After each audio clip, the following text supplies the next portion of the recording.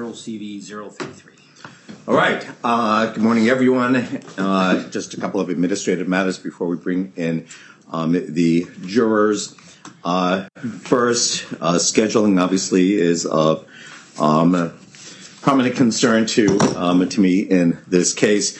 I've now been able to clear some more of my afternoon, and I'm going to ask these jurors if they could stay beyond 3:15. We'll see what we could do. Having said that, we only would go at the latest to say 4:15. There was a matter that I am going to take. It will take about 5 minutes. Also for Monday and Tuesday of next week, if need be, and I certainly hope we don't get to this, but I've cleared my afternoons, and I'm going to ask these jurors if they're available. To that end, I'm going to let them know tomorrow, if this is indeed the case, that no, this case is not going to go to you on Friday as had been promised, okay, or at least represented. And I'm going to, at that point in time, tell them that I've cleared Monday and Tuesday. And we'll see where the chips fall. You know, as we all know, you've all tried cases before.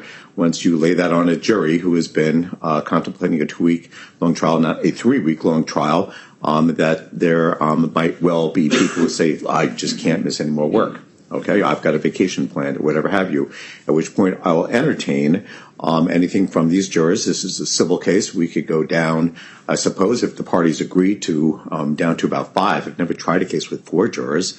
I can't imagine you would want to, but perhaps. In other news, and I don't, this isn't being offered to you as any form of coercion. This is just my reality. I just scheduled a 2 to 3 week long jury trial for July of 2023. The next available date is August. Okay, and these are first case outs, and routinely our civil list has. Mr. Jakinowski, how many cases do we generally have here on the civil list for any given month? Well, anywhere from 5 to 10. Okay, and we spend half of our month doing criminal trials, half of our month doing civil trials with one judge. So that's what we have. So those are our scheduling matters. I am going to ask all of you a little later on this morning to tell me where you believe we are going with scheduling, so that tomorrow, at some point during the day, I can tell these jurors, what the estimate is for trial. So that's what I have in that regard. In separate news, one of the jurors approached one of the court officers and expressed a concern that although the jurors have not been discussing this case or the facts of this case or anything to do with this case, for whatever reason, she seems to believe that they are close to doing so, okay? And I could do either one of two things. I can just bring them in and remind them that they are not to do so, as I have done on multiple occasions, or I can identify this juror. I don't know who the juror is at this point in time, and bring her a sidebar and inquire. I'm inclined simply to tell this jury that they're not to discuss this case, since I have no reason to believe that they have yet done so. But I'll certainly invite your comment in that regard. So to that end, Attorney Ryan. Your Honor, I would prefer that you continue to remind them not to discuss or make judgments at this point. Okay, Attorney McDonough. Agreed, Your Honor. Okay, Attorney Keston. I don't know. I mean, so a juror approached the court officer and said that the jury is close to. She felt that the jurors she stated that the jurors had not discussed the case, but for whatever reason she feels that they are close to doing so. That's all I know. Okay. If any one of you wants me to identify this person, one of the reasons I don't want to identify this person is now I'm singling out a juror, okay? And, I prefer not to do that if it's unnecessary, which is why my preference is not to single out this juror and create tension amongst this particular individual and the fellow jurors. where I have no indication that they've been talking. If a juror said to me they've been talking, well, then I would poll the entire jury, obviously, but that's not this case. So, and I do want to get us started. So, I'm sorry. I think it's okay at this point. Okay, I appreciate that. I think that's fine. And you'll have my ruling on the motion for mistrial at some point this morning. It will be emailed to you. And I think that is all. The other thing. I start working on my jury charge, mindful that things change, but very early on in the trial. Okay, so I've been working on it. Okay, I've got plaintiffs propose. I most certainly need defendants, and of equal importance, I'm going to ask you to file tomorrow your proposed verdict slips. Okay, by the end of the day tomorrow.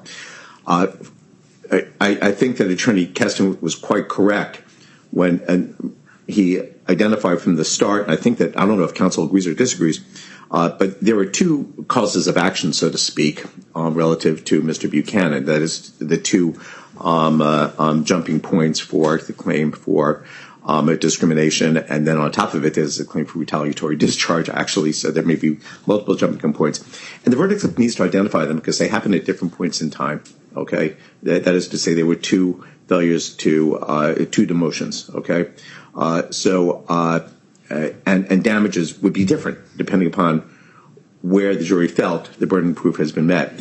So I'm not going to go into that any more fully. I'm simply stating that I am looking for a detailed verdict slip that makes sense out of all that, and then obviously one that fleshes out back pay, emotional distress, all punitive damage, whatever damages you are seeking, okay? So this is not going to be a simple verdict slip, okay? And then there's Mr. Dodge's, which is a different ball of wax. So I'm not inviting comment on the verdict slip at this point because I truly want to get Chief Hague back up on the stand and get us rolling. All I'm stating is that I need to see it by the end of the day tomorrow so we can begin our discussions, okay? As tempting as it is to jump from your chair right now and comment on it, I'm simply telling you that that's the deadline and where I'm going in terms of what I would like to see from all of you. There is no discharge case. You said there's a retaliatory discharge, constructive discharge. No, the retaliation. Yes, no, I heard you say retaliatory discharge. No, So discharge. The retaliation. Yes. Okay. Which is yes. Right, I understand that. That's what I meant. Okay. So, all right, very good. One last item, Your Honor, and this has to do with the motion for compliance on the trial subpoena. Right, what's going on with that? So, Your Honor, they provided documents, but with respect to the civil service test in 2014, all I have are 2 pages which don't provide any of the background that these other tests have done. You have many pages, and so I don't believe that we've had compliance. Okay, Attorney Keston. They've had complete compliance, as you will hear from the evidence today. They have everything there is. All right, so this is what we'll do. You can inquire of Chief Hague, or to the extent that he has information in this regard. If he doesn't have information in this regard, then I may simply rule on the motion, and I'll entertain your request for to compel any further documents that may exist. But I'll address it once I've got an evidentiary foundation to do so. But he's going to be testifying, Your Honor, to items where we haven't been provided any documents. He's going to be testifying from memory, and there's... Well, then, as I just indicated, I'll entertain your motion to compel effectively midstream through Chief Hague's testimony, okay?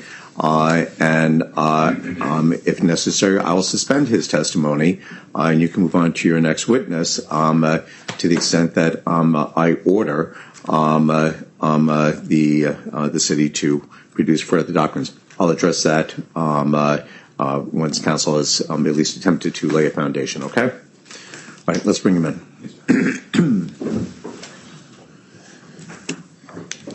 Chief Hague, you can take the stand. Thank you very much.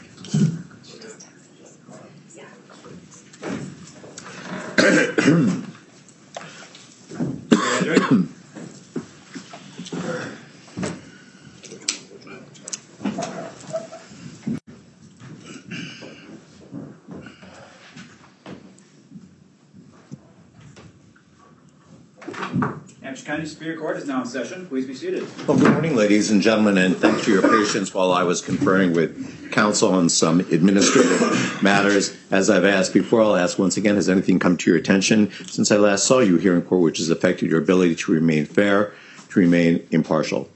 Hearing no affirmative responses, just a couple of matters for your consideration.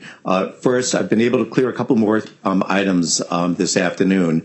I indicated yesterday we'll go to 3:15. If people are available to go to 4, I'll ask you a little later on today if you are. We'll do that. Otherwise, we'll stop, as I had previously indicated, 3:15. But that's just something that I'm thinking about. I am doing my best to move this case forward. The other matter I simply wanted to briefly raise is that, as I preliminarily instructed you, you're not to discuss this case with anyone, including amongst yourselves, as tempting as that might be. And I respect that it could be quite tempting to go back into the deliberation room and just make a glance and comment about how the case is going or about some evidence that you heard or whatever have you. That is a strict prohibition. That is to say that you are strictly prohibited from engaging in any level of such discussion.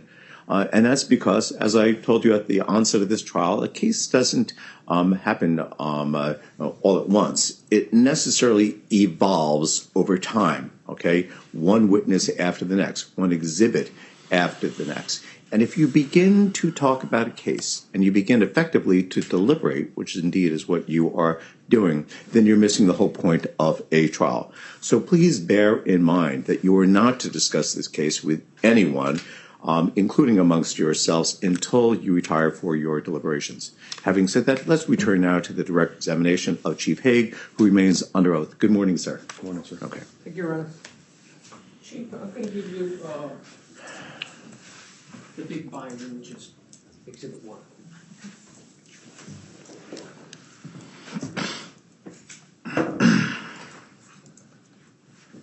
Good morning, Chief. Morning. After Mr. Buchanan was demoted in 2015 from provisional sergeant, his position was filled by now Sergeant Haskins? No. Okay, is it your testimony was never filled by Sergeant Haskins? His position by Sergeant? No. Okay. Was Sergeant Haskins promoted to provisional sergeant after Officer Buchanan's demotion? That may be accurate. Okay. And so at the time going into the 2015 assessment center, there were 2 provisional sergeants for the department, correct? That's correct. Okay. And Sergeant Rode had been a provisional sergeant predating January 1, 2015, correct? That's correct. Okay. And the promotions were made in September, October 2015, correct? If you say it is and it's in writing, sure. Okay. If you want to look at Exhibit 1 there, Chief.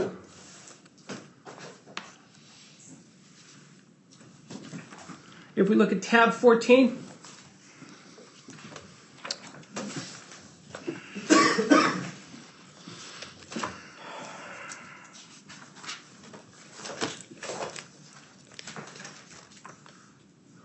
does that refresh your memory as to who were the candidates in that 2015 promotional process? Under the assessment center, yes. Yes. And this assessment center took place after Buchanan was demoted, correct? I'd have to see the dates, but probably. If you go to Chief,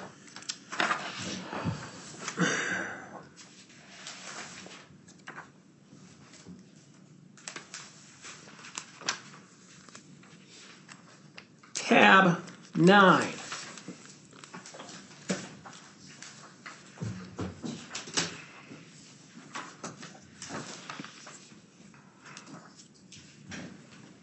That's the date of the demotion of Provisional Sergeant Buchanan, correct? Yes. Okay. And that's January 30, 2015. Yes. Okay. And the appointment of the sergeants pursuant to the assessment center was later that year of 2015, correct? Yes. Correct? Yeah. Okay. And in between the time of the demotion of Buchanan and the assessment center, Jason Haskins was promoted to a provisional sergeant. Correct. Okay. And he was promoted shortly after Officer Buchanan was demoted, correct? Correct. Okay.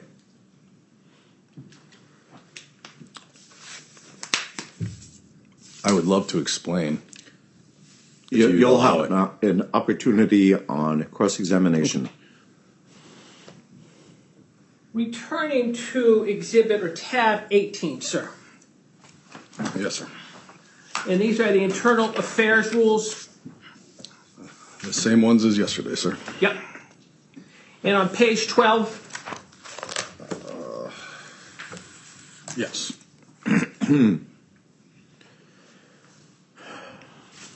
no, page of the internal affairs rules.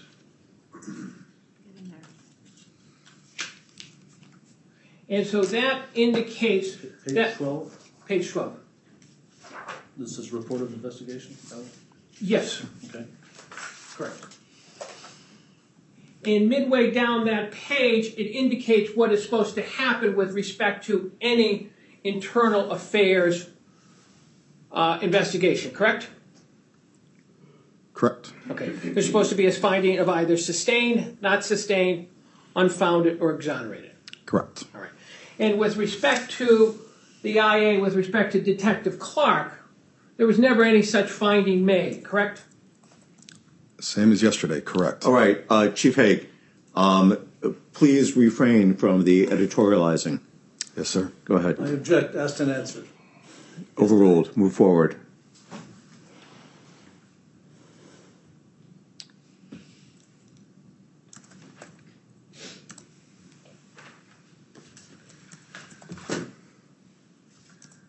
Turning, Chief, back to where's the McCarthy one? Tab 26, Chief, I believe it is. Yes, sir.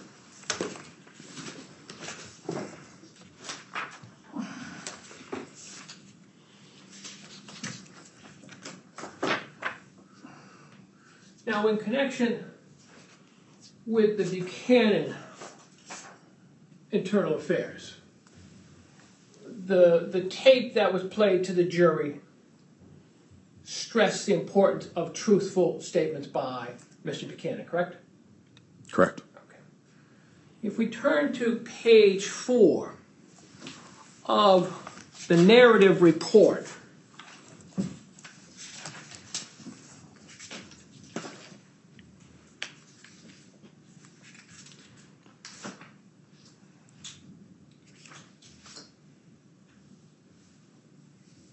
you see that's page number at the top, page 4? Yes. Okay. And this page contains statements from the young man, correct?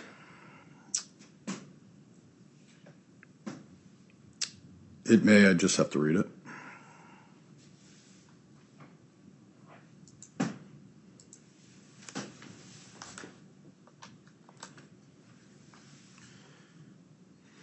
Yes. Turning your attention to the 5 lines from the bottom of that second paragraph.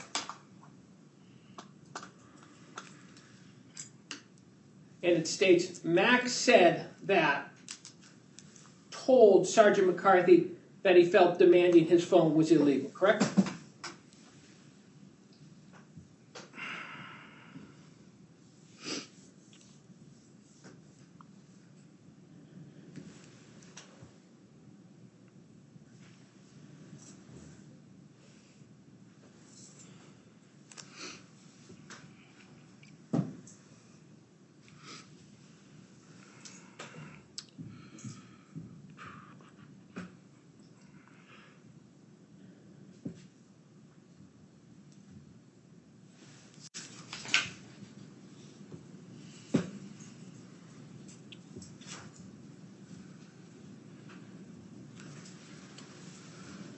In the next to the last paragraph from the bottom? No, I'm sorry, Chief. The second paragraph it's that big paragraph, beginning at 11:35 hours, and it's 5 lines up from the bottom. If I misstated, I apologize, sir. No problem. 1, 2, 3, 4, 5. Yes, in that paragraph. Okay. In response,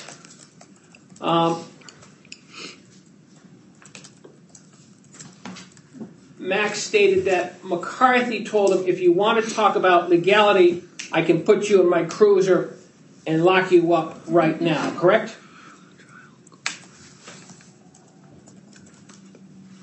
That's what Max says, yes. And Max said that he gave McCarthy his phone and McCarthy demanded he unlock it for him. That's what he says. Okay. And then Max requested that another officer be present, to which McCarthy replied, you don't need to call the cops, I am the cops. That's what he said, yes. Okay. And in the next paragraph below, do you see that there's reference to a romantic relationship between Max and McCarthy's daughter of some months ago?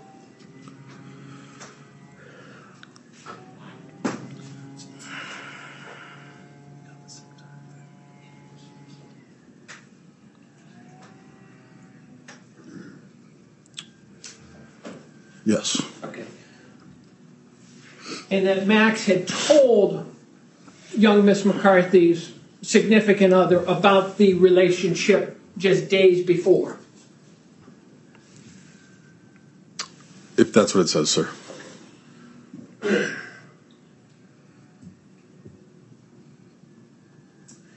And you see in the paragraph below that, there's references to messages that Max had received from young Miss McCarthy, correct?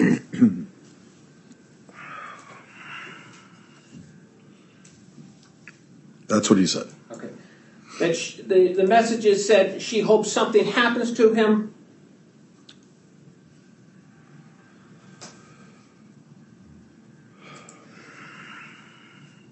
Is that in the same paragraph, sir? In that last full paragraph, sir, at the bottom of the page. Okay. You see that?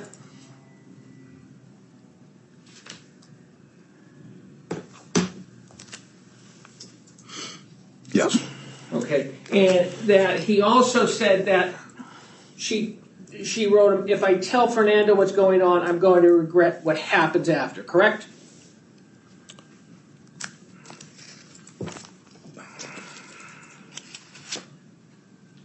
Yes, above that, yeah. Yeah. And then there's a message from Sergeant McCarthy's son, Matthew McCarthy. That's what it says. Okay. And Matthew McCarthy works for the fire department, correct? That is correct. And Matthew McCarthy says in so many words Max alleges that Matthew said in so many words that Max was effing with the wrong family, correct? Essentially. Now, in connection with the Buchanan IA, the department went out and obtained statements from the minor witnesses, correct? They obtained statements, yes. Yeah. And they went and brought into the department the young men and women who had been in that car on that evening, correct? Objection asked and answered. Overruled, go ahead. Yes. Okay. And there was no effort by the department to go obtain these texts from either Miss McCarthy or Matthew McCarthy. I don't recall. Okay. You don't see them in this exhibit, do you? I haven't read this exhibit completely. And you don't see in this exhibit any of the texts from Miss McCarthy to Detective Clark. I didn't do the investigation. I didn't read this exhibit. But do you see in this exhibit, sir, any of the text from Miss McCarthy to Detective Clark? Again, sir, I'm sorry, I haven't read the exhibit, so I couldn't tell you what's in there or not in there.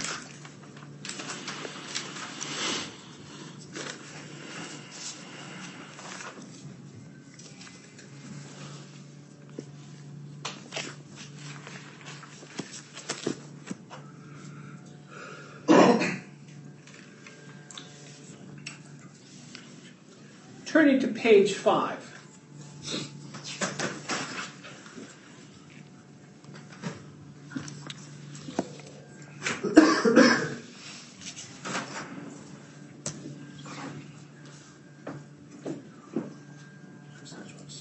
Deputy Chief Williams records in the 4th paragraph that starts, Max was able to locate a screenshot. I see that. And so that indicates that Max was able to locate a screenshot on his phone that he shared with Deputy Williams.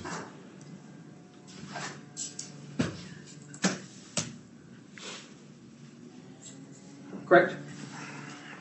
And the message from Matthew McCarthy says, "You're wrecking with my sister, which in turn my whole family," correct? That's what it says? Okay. And in part of it, it says, because the problem you are starting will not end good for you, correct? That's what it says? And later on, he identifies that he saved another screenshot from Miss Cassie McCarthy, correct? Which paragraph is that, sir? That's the paragraph below that.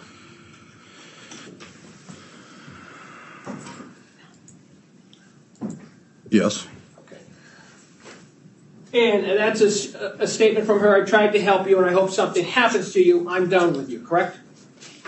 That's what it says?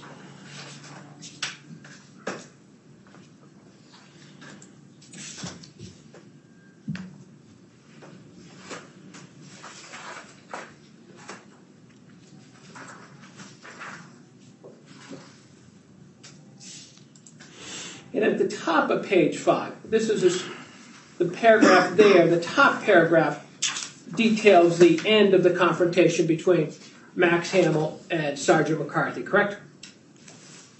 It may I have to read it real quick.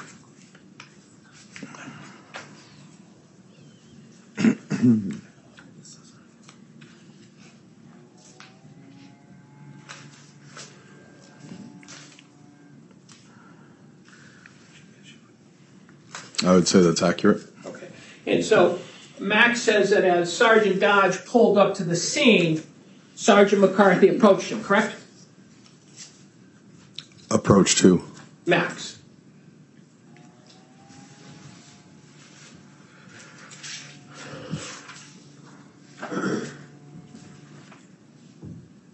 Got in his face? Isn't that what it says there? I'm confused by who you're asking. Approach Max, I guess. Sergeant McCarthy. Correct?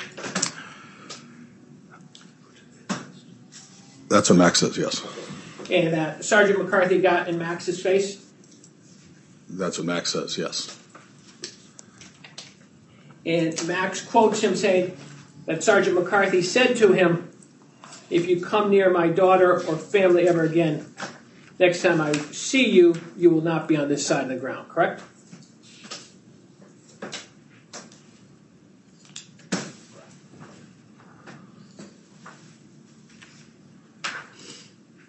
That's what it says. Okay. And that paragraph then discusses or details the arrival of Sergeant Dodge to the scene, correct? It does? And at the bottom of that paragraph, Max is relating to Sergeant Dodge that McCarthy had just threatened him, correct? That's what it says, yes.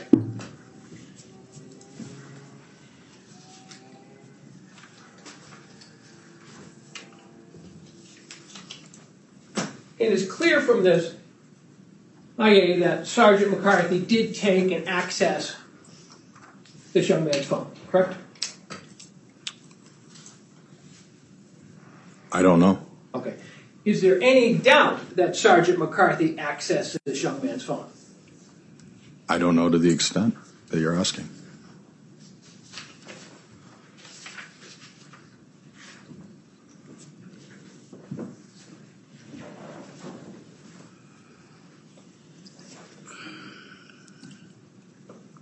If you turn to page 1 in the narrative report,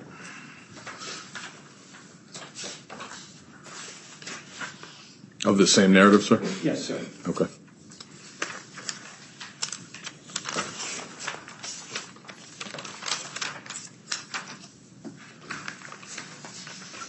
Paragraph 3 is Sergeant McCarthy's statement to Deputy Chief Williams, correct?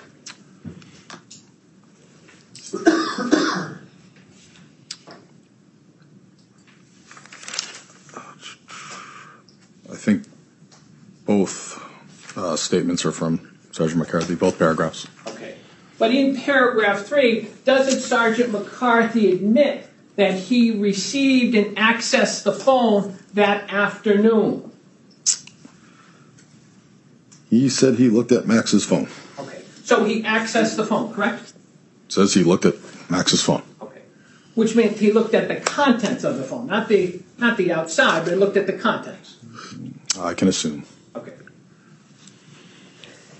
What legal basis did he have to access the phone? I don't know. Okay. You know of none, correct? I don't. Okay. And this was not a matter that had been designated or authorized for investigation by anyone within the PD. Not that I'm aware of.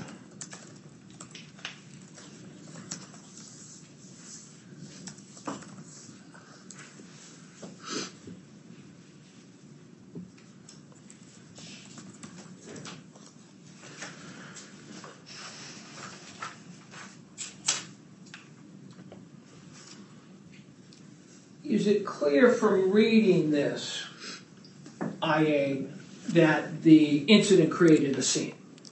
I haven't read the IA, sir. Okay. You haven't read the IA at all? Not in its totality, no. Okay. Did you rule on the IA, sir?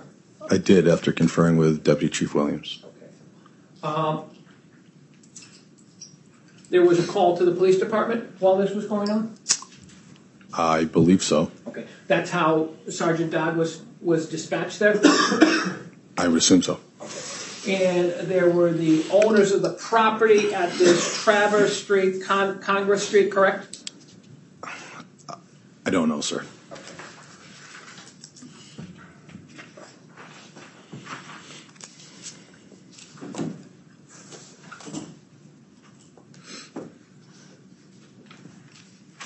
You're about to lose your papers in the front there, Counselor. Thank you, Chief. You got it. Now, Chief, if we go back to page 1 Yes, sir. of the full report, this identifies who the witnesses are, correct? And the participants? Page of the Of face the sheet? IA, sir. Yes, all right. That'd be accurate. Okay. So we have the two McCarthys as participants, Matthew and Cassandra. Yes. And then we have witnesses, a Lindsay Hamill, Yes. Araya and Amy Kurinsky, Yes. Cassandra Walker, Yes. and then Detective Clark and Sergeant Dodge are listed as other, correct? That is correct.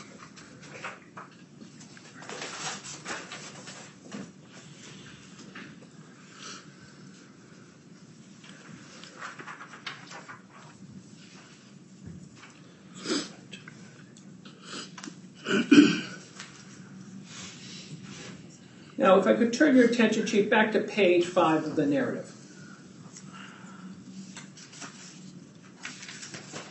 What? 5.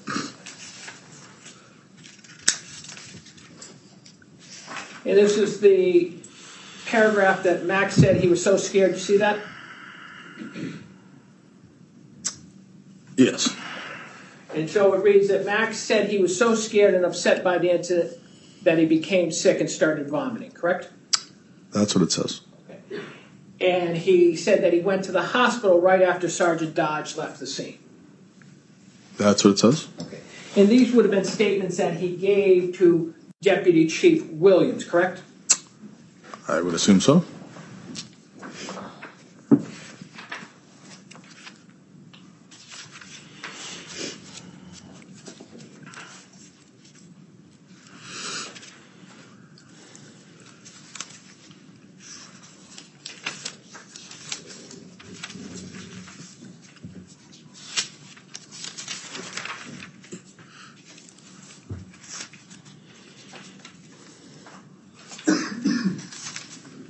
about 7 or 8 pages from the end of this exhibit, there's your letter of November 17, 2016, correct?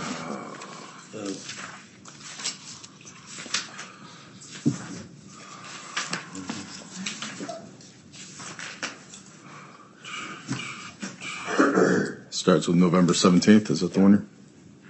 And that's your letter, sir? That is. And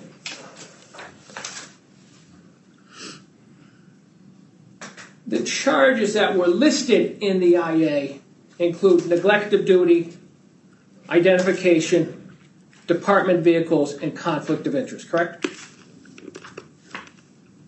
Yes. Okay. And in your finding, you do not rule on the conflict of interest, do you?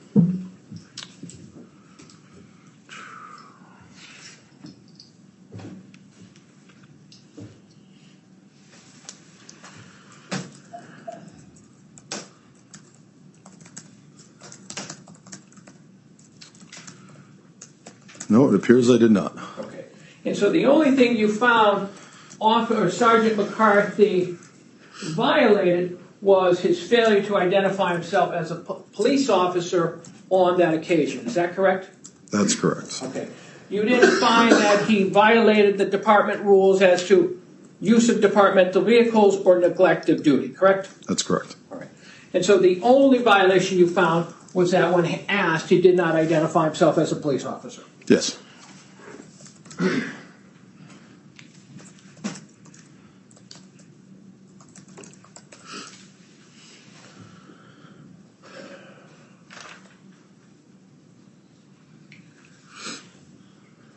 Thank you, Chief.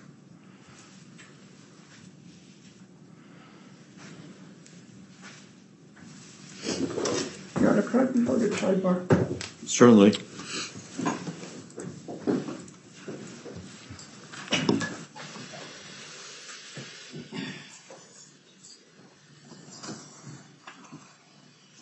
Are we required? We're not, but I don't care to get someone's cold. So, okay.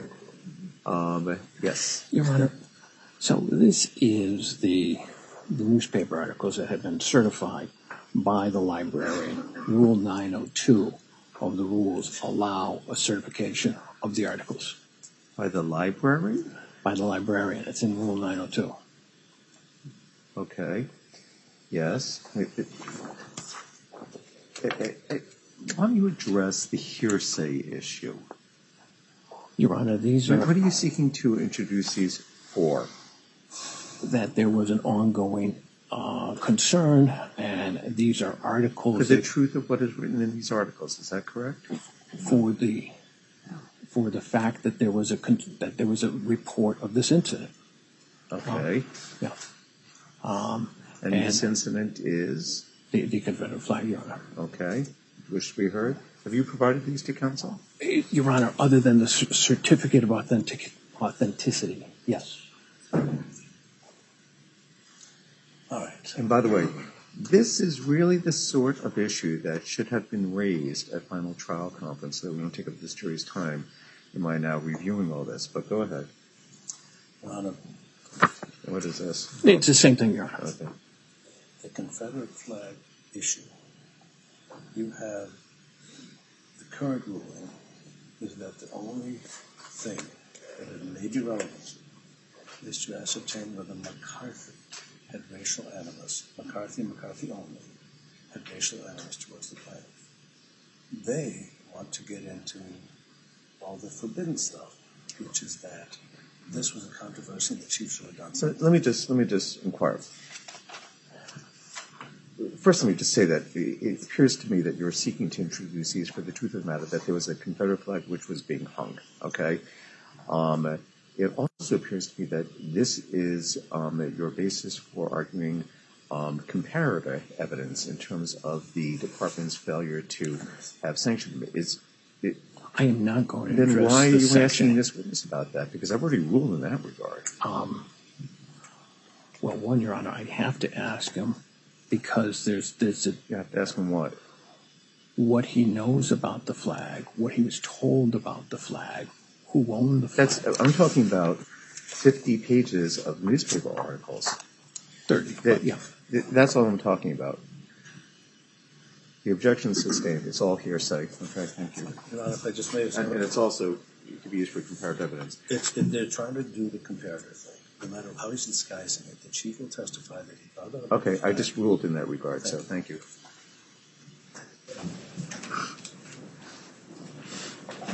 Let's move forward. Thank you.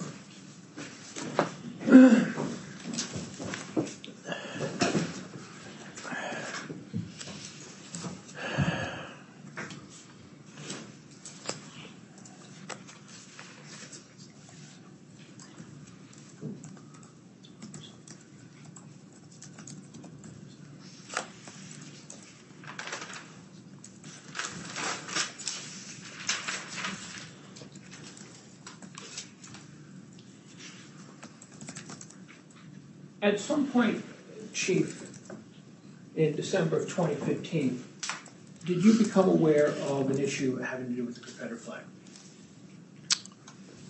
If that's the date, yes. Okay. And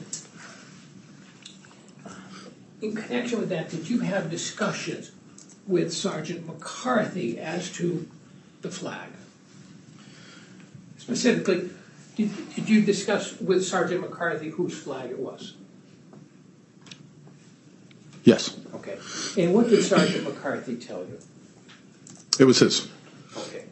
And what did Sergeant McCarthy tell you as to why the flag was there, sir? He liked the Dukes of Hazzard.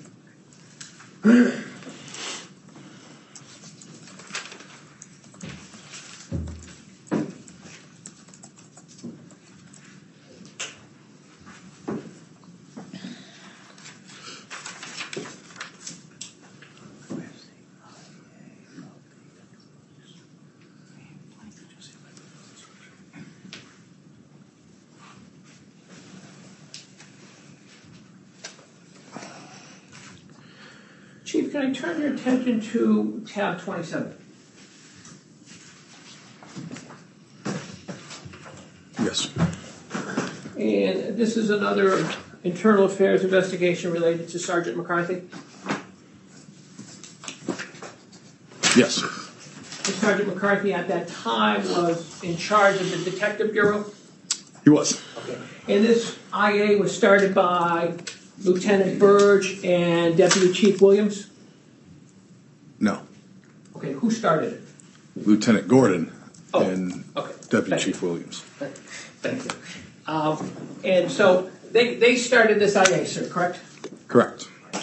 And this dated back to a seizure made by Sergeant McCarthy on September 16, 2017. It's at the top of the first page of the narrative. Chief.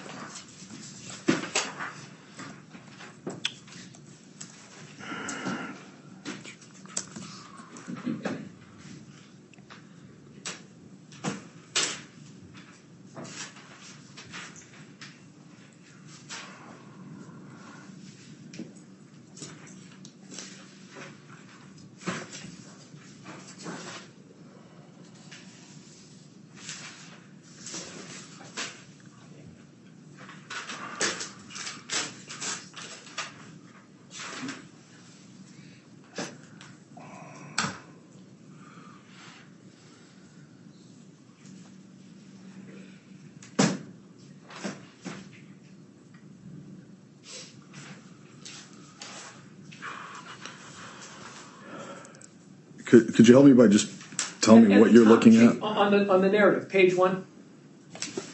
There's multiple page ones, and there's multiple narratives for this one. So if you can just give me what you're looking at, I'd appreciate it. Right here. All right. Just to orientate you in time. You see that? Yes, September 16, 2017. Yeah. And the IA was open November 7th, 2017, correct? November 21st, yes. Okay. And in this first page, it details a seizure made by Sergeant McCarthy at the Wormtown Festival? And it's the first two pages, Chief. Yep. I'm just.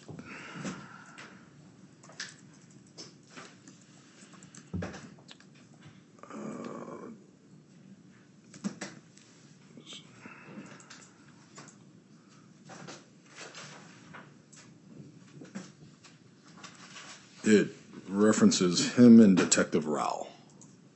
Yeah. Yes. And they seized a number of narcotics as well as some cash from a young man.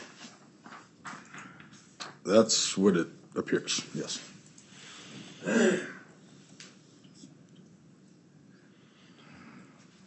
And the IA on page 1 talks about Rule 602, property and evidence control, correct? Yes. And Rules 13.1, filing reports. Yes.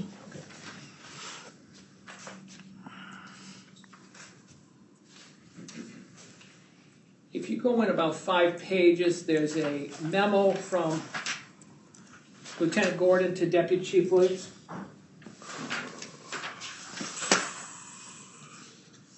Yes. And in the memo, Lieutenant Gordon documents his concerns and issues with Sergeant McCarthy's handling of this incident, correct? That's correct. Okay. That the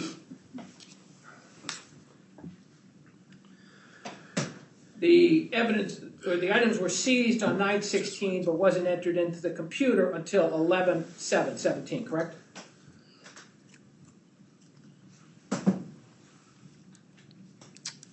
That's what number 1 says, yes. Yeah.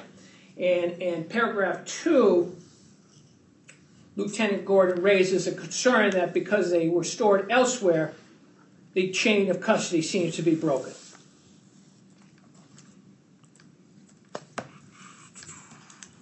Yes. Okay. And in paragraph 3, Lieutenant Gordon refers that all drugs and money must be counted by 2 employees if available, correct? That's correct. And each employee must sign and date the sealed bags, correct? That's what it says, yes, correct. So money and drugs are to be counted and sealed, and in addition, the officer is to sign and date that sealed bag. Correct. Okay, and this was not done according to Lieutenant Gordon, correct? Correct. You were advised of this, correct? I was. If we go to, it'd be the 3rd page of the narrative, Chief. And this is a statement by Deputy Chief Williams.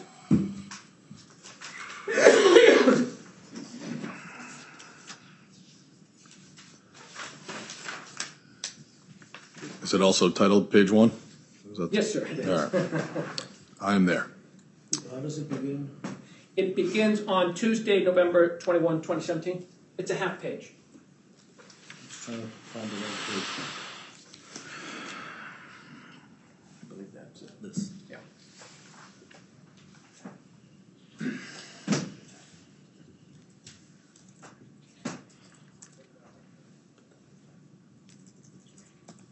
And it recounts in the bottom of the 2nd paragraph that Deputy Chief Williams spoke to you and made you aware of the incident. Correct? Which paragraph are you looking at? The bottom of the 2nd paragraph, Chief. It's the 2nd line from the bottom. That's to Deputy Chief Mark Williams. That's your Lieutenant Gordon completed a to from requested to me. That's not me. That's Deputy Chief Williams. He did. No. The 2nd paragraph, I also spoke with Chief Haig and made him aware of the incident. Deputy Chief Williams did. Yes. Yes, yeah. And so he made you aware of the incident. Correct. Not Lieutenant Gordon, just to be clear. And Lieutenant, or the Deputy Chief details that you stated you would speak with McCarthy directly. Correct. Okay. And the next line states, Chief Haig did speak with Sergeant McCarthy a short time later, correct? Correct.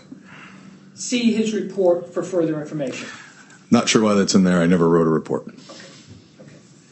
And based upon your conversation with Sergeant McCarthy, this investigation was closed down? No. The investigation was brought to a halt? Lieutenant Gordon was satisfied.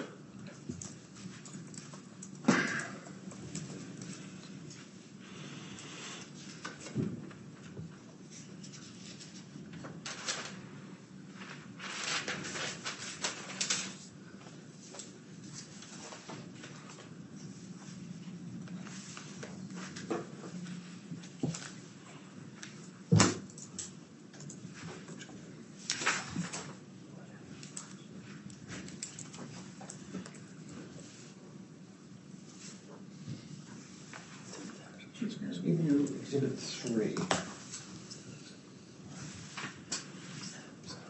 Yes.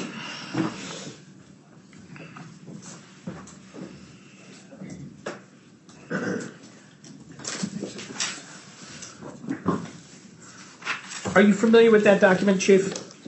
Unfortunately. And this is an IA against you, correct, Chief? No.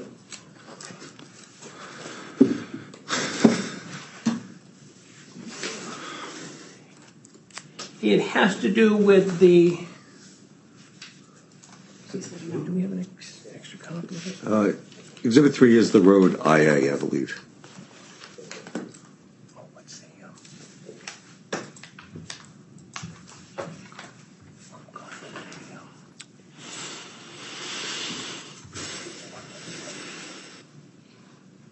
Yes. Okay. E is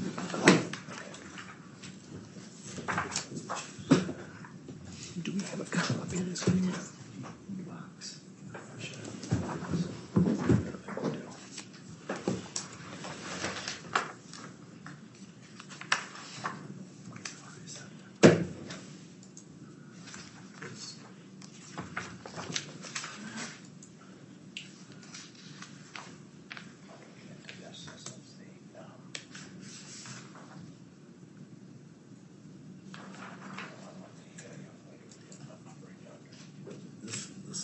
Yeah.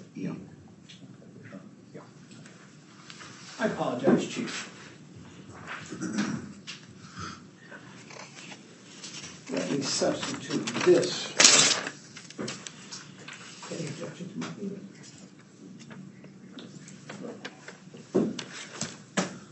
Sidebar, please. Yes.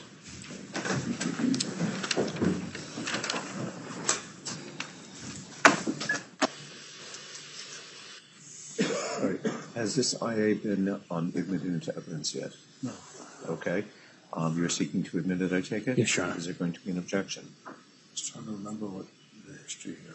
I thought we'd gone through all the good, some of the reason who objected to it. He was listed as a comparator. Right. I presume that there was no objection to this. In fact, you had indicated earlier that to the extent that it had been referenced to all the IAs that they were all now in, but you never moved to introduce them. We had objected to it. You had ruled that those in. So we made it. So that's why still, but we never agreed to it. No, I'm moving us forward at. But you overruled. No, there was a more recent request wherein there was a question, I believe, of this witness relative to the IAs, and then you indicated that the door had been open relative to IAs. Maybe it was on redirect of Mr. Buchanan, and you stated that all the IAs are in, and you said that's fine. Buchanan's IAs.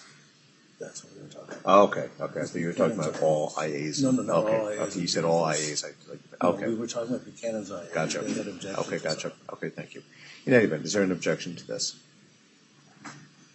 Other than our original objection, which has Okay. been overruled by you. So That's fine. I just want to make sure that it's clear for the record. Certainly. Okay, all right, very well. Thank you. Objections overruled. Let's proceed. Chief, Your Honor, could I have this marked as the next exhibit? All right, very well. That'll be exhibit number 7. Yes.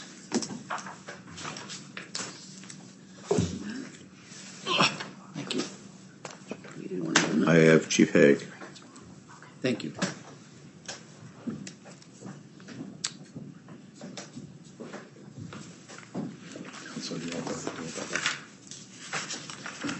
Thank you.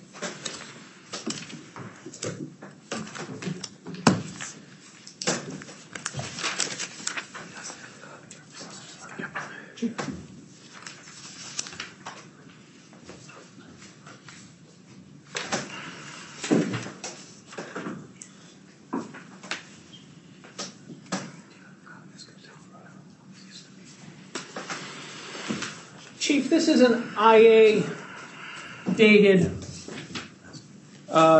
July 27, 2016? Yes, sir. Okay. And it arises subsequent to the arrest of a young woman for operating under the influence?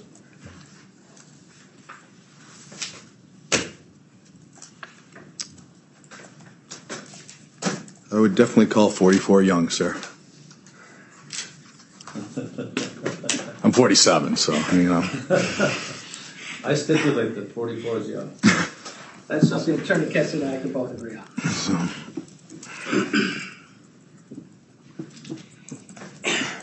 But she was, the young lady, as detailed in the IA, was arrested for operating under, correct? yes, leaving the scene of property damage, OUI, yes. And she was arrested out of her home, correct? I believe so.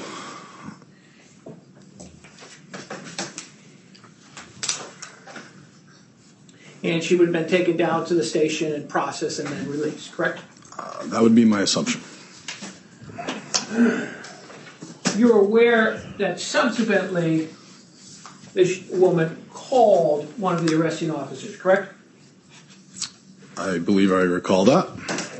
And at the time she made the call, there was a pending criminal charge against this woman for operating under.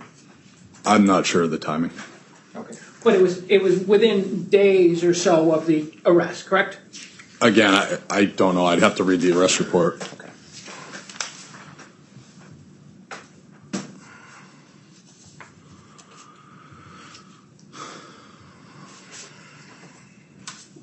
There's a letter in there from a Russell Dean, correct, to Louis Metaxas?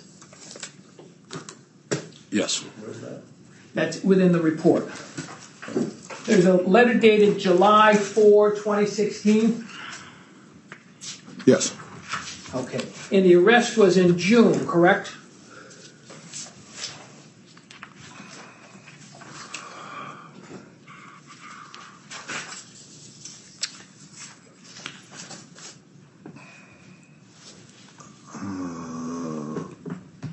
Sounds accurate. In this report or this letter, who is Louis Metaxas?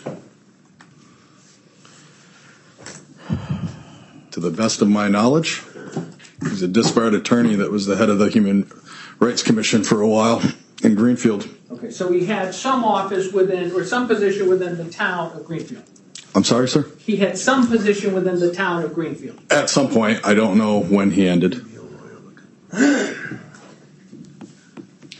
And Metaxas, in his letter, To him. Russell Dean to Louis Metaxas, correct? That's what it says. Okay. He references, the young woman called and complained to Officer Soto, correct? I don't know, sir.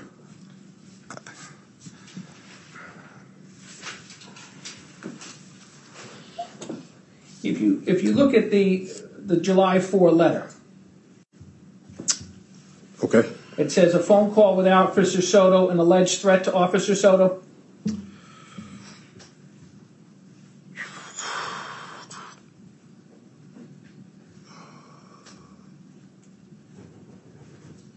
That's what it says. Okay. Under these circumstances, any person would have used foul words, correct? That's what it says. Okay. Foul spelled Fowl. It is. Yeah. And Mr. Dean indicates there was no threat. The wordage was that she wanted him to leave her alone while either at work or outside of work because she felt harassed and intimidated by him being Officer Soto. Yes. Okay. So you recall that there's a call from this woman to Officer Soto on the recorded police line, correct? I don't know that. I've never seen this letter.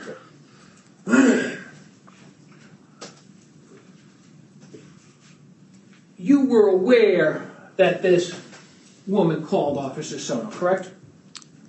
I have a vague recollection of it, yes. And you were aware that she complained about Officer Soto's treatment of her. That I am aware of, yes.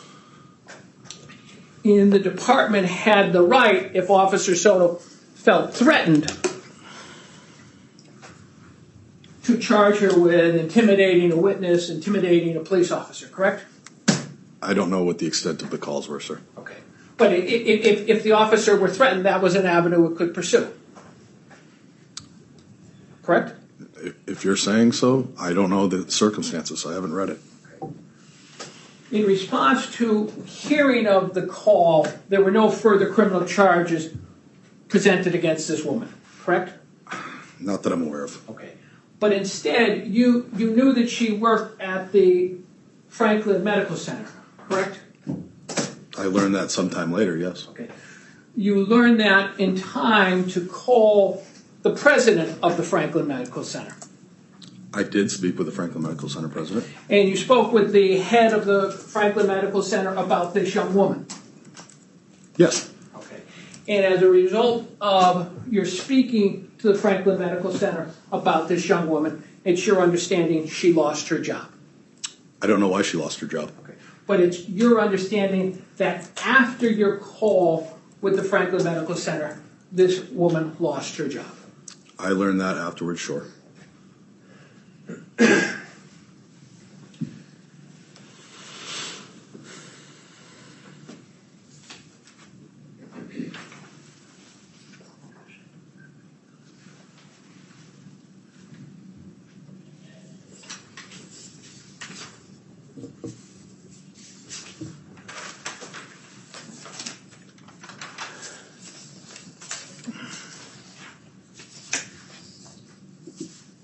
Are you aware that this was an internal affairs complaint issued against you? I know there was one, yeah. Were there any findings or discipline issued against you? No discipline that I'm aware of. Okay. Did you have to give a written statement to anyone in connection with this internal affairs investigation? I don't believe so. Okay.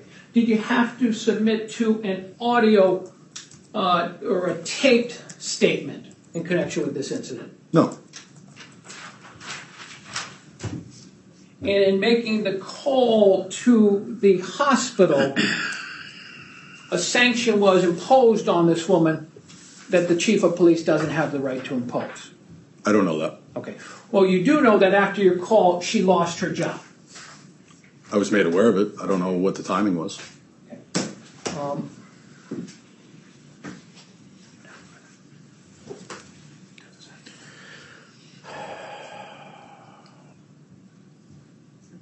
Yes.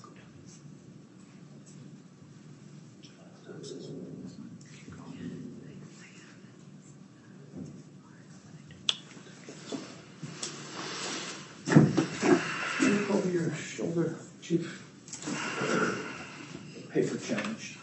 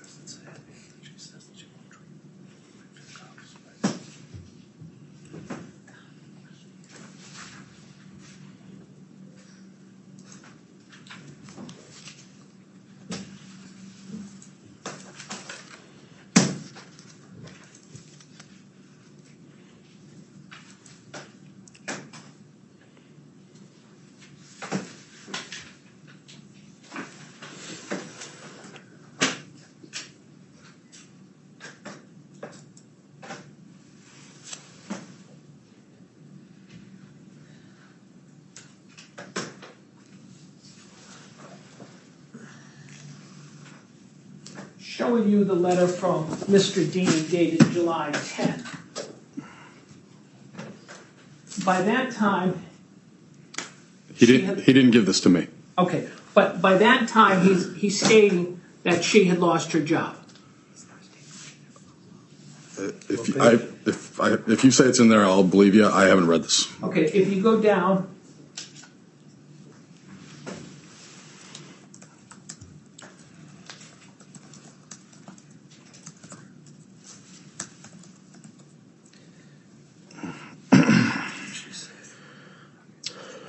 in the second paragraph of that letter, near the bottom of the paragraph, he said, the big issue is her losing her job due to foul language and the alleged threats to Officer Soto, and as a result of the police chief deciding to let Debbie's employer, Bay State Franklin, know of her actions. Correct?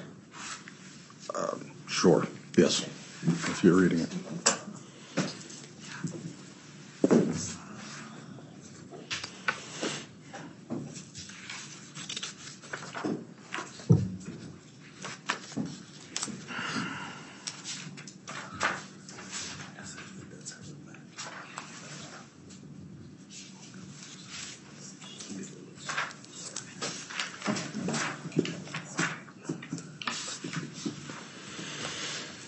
Now, Chief, in this document, there's also a statement.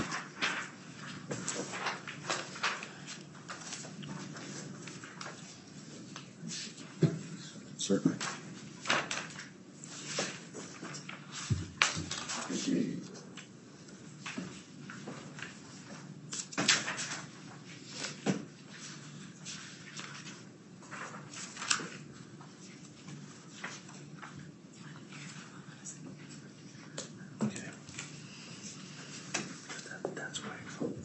There's a 3-page statement to Butch dated within the document. Where? It's to Butch Hawkins dated July 25, 2016, Chief? Yes. Okay. In the page 2 of that document,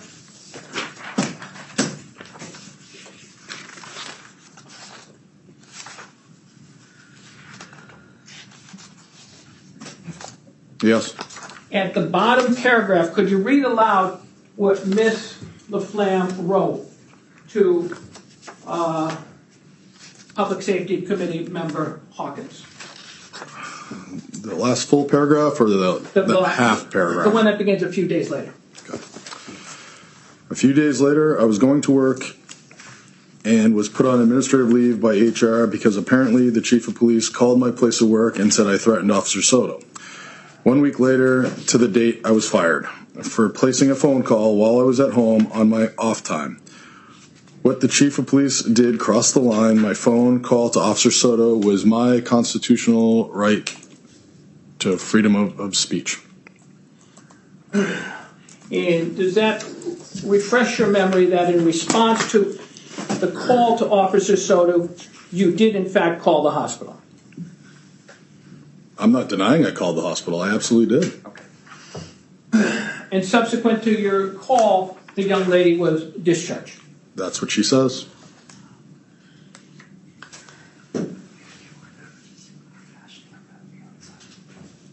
And again, there was never any discipline imposed upon you, correct? Asked and answered. I take that as an objection sustained. Can I have the rest of that so we have the Absolutely. Here's the paper clips. There you are.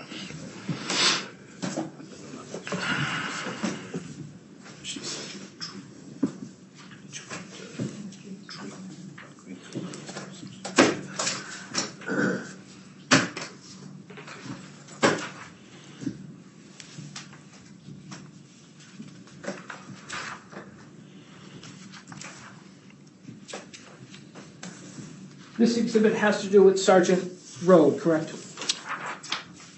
Yes, sir. This is Exhibit 3.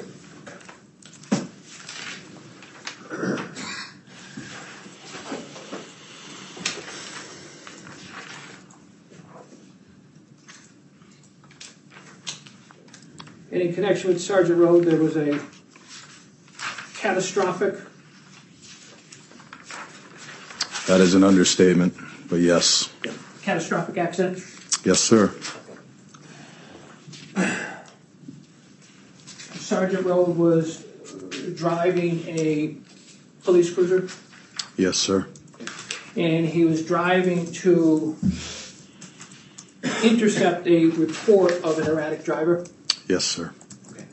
And in the process, he was going at a very high rate of speed in the area by the hospital, correct? That's correct. And that zone would be 25 miles an hour, Chief? It may be. And Sergeant rode several times that limit, correct? Yes, sir. He was going in the 70 to 80 mile an hour range. If I recall correctly. And there was a car that was crossing an intersection that was broadsided by the cruiser, correct, sir? That was my understanding. Sorry.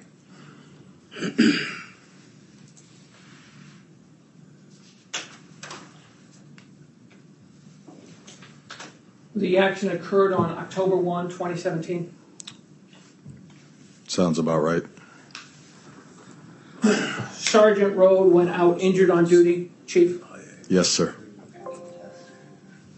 and he remained injured on duty status until his termination 16 months later. That sounds about right. At no time from October 1 to his termination did the department take any action to suspend his pay. No. And that money came out of the general police department budget, correct? Overruled. It did. And you, one of your duties as chief is supervision of the police department budget, among other things. Among other things. And you never requested the mayor, well, you never sought to terminate those benefits during those 16 months. No. Okay. And you never requested the mayor to support you in the termination of those benefits. No. And it's clear that due to the circumstances of the accident, that Officer Road had violated not only the rules of the department, but also motor vehicle criminal laws of the Commonwealth. At what time, sir? At the time of the accident, At the time of the accident? No. it was clear that it was a high-speed accident, correct? Yes. And it was clear that he was not in pursuit of any vehicle. He was not in any pursuit, no. Okay. So there were no pursuit rules that allowed him to travel that rate of speed. Not that I'm aware of. And it was clear by the next day that this young man unfortunately had passed, correct? I don't remember the timing of it. But it was very shortly after the accident. Fair to say. Okay. And you and most of the members of the command staff of the department did in fact show up to this scene. I know at least myself and Lieutenant Dodge were there. Okay. And Deputy Chief Williams? Could be.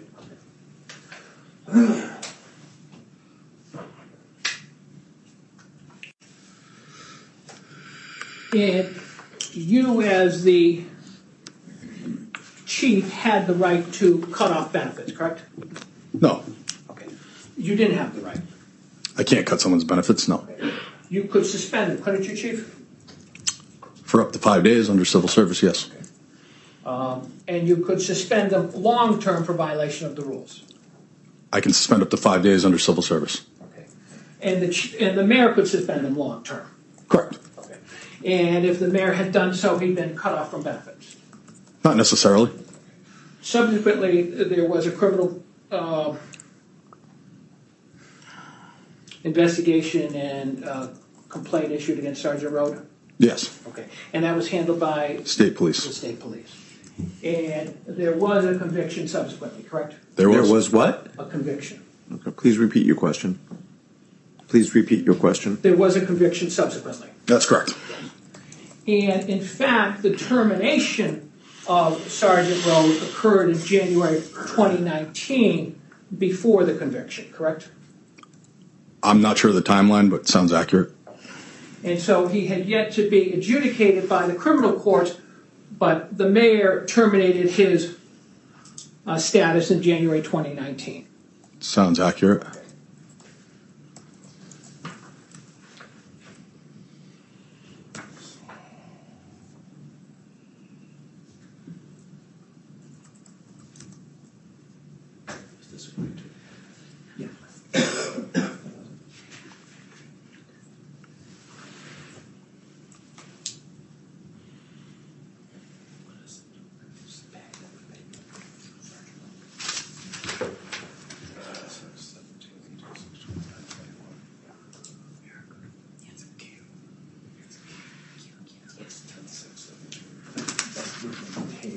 Starting on it after that.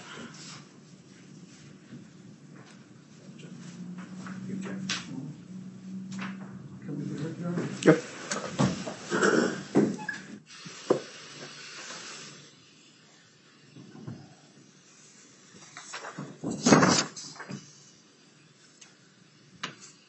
Okay, so you're going to seek to introduce a employee pay history, is that correct? Correct, Your Honor. Okay, for what purpose?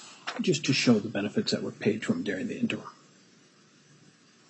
Okay, and there's an objection? What's the basis? This is not a comparator. We objected up front to this, to the whole road thing being a comparator. There's a suggestion that you take it off 111 of the two-shirt comparator. It's not a comparator to anything. Okay, but I did rule that it can come in. Let me just see this. So it relates to a number of, this is just Mr. Road. Okay. Correct, Your Honor. All right, the objection's overruled.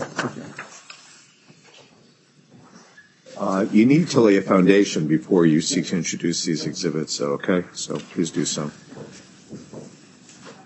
Chief, could you take a look at that document?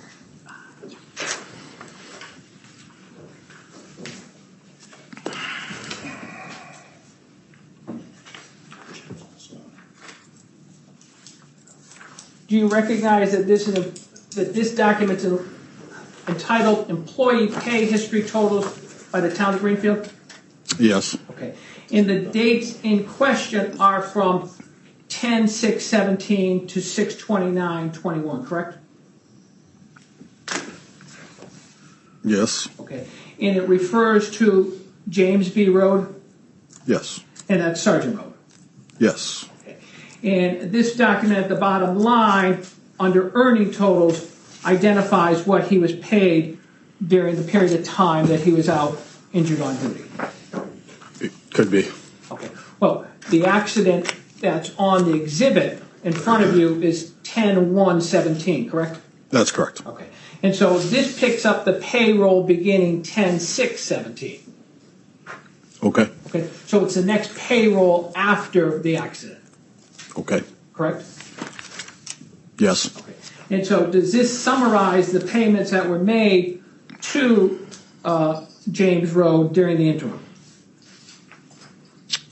If this is what HR and payroll gave you, then that would be accurate. Your Honor, I would ask that that be marked as an exhibit. Okay, objections noted and overruled. Number 8. Thank you.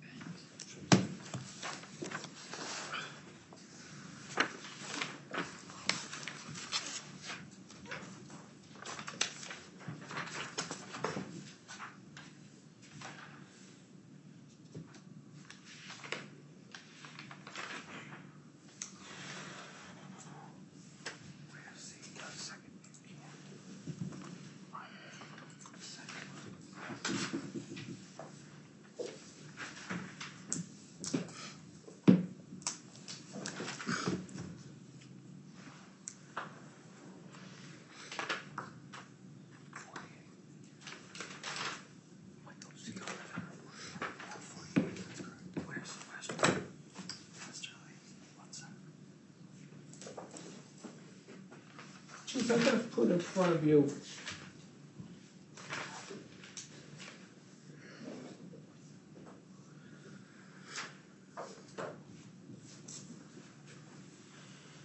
The second exhibit book.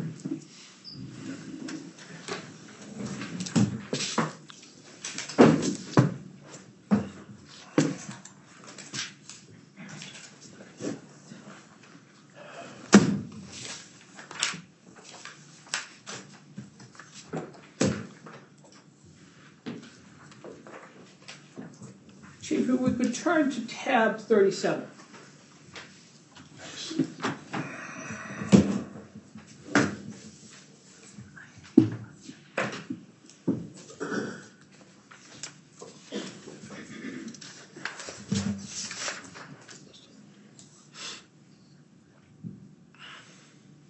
This is an IA with respect to Sergeant Westerling? Yes. And the date that this IA was opened was when? Let's see, it was reported on 12/19/2018. And opened that day? Subsequent there. And there's a disposition, it says referred to the chief. Does that mean that you, well, let me ask you this, Chief. Who ordered this in IA?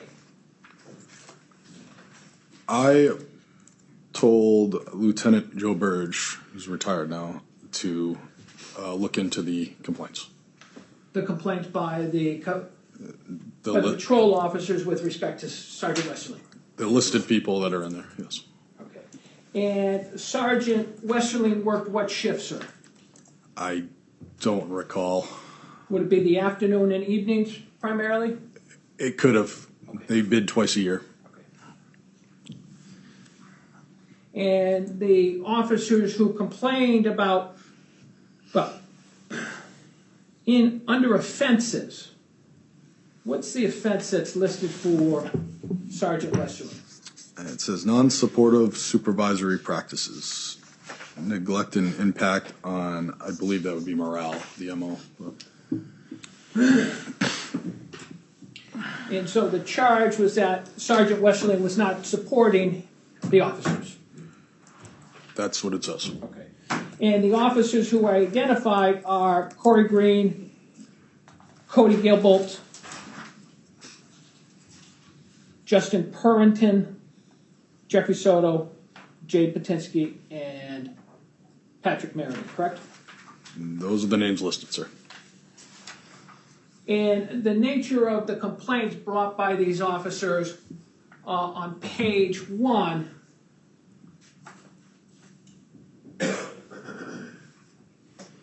is that Sergeant Westerling wouldn't assist his officers when they were getting slammed with calls. Which page one? The narrative, I'm sorry.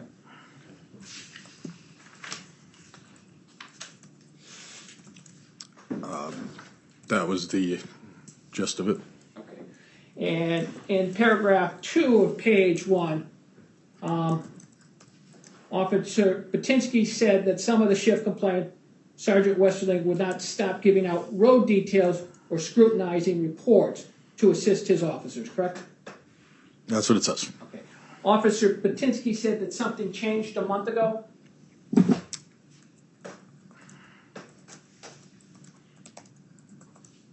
That's what it says. Okay.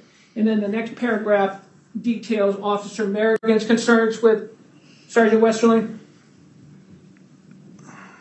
That's what it says. Okay. And the report reads that Merrigan at one point had a problem with Sergeant Westerling not seeming to help out with calls for service, but the problem self-corrected. That's what it says.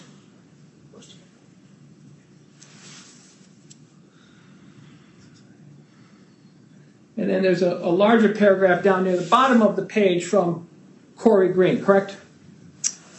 Yes.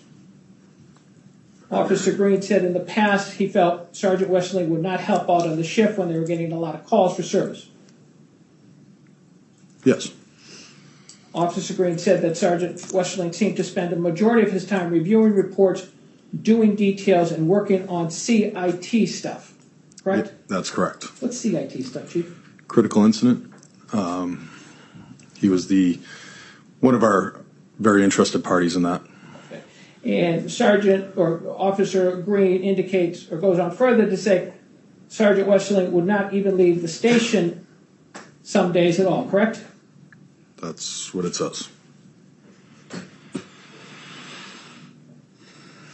And 2 lines below, Green said that it was mostly the routine calls that he, being Sergeant Westerling, would not assist with.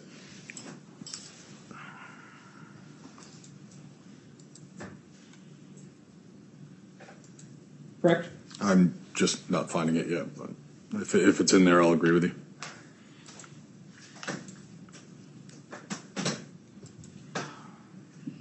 Two lines down, begins on the left. Officer Green said it was stuff like when the shift was eating lunch and a call would come in, Sergeant Westerling would not take the calls so the officers could eat lunch. That's what it says? Okay. And so the shift felt that Sergeant Westerling was not providing any support, correct? Object. Asked and answered. Sustained. I also object because it's not what the document says. He's mischaracterizing the document. Well, the objection is sustained. Please pose another question.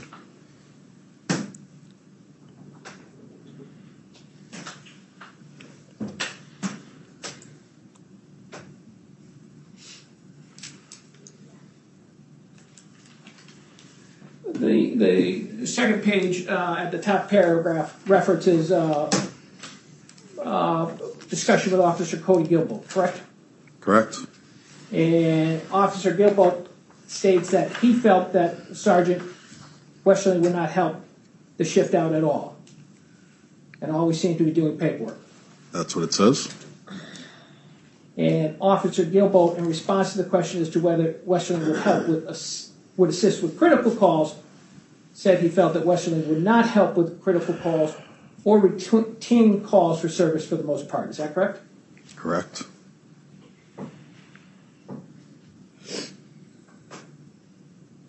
And finally, 2 lines further down, Officer Gilboa said that he had not seen any change in Sergeant Westerling helping out on the shift.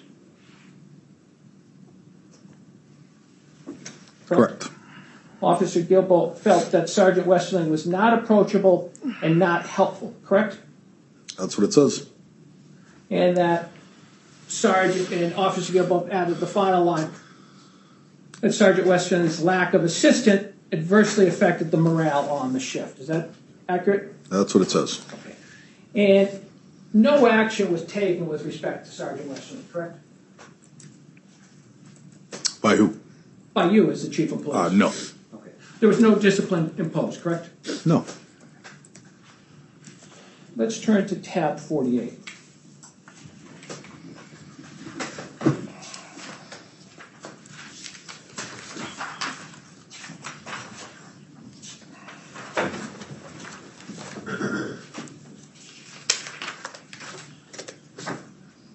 This is the Donovan report, sir?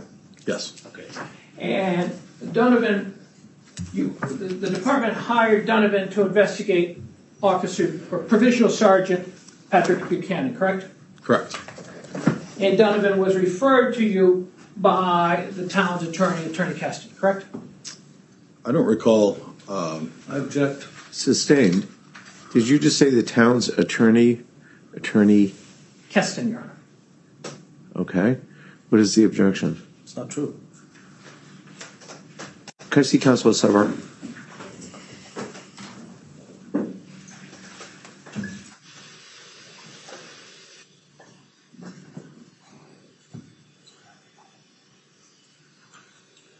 I'm sorry, when you were referring to town council, I thought you meant town council, meaning whoever the city Greenfield's council was. Right. Very well. You can certainly cross-examine if you're going to. I want to know what the good faith basis is for this. I think he's making it up. I believe he testified to it. I can get it. I believe he testified to it, Your Honor. Well, why don't you lay a foundation? We'll take it from there. But you can be cross-examining him, or you're just going to call him on direct. What I want to do is examine him regarding Buchanan, because Dodge is next, Right. and then I want to bring him back to respond to Dodge. And so, okay. I don't want to hear about your witness lineup. Because looking, if you're all intending to call all your witnesses, this case will go on for months. I can do mine. Mine wouldn't be nowhere near this long, but I can do mine now to save time in a court, after a turnaround. We're not going to do it that way. I'm not going to have you. I'm going to permit counsel to. That's not whatever staff says. Although I take it back. I mean, that would be fair enough. That would work well. That's fine. Understood. But having said that, are you still planning on calling all your witnesses? No, Your Honor. I will give you a report when we come back after the lunch break. All right, very good. Okay, so lay a foundation on this and we'll take it from there.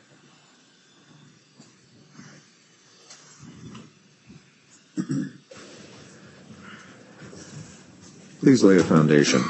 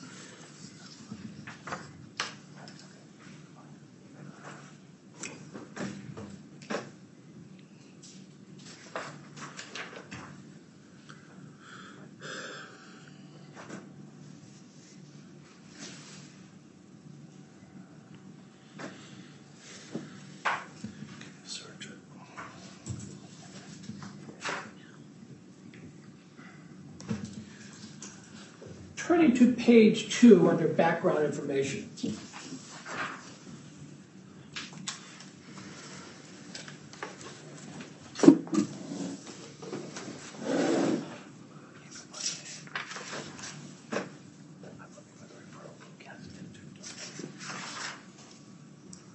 At the bottom of that page,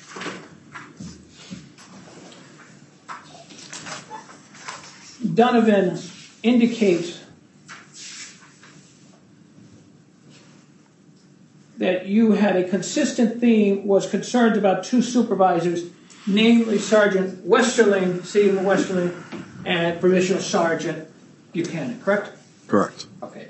And so this is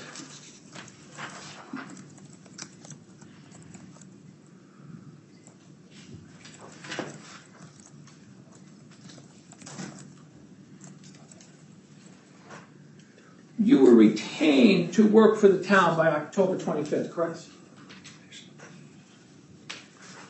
Excuse me.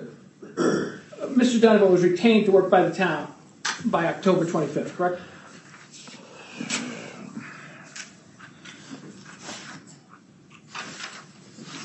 I'm not sure of the date. If you go to page 3, sir. Okay.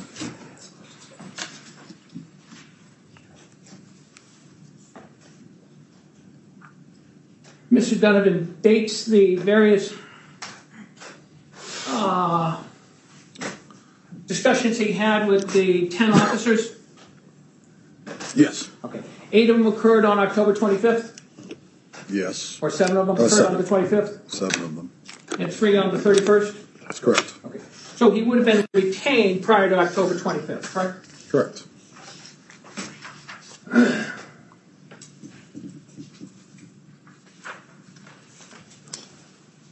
The first incident is the mutual aid incident, correct? At the bottom of page 3. Yes.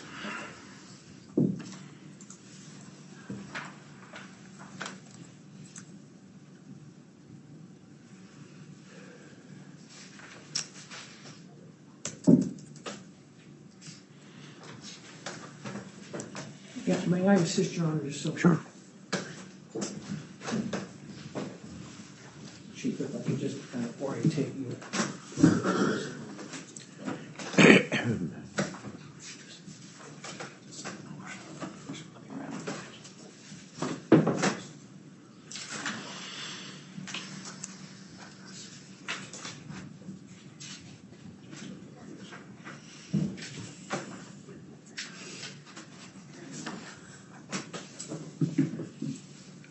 front of you, Chief, a written report from Officer McDowell? Yes. Okay. In that report, Where are you looking? it's later in the exhibit.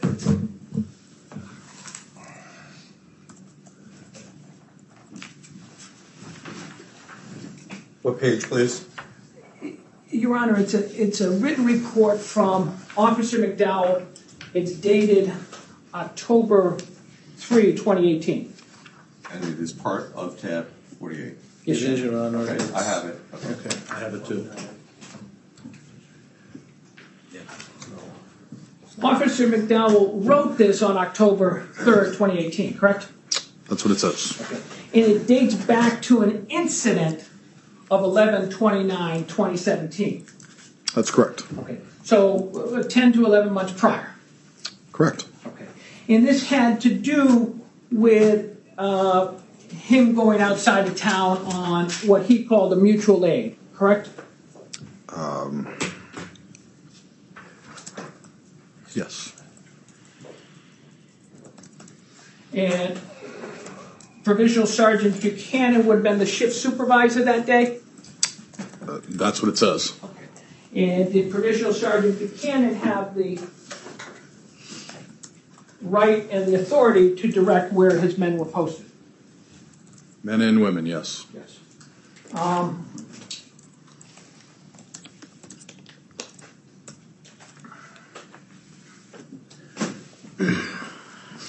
Did you read this statement before you sent it off to Mr. Donovan to investigate? Probably. Okay. And did you have a problem with Provisional Sergeant Buchanan's direction to Mr. McDowell to come back into town? I didn't investigate it. Did you think it was inappropriate exercise of his authority as a supervisor? No, he has the right to do that. The next statement, 2 pages over, is again Officer McDowell, correct? Yes. And the statement's dated October 3rd, 2018, correct? Yes. But it relates to events that occurred March 11, 2018. Yes.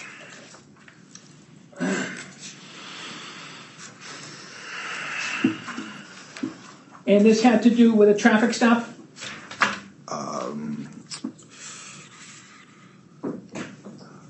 That's what it says. And this had not been handled at any time prior.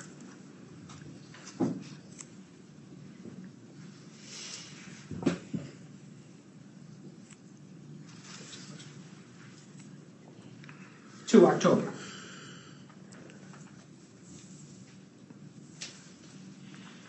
What's the question? Please rephrase your question. At no time prior to October 2018 had the department looked into this complaint by Officer McDowell. I don't know.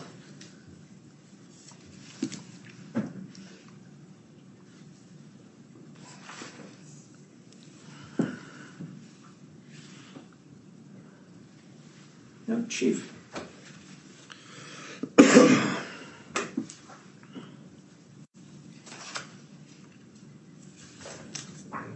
This is deposition 2. Referral to.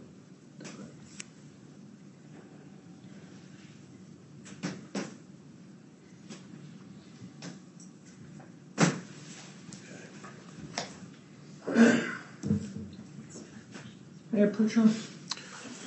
Counsel, do you not request leave of court to approach any witness? Thank you. You were deposed twice in this case? I don't actually recall. Which case are we talking about? This case that's here in front of the This one? I'd say that's fair. Okay. In showing you here, sir, the cover sheet of deposition of Robert Hay, May 13, 2021. Yep. Okay. And so turning to page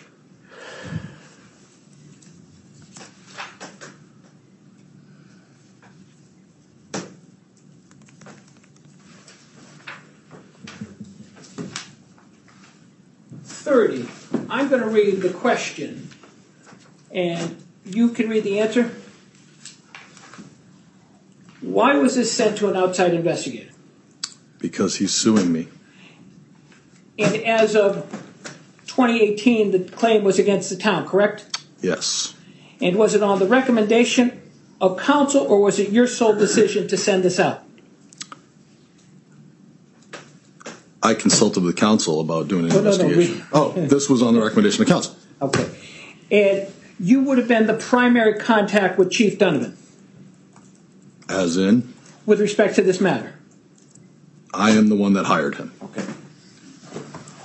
I've heard the typewriter. Sure.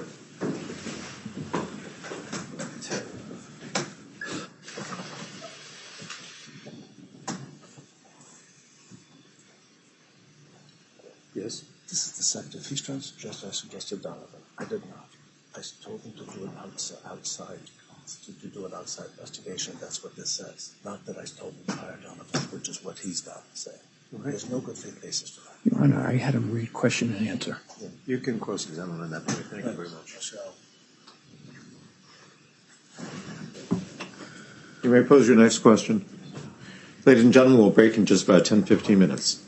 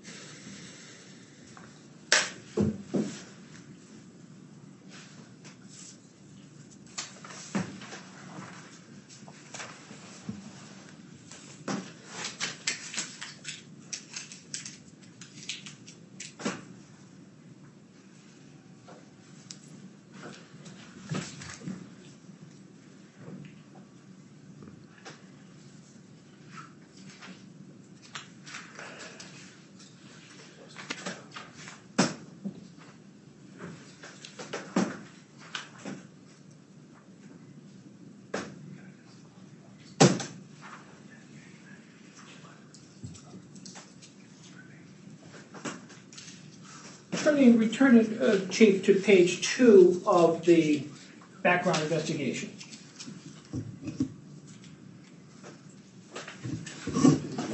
Page 2. Donovan's investigation. Yeah. It's under background investigation, Chief. You see that? I do. This is Mr. Donovan's words, but he reports, or he states that Chief Hague reported that in September of 2018, he met with Union President Corey Green about concerns he was having. He was hearing about problems at the supervisory level, correct? Yes. Chief Hague reported that Green informed him that the officers wanted their criticism. Chief Hague reported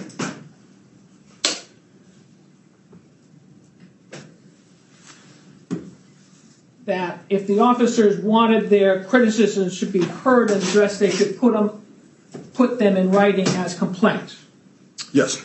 Is that a fair restatement of that sentence? That's what it says. Okay. And that you discussed with Officer Green that reaching out to the officers in this manner would be beneficial to the department, correct? That's what it says. Okay. And in fact, in the Donovan report, there are the written statements, some of which we just looked at, which are Officer McDowell's statements, correct? Correct. Okay. And in that next paragraph, it identifies Westerling and Buchanan as people who you had concerns with. Correct. Okay. And there were no written statements requested for Sergeant Westerling. Is that a fair statement? As far as the Donovan report? Yes. Okay. And with respect to his performance?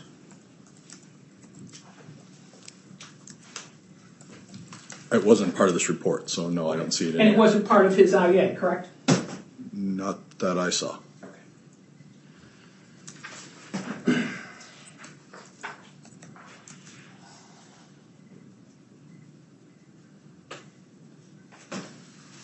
the Soto roll call incident. Is it permissible for supervisors to ask the officers to conduct roll call? Permissible? Yeah. They run the roll call. Okay. And there's no rule that prohibits a supervisor from saying, Officer Smith, Officer Jones, you do it today. Not that I'm aware of. Okay. And so if Provisional Sergeant Buchanan requested Soto to conduct the roll call, that's permissible. There's nothing that says he can't. Okay. And if Provisional Sergeant Buchanan asked Soto to conduct the roll call because he wanted Soto to associate with the group, that's a valid team building concept, correct? I can't answer that. Okay. Well, team building is something the supervisor has to be involved with? Sure. Okay. And so if you see someone withdrawing from the group, a supervisor can take steps to make sure we're inclusive, correct? Appropriately, sure. And the supervisor has the discretion to ask a subordinate to conduct the role. Appropriately, sure. Yeah. And how many officers would have been at a roll call, whether afternoon or the overnight shift? I don't know. Less than a dozen? Usually, unless it's a day shift, maybe you might hit double digits. Okay. But usually it's less than 8, correct? I would say that's fair. And then Officer Zukowski. He was with the department for 2 years, Not sure how long. and he left the department to go to the police training academy. He didn't leave the department. He took a leave to go to the police training academy. Would that be a correct statement? The full-time academy? Yes. That's not a leave. He was still employed by us. Okay. And how long did he last at the full-time academy? I object. Sidebar.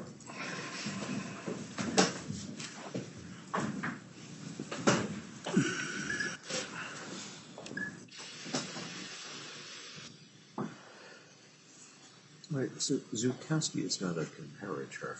No, you're right, but he's one of the complainants in this roster. All right, very well. Okay, what's the objection? It's irrelevant. They're trying to suggest that because afterwards Zukowski didn't make it to the academy, that somehow he's less credible. That's the only reason it's irrelevant, and that's irrelevant. And they can't argue that at the time of the investigation, he was an officer at Greenfield. So they're saying because he fought another academy or whatever it is left later, somehow he shouldn't be believed. All right. You're right. I believe the testimony would be that he left within the first week. Okay, the objection's overruled.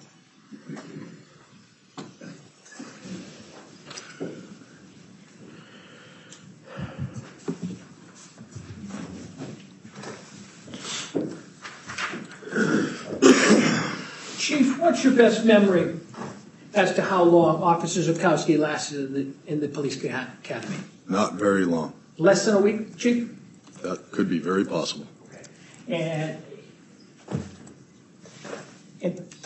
so at the time that he was working under Officer Buchanan, he did not have the benefit of the training of the Mass Police Academy. He had not been to the full-time academy yet. That's correct.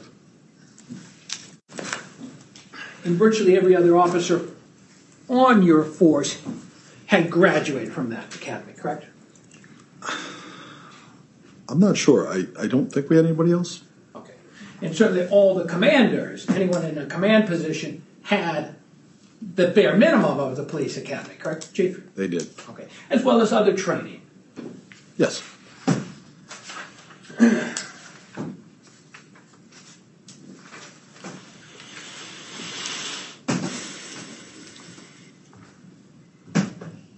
Now, Mr. Donovan's report is dated December 18, 2018, correct? Where are we referring, sir, if you don't The mind? front page? December 4th, 2018.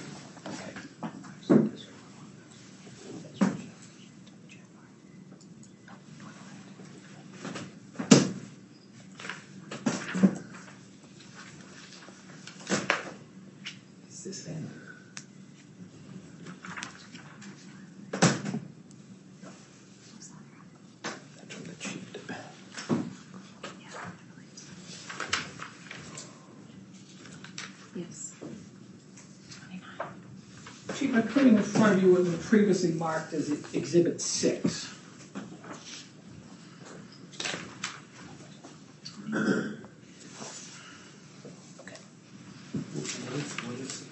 It's Exhibit 6. It's the letter. Oh, 117. It's contested deaths. But it's already been marked, so. Yeah. Okay, this is the transfer.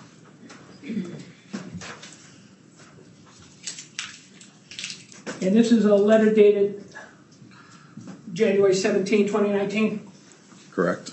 in which Mr. Buchanan is being demoted, correct? Return to his full-time rank. Yes.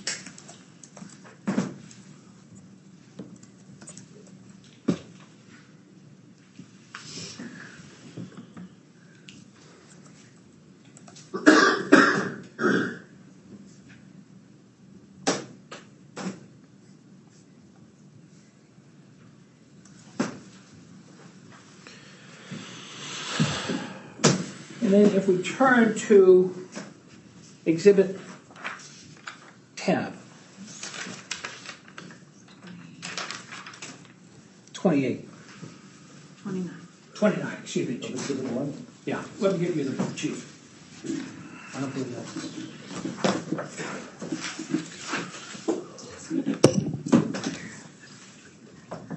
Thank you.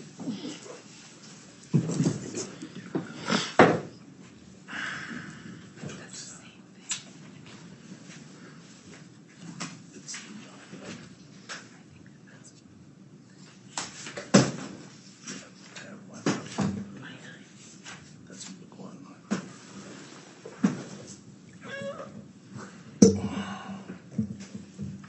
This is a letter from you dated February 25th, 2019.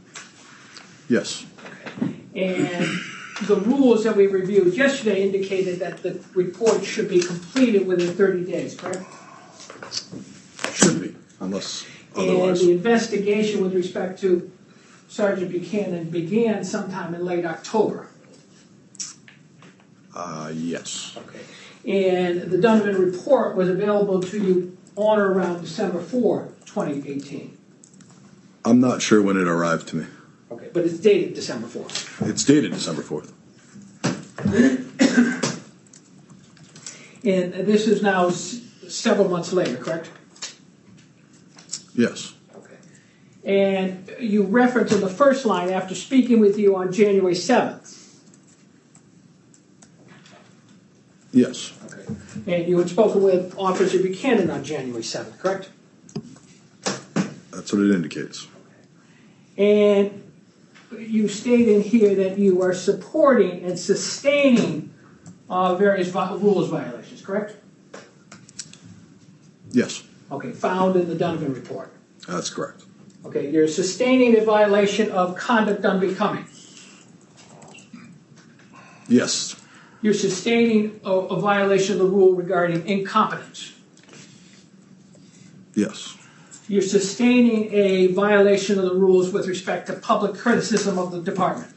Correct. And a violation of the rules with respect to courtesy. Correct.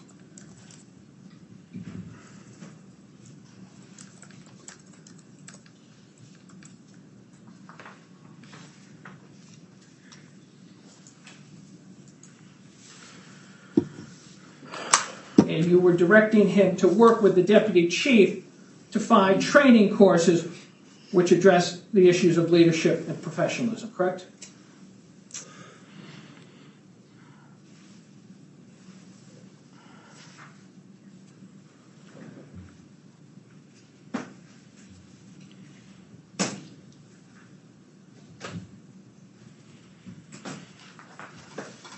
Correct. Your Honor, is this a good time? Certainly. All right, very well, ladies and gentlemen. We're going to take our mid-morning break for just about 15 to 20 minutes with the ongoing instruction not to discuss the case with anyone, including amongst yourselves, nor to do any investigation or research or look at any media reports. I'll see you at about 20 past 11. I've been able to clear a number of matters for tomorrow, Thursday afternoon. Think about whether or not you'll be able to accommodate us in that regard. I respect that you have schedules and we told you half days, but if you are available, that would be great. I don't expect an answer right at this moment, but please take that into consideration. I'll see you shortly.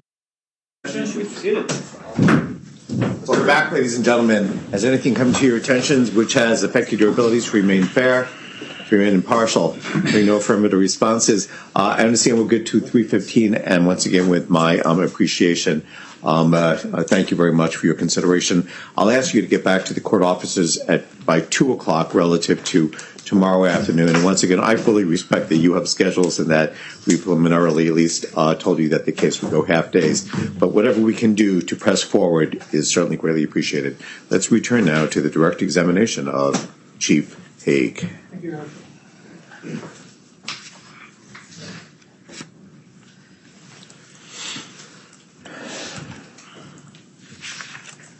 Chief.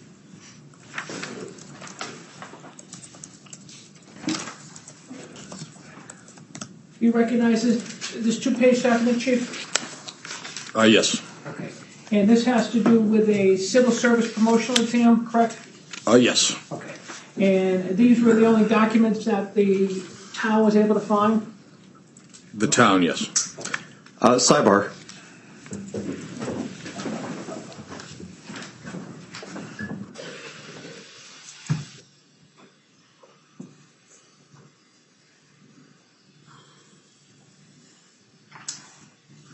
Chris, you need to back this up in terms of a subpoena was issued requesting certain documents. Amongst them were these documents.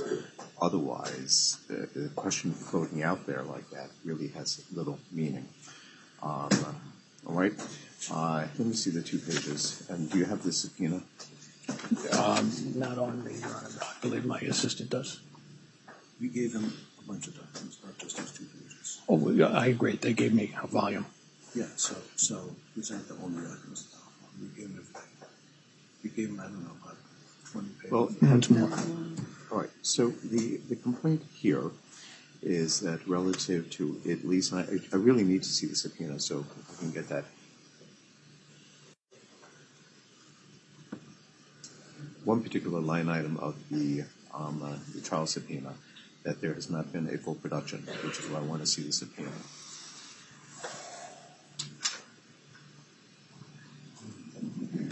But I understand in other regards there was production. So let's take a look at it.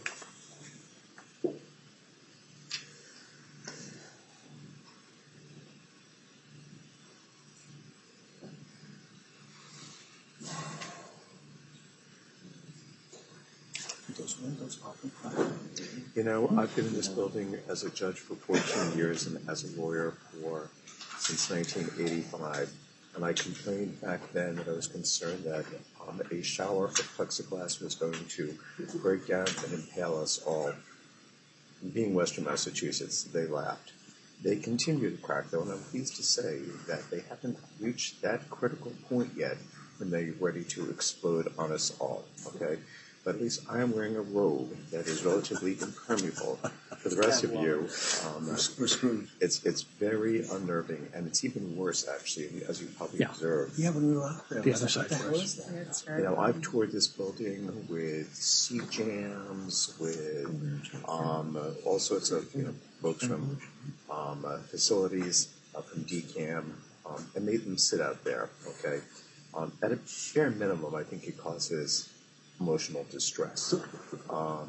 But no, as I say, they haven't exploded yet. But I'm thinking that with the tensile, value of whatever that plexiglass might be, with the sun beating down out there, all the more reason to move along. And to be a judge, you can wear a robe. Exactly. All right. Provides a little So does someone protection. have this trial subpoena? I'm looking for it. All right. You had it the other day. It was actually it's part of the motion. It was isn't attached to the motion. Okay, so then maybe we can get it. Clerk Jaconowski. Yes. Yeah, it should be up right on. Okay, while he's getting that, let me just speak in terms of what I anticipate this will show us that there was a slew of documents, as I recall, that were requested. some of which related to the civil service exam that was given in 2014, correct? Which is the one that Mr. Buchanan took, I take it, right? Sure. Okay. And there were other documents that were requested as well. There were several hundred pages of documents, I guess, that were produced. Is that correct? 50 to 60. But in regards to Here we go. Okay. Here's the trial subpoena. Oh, okay. So, any and all documents, results, lists, and scores relating or pertaining to Greenfield Police Department Civil Service Police Sergeant promotional exam from 2006 to date. That's what I thought. Okay. And so, Attorney Ryan is stating that only 2 pages that he's handed over to me relate to 2014. Let me just get that correct. Yes, sure. Okay, and let me see what it is that I'm looking at. I don't know what it is that I'm looking at. They appear to be a score and some sort of an email. And is it your statement then that all the other documents that were produced relate to other years? Correct, Your Honor. Okay, and what's your response to that, Attorney Keston? that's true. Okay, and you maintain that there are other documents, or should be other documents, Attorney Ryan? I believe there was a 2014 exam that was given, a promotional exam. Well, that's the exam that Officer Buchanan took. Correct, Your Honor. Right. He says he did. Oh, is there a question as to whether or not he took it? Very much so. Oh, There was no exam in 2000. okay, I wasn't aware of that. Well, I understand. Okay, But well, that let's is do what this. will play out. Let's do Officer this. Buchanan made it up. First of all, the form of the question is inappropriate. Okay, and so why don't you inquire first as to whether or not there was an exam given in 2014? I think this response has been, I don't know. I think that question has probably been asked, but in any event, why don't you inquire in that regard and attempt to lay a foundation that there was an exam that was given that year. If his testimony is going to be that there was no exam that's given, I don't know what else I'm supposed to do with your motion to compel with this witness. Okay? All right, very well. Here you go. Thank you, Your Honor. All right. Please rephrase your question. Thank you, Your Honor.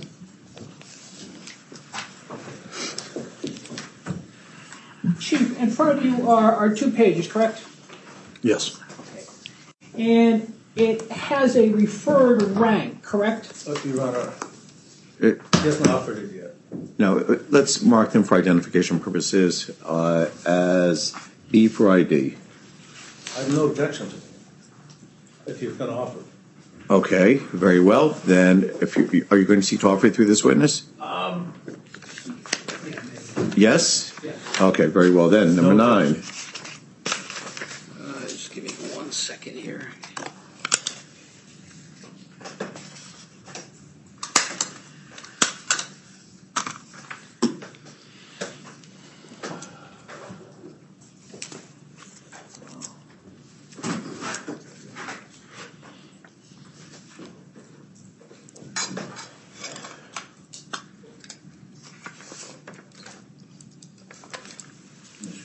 Exhibit 9.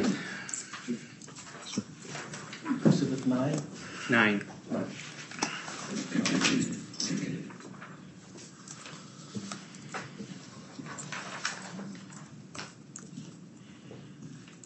Chief, looking at the document Exhibit 9, there's a referred rank, correct? Yes. Okay. And Officer Buchanan is ranked number 3, Yes. and Officer Haskins is ranked number 4. Yes. And this list, it has an eligibility expiration date. Yes. Okay. Does this refer to a civil service exam results? Yes. Okay.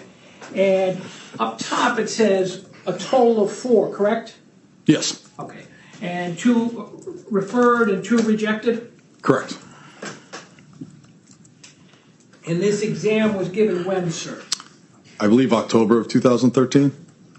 Okay. And that list remained active to October, or the list could have remained active till October 1, 2017 from that test? Yes. Okay. And it's your understanding that Officer Buchanan finished ahead of Officer Haskins? Yes. Okay. And who was ranked 1 and 2? Were they within the department or outside the department? Within the department, Okay, and who were they? Sergeant Stephen Westerling and Officer Kelson Ting were the two names. Okay. But this list remained active for 3 more years. It was eligible for 3 more years, yes.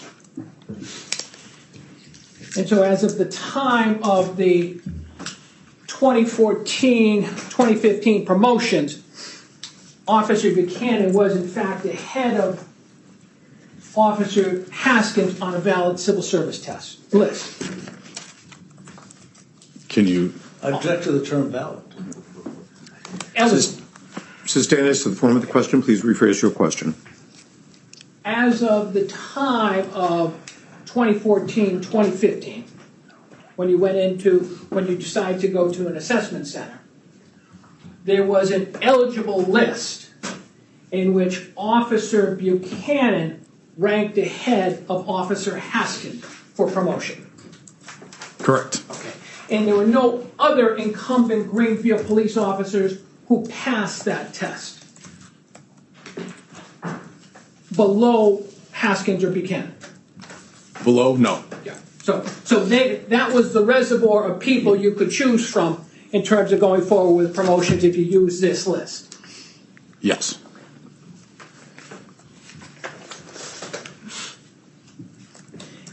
Chief, how long is a civil service list good for?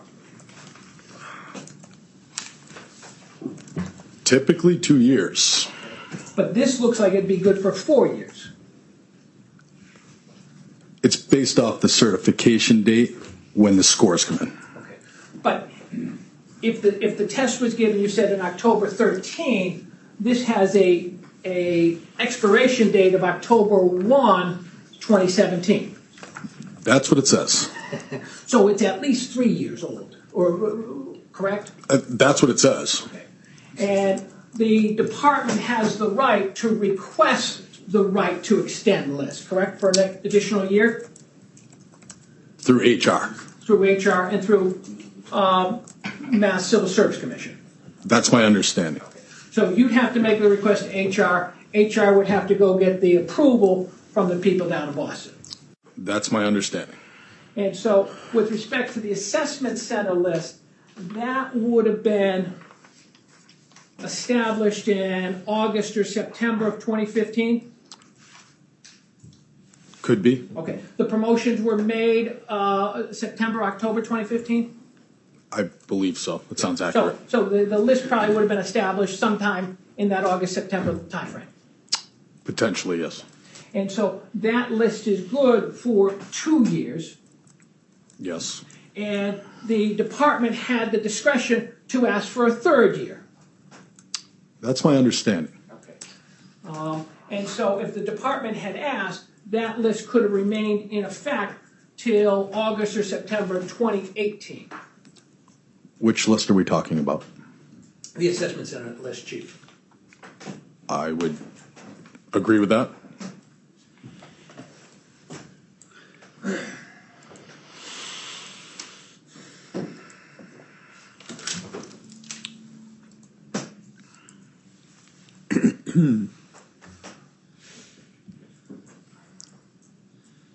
We reviewed before the break the demotion of Officer Buchanan back to patrol, correct?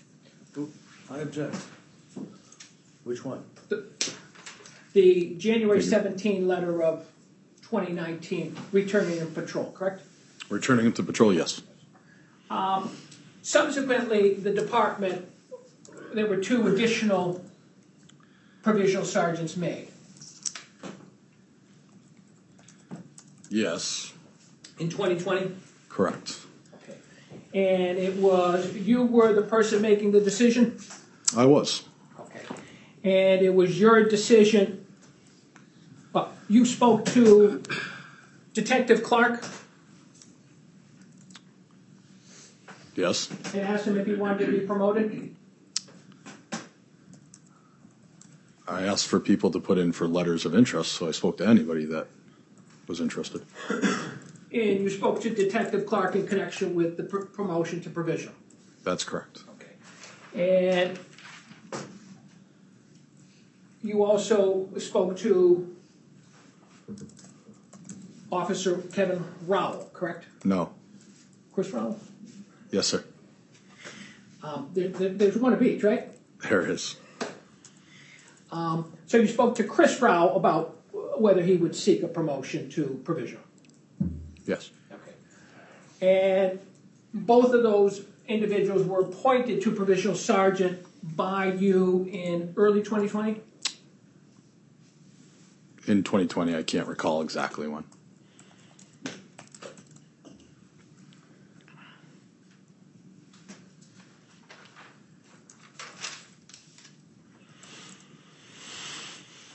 At the end of 2020 into 2021, there were a series of promotions made, correct? Yes, there were. The initial plan was to promote 3 officers to permanent sergeant. Yes. By the time the process ended, there were 4 promotions made to sergeant. Yes. In this promotional process, the department was no longer governed by civil service, correct? Correct. In the process, well, explain the scoring formula For which? for the sergeant promotional process, Chief. I believe it was 20% for their review of their file, education incentive type, not incentive, sorry, education and background, and then there was 40% by the interview committee and 40% by myself.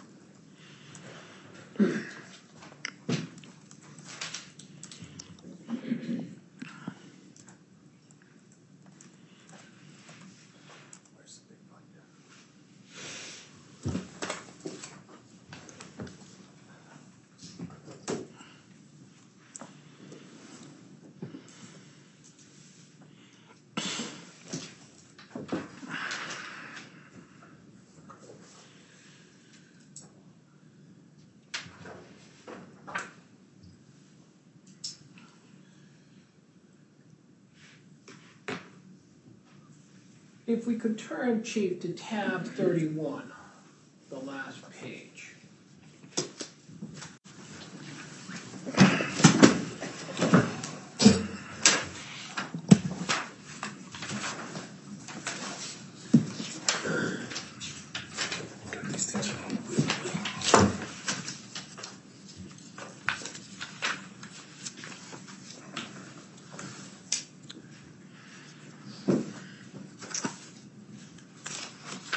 This document, Chief, is prepared by whom?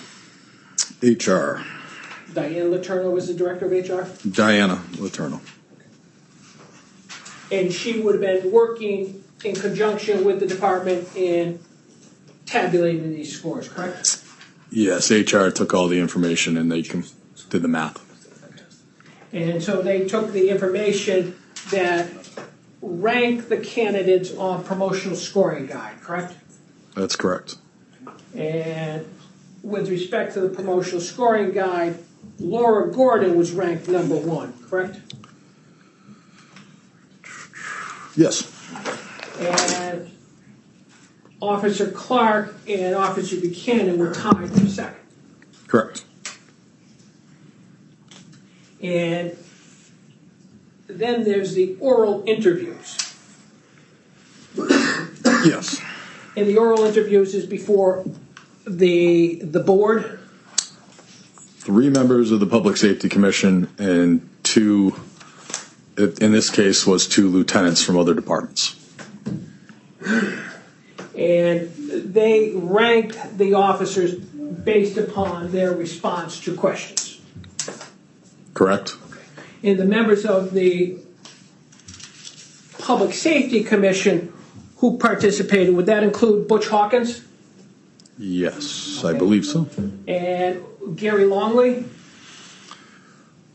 It was a while ago. I believe so. I'm not sure, to be honest with you. I can't remember. And 2 outside chiefs, or 2 outside lieutenants. Yes. And they scored the candidates based upon the answers given at the examination or at the interview. Yes. And everyone had essentially the same question, correct? Same questions. And the police or that board did not review any other documents with respect to the officers, correct? I'm not sure what they were given, if they were allowed resumes or not. I'm not sure. Okay, but nothing further as to that individual's tenure with the department. Would that be a fair statement? For the interview now we're talking about? Yes. I would say that's fair. Okay. And then you have 40% of the grade, correct? That's correct.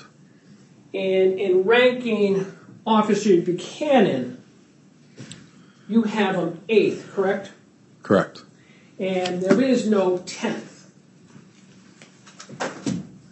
No. So he's second to the bottom out of a 10-person field. Yes.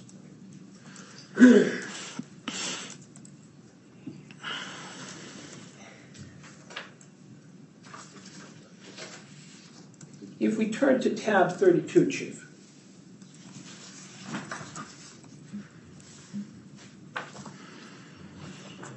This is your scoring for each of the candidates? Yes. Okay. And I believe there's 10 categories there, Chief? Yes. Okay. And with respect to this analysis and grading with respect to Officer Buchanan, you did not meet with him prior to this, did you? No. And you gave Officer Buchanan a 54, correct? Yes.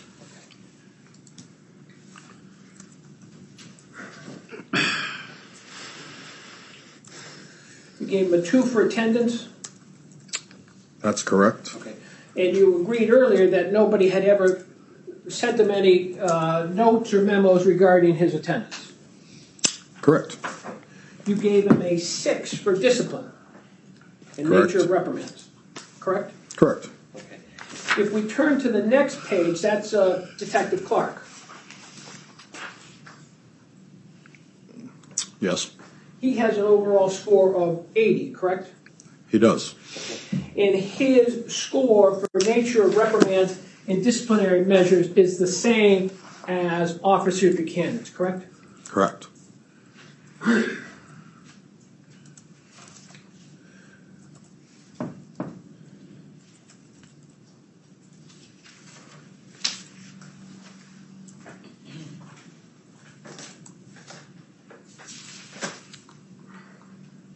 You scored Buchanan lower on work ethic and initiative, correct? Correct. Than Detective Clark? Correct. And you agree that on that long list of production measures that we reviewed yesterday, that Buchanan was far ahead of Clark on all of those. Can we see them again? That is...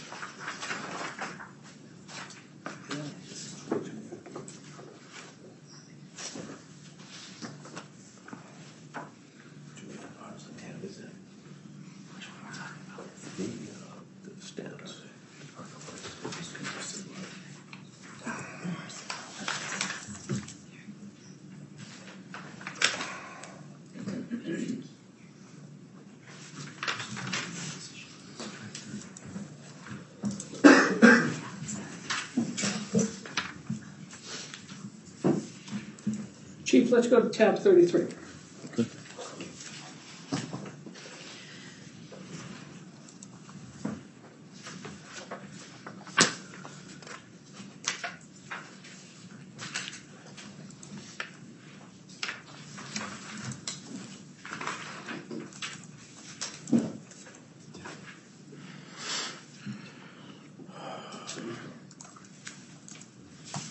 If I could turn your attention to page 4 of the longer part of that exhibit, Chief. Which is it? This is tab 33.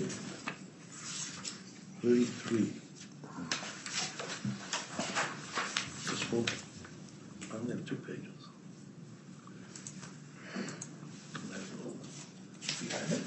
I may have in my place.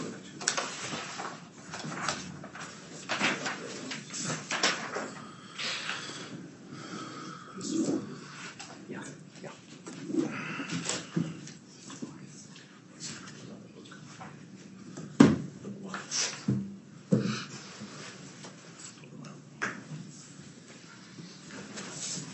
Okay. If we turn to page 4 of the longer exhibit, Chief, Is it labeled 4 or the 4th page? page 4. Labeled page 4. Yeah. Okay. You see that? I do. Yeah. And about 10 lines down from the top, Clark J. Todd, Yes.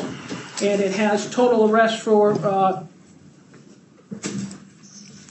Clark 301, assisted arrest 156. No. Mike McDowell does. Okay, I'm sorry, thank you. So J. Clark would be 337? 33, right? Yes. Okay. And assisted arrest 398? Yes. Okay. And citations 233?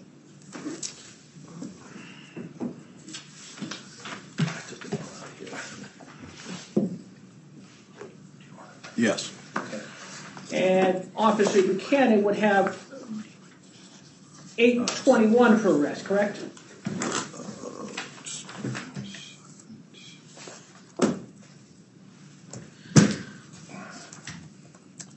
It's the top of the next page. Oh.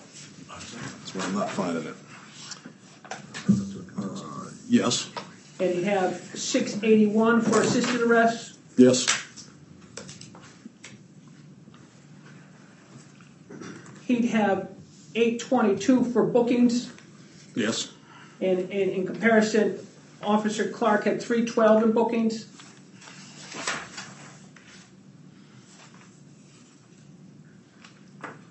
Yes. And with respect to citations, we had noted that Clark had 233. Buchanan shows up with 1444, correct? Correct.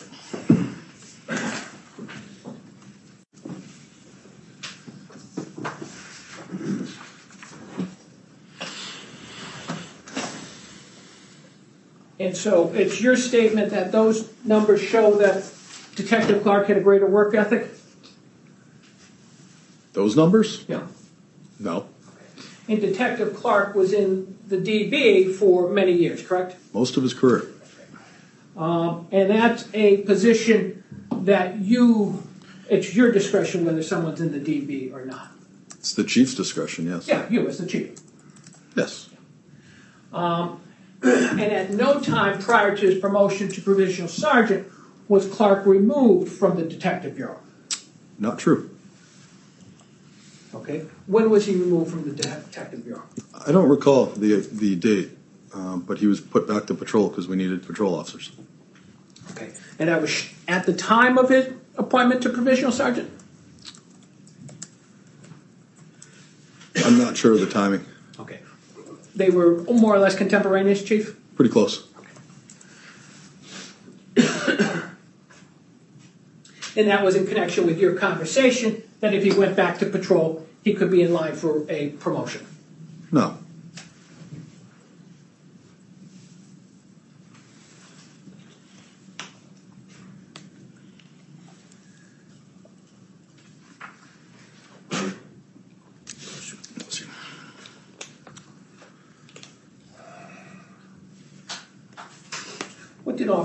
What does Detective Clark have for education?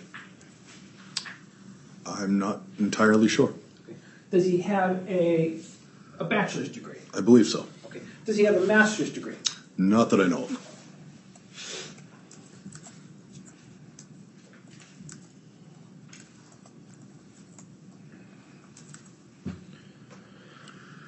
The second to the bottom line is supervisory evaluations for job performance? Correct. Okay. So that's one factor. Yes, Okay. And you gave Officer Buchanan a 5. that's correct. And you believe that Detective Clark had an 8 out of a score of 1 to 10 for supervisory evaluations. Yes. Okay. And then for promotional potential, you list Officer Buchanan at a 4.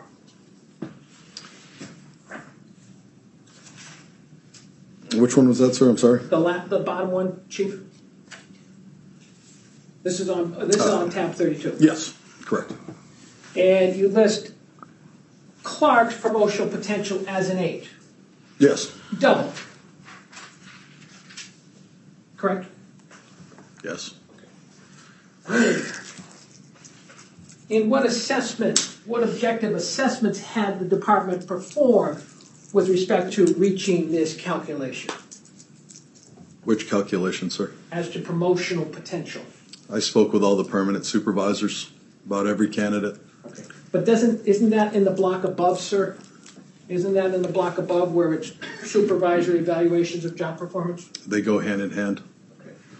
What objective, other than so are they being graded twice on the supervisory input? The deputy chief and I discussed back and forth multiple things in regard to those two categories. But these were your numbers, Chief, correct? The deputy chief and I sat together. Okay. Is the deputy chief signing any of these documents, sir, that appear at tab 32? No. You're the chief, correct? Yes, sir. So this was your grade that was given, correct, sir? Yes, sir. Turning back to the last page on tab 31, Chief. Yep.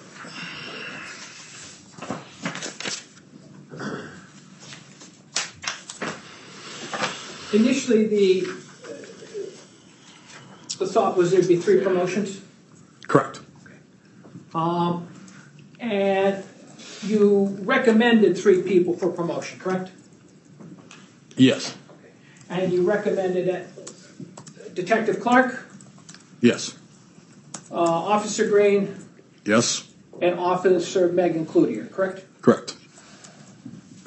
And Buchanan had an overall score of 5, correct? Correct. So he wasn't reached under that analysis, correct? I recommended those 3. Okay. You chose not to bypass someone to get to Officer Buchanan, who was ranked below them. Correct. Okay. And then when the 4th promotion came up, because Deputy Chief Williams went to East Long Meadow, Correct. you recommended to bypass Officer Buchanan and take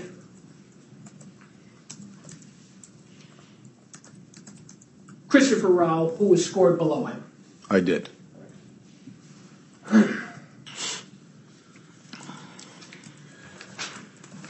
And you made that recommendation to the mayor. To the Public Safety Commission. Okay. And did you share with the Public Safety Commission the facts that were contained in Exhibit 2 with respect to Officer Clark? Can you refresh my memory on? That's the Clark IA that we reviewed yesterday? Did I share that with who? The Public Safety Commission. No. Okay. Did you share those facts with the mayor subsequent to the Public Safety Commission? Again, sir, when are you referring to? Which facts? Please rephrase your question. After the Public Safety Commission, there was a recommendation made to the mayor, correct, Chief? By the Public Safety Commission? Yes. Yes, Yeah. And you went and spoke to the mayor, didn't you? I did. Okay. And you spoke to the mayor and recommended 4 candidates. I did. Okay. And in speaking with the mayor, did you reveal to the mayor the contents of the IA concerning Detective Clark? No. In your opinion, that's not relevant information for her to consider? It's not. In your opinion, those incidents shouldn't disqualify someone for a promotion? No.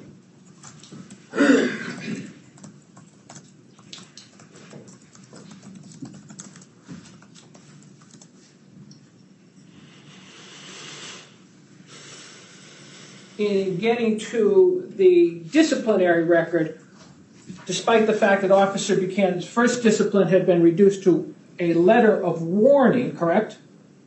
The suspension had been reduced to a letter of warning. Correct. And the second discipline, the worst that can be said is he duct taped someone's locker, correct? What? He duct taped someone's locker. Well, I object. Sustained. In the second Buchanan discipline, the most egregious act that's identified is him duct taping Officer Soto's locker, correct? I'm not sure what you're referring to right now. In the Donovan report, that's the second discipline, correct? Correct. And the most egregious conduct in that second discipline is the duct taping of the locker, correct? Per who? Well, is there any more egregious conduct? I don't know.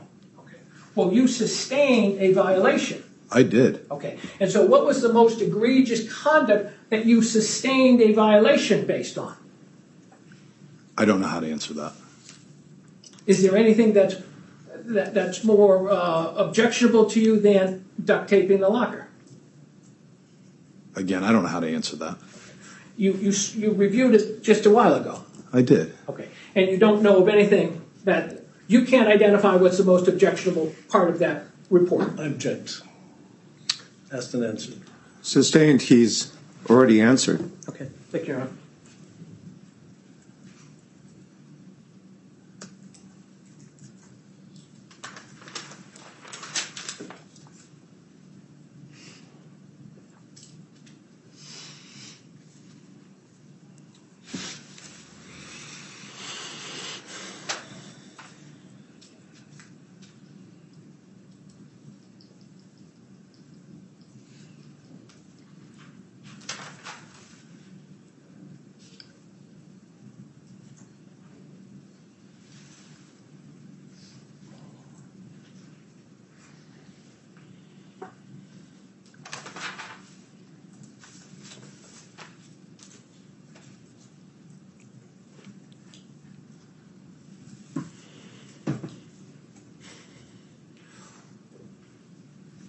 Chief, just going back to the last page of tab 31.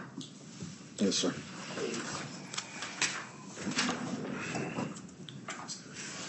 With the exception of Officer Buchanan, all of the candidates there were white, Caucasian, correct? Yes. Thank you, Chief. Can I see Councilor Suber?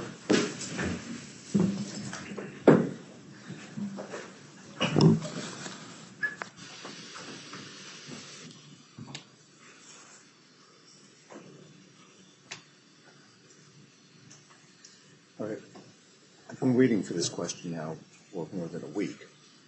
I want to have a crystal clear record in this regard. It's going to happen. I want you to go and read through the individuals who are on that list, so it is clear who was white or who was not black. Okay? Thank you.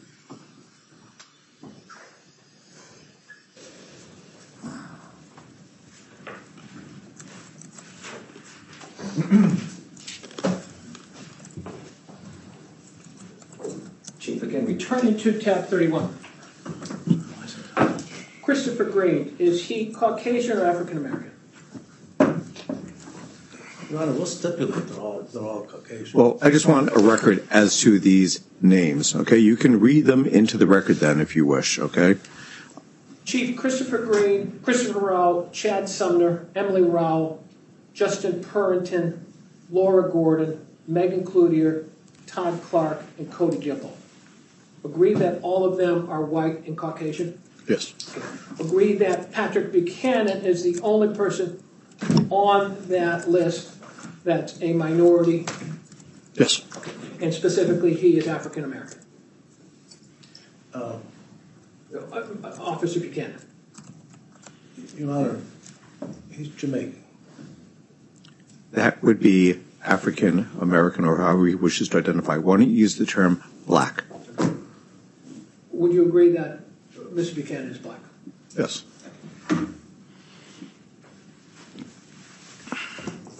No further questions, Your Honor. Okay, so on behalf of Lieutenant Dodge then, Attorney McDonough may inquire. Thank you, Your Honor.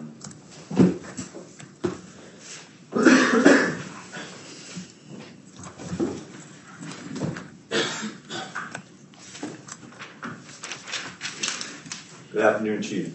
Good afternoon. Chief, I want to take you to a period of time, January in 2016, okay? You recall that was the month that you disciplined Pat Buchanan, correct? Is there an exhibit I can refer to make sure I'm accurate on my answer? Yeah, well, yes, one moment, Chief.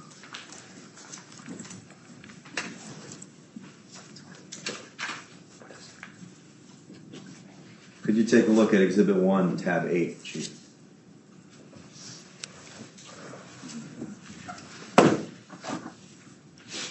Yes, sir. Would you agree that January of 2015 is the month in which you disciplined Mr. Buchanan? Thank you. It was 2015. Yeah, and that discipline here, just so we're clear, that arose out of the first instance with the traffic stop and the pay it forward event, correct?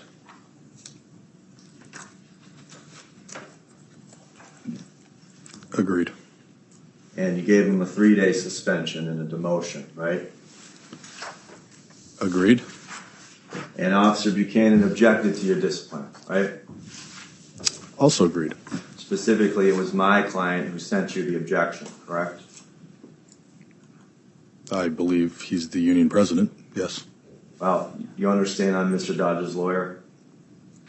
I assume that. So do you know who I'm talking about? You understand that it was Todd Dodge who sent you the objection, correct? Correct. And that was in writing, correct, Chief? Yes. And I'd like you to flip to Exhibit 1, Tab 11.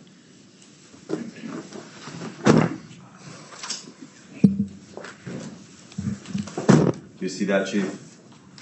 Yes. Would you agree that Exhibit 1, Tab 11 is that writing of objection sent by Mr. Dodge to you? Yes. And that was also in January 2015, correct, Chief? Yes.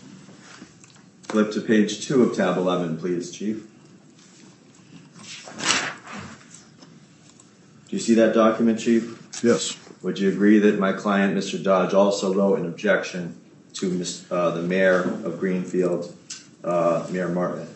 No, I object to the term objection. It's a grievance. One moment, please.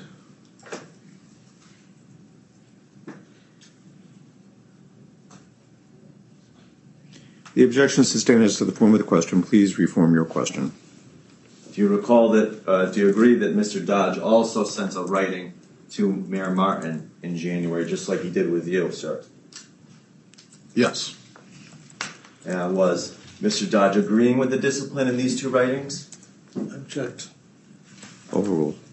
If I may, this is written on behalf of the union. There was a question as to his interpretation of the letter. He may answer. The objection is overruled. Chief, is it your understanding that Mr. Dodge was agreeing with your position of discipline? I don't know. Have you read those two letters, sir? I am. And is it your testimony to this jury that in reading these two letters, you don't know whether Mr. Dodge is agreeing with your discipline? I see the union is disagreeing with the discipline. Who signed these letters, sir? Sergeant Todd Dodge, And president of IBPO. And in each of those letters, Mr. Dodge states that he's appealing your discipline, isn't he? Can I be heard? Certainly.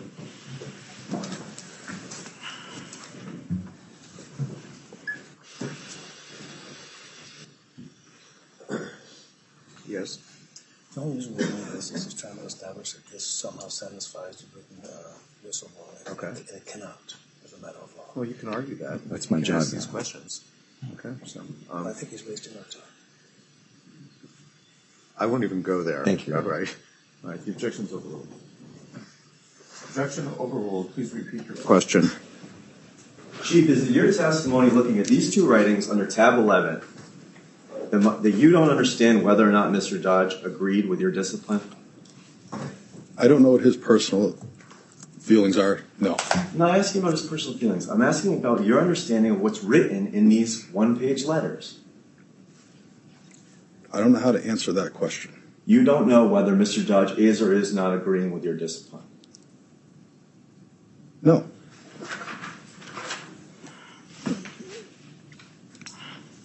So when someone writes to you and says, I'm appealing your discipline, sir, it's your testimony under oath before this jury. You do not understand what that means. I object. The objection is sustained. He said he does not know. Right.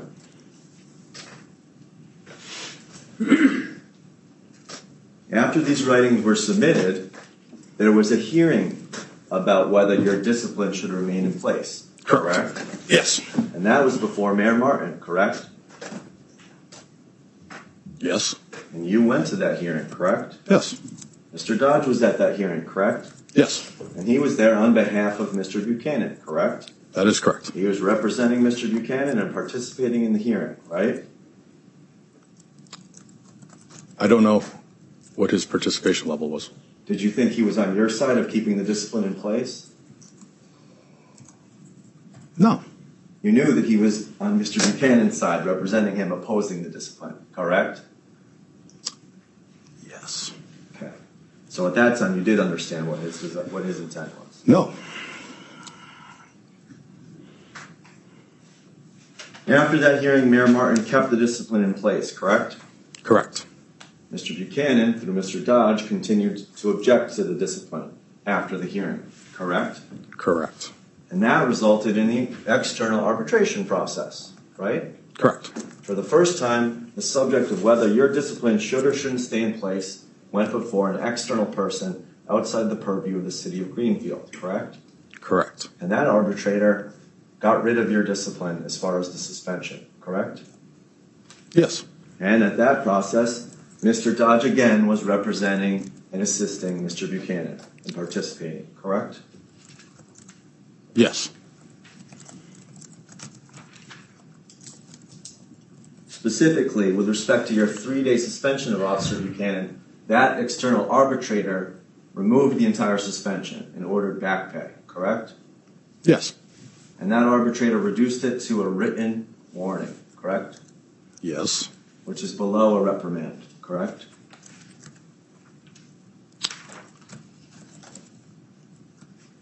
I don't know. In the scale of discipline that you as a chief of a police department may impose, you'd agree that there are lesser and greater instances of discipline that you can impose, correct? Correct. Serious one would be terminating someone, right? I would call that serious. Another serious one would be suspending someone without pay, correct? Correct. Maybe a less serious one would be a written warning, right? Or a letter of reprimand is what I would refer to it as. Those are two different things, though, aren't they? I don't know. You don't know what a written warning is? I do. Do you know what a written reprimand is? I do. Are those the same thing in your mind? If they're in writing, they tend to be the same thing. Okay. So you see no distinction between a warning and an actual reprimand? Not particularly, no. But in this case, you ignored both of those and you went straight to the unpaid suspension for Officer Buchanan, correct? I did suspend Officer Buchanan. And the arbitrator vacated that suspension on or about October 20th, 2015, correct? Objection. Sustained, asked and answered. The date of that decision was October 20th, 2015, correct? It may be. Do you have any reason to quarrel with that date? Not at all. I'm not trying to quarrel with you now. Could you flip to tab 13 within Exhibit 1, sir? Are you there? Yes. Do you recognize that document?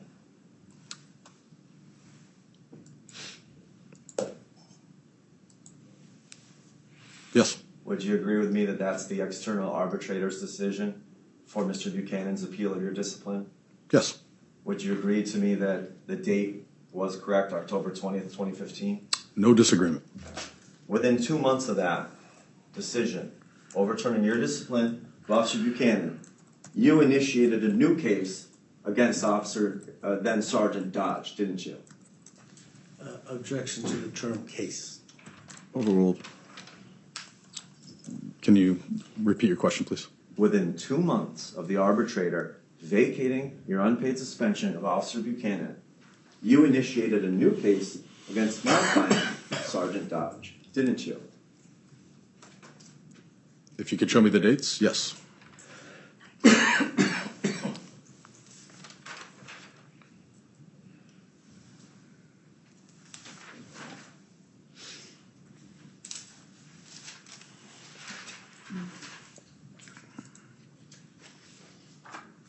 Could you flip to tab 19 within Exhibit 1? Yes, sir. Do you agree with my dates? So Saturday, September 19th, 2015. So do you agree that within 2 months of the external arbitrator vacating your suspension of Officer Buchanan, you then initiated a case against the person representing him, then Detective Dodge, right? Then Sergeant Dodge, yes. Thank you. And you'd agree that the underlying event from which Sergeant Dodge's case arose began with a phone call to your department from a woman about Shane Johnson. You agree with that, sir? I believe that's how it started. And you recall that she said that she was Mr. Johnson's wife. I don't recall. Do you recall anything about that event, sir? Yes, Okay, you recall that she made, the caller was a female, correct? that's my understanding. And the essence of the call was that Mr. Johnson, she reported to the office, was out on a warrant and may or may not have been using narcotics. Do you remember those general facts? Are they fair? I think they're fair. And there was some discussion that she was Mr. Johnson's wife. I don't know about that. Okay. Do you remember that being a topic in that event, though? I don't recall exactly. And at a certain point, this information was relayed, do you recall, to my client, then Sergeant Dodge. I don't recall the whole fact pattern right now. Well, it's not memorable to you? Object. Overruled. I remember the case. I don't remember every detail. No. Okay. Well, I'm just asking you the ones you do remember, Chief. Do you remember that at a certain point, that caller's information or reports, that information found its way to my client, Sergeant Dodge? It may have. And you recall that he made a phone call at a certain point to this individual's employer requesting that the employer have Mr. Johnson report to court to take care of his business. Is that fair, sir? I don't know about employers and employees. I don't know about that. Well, you recall that the initial caller gave Mr. Johnson's whereabouts? Vaguely. Okay.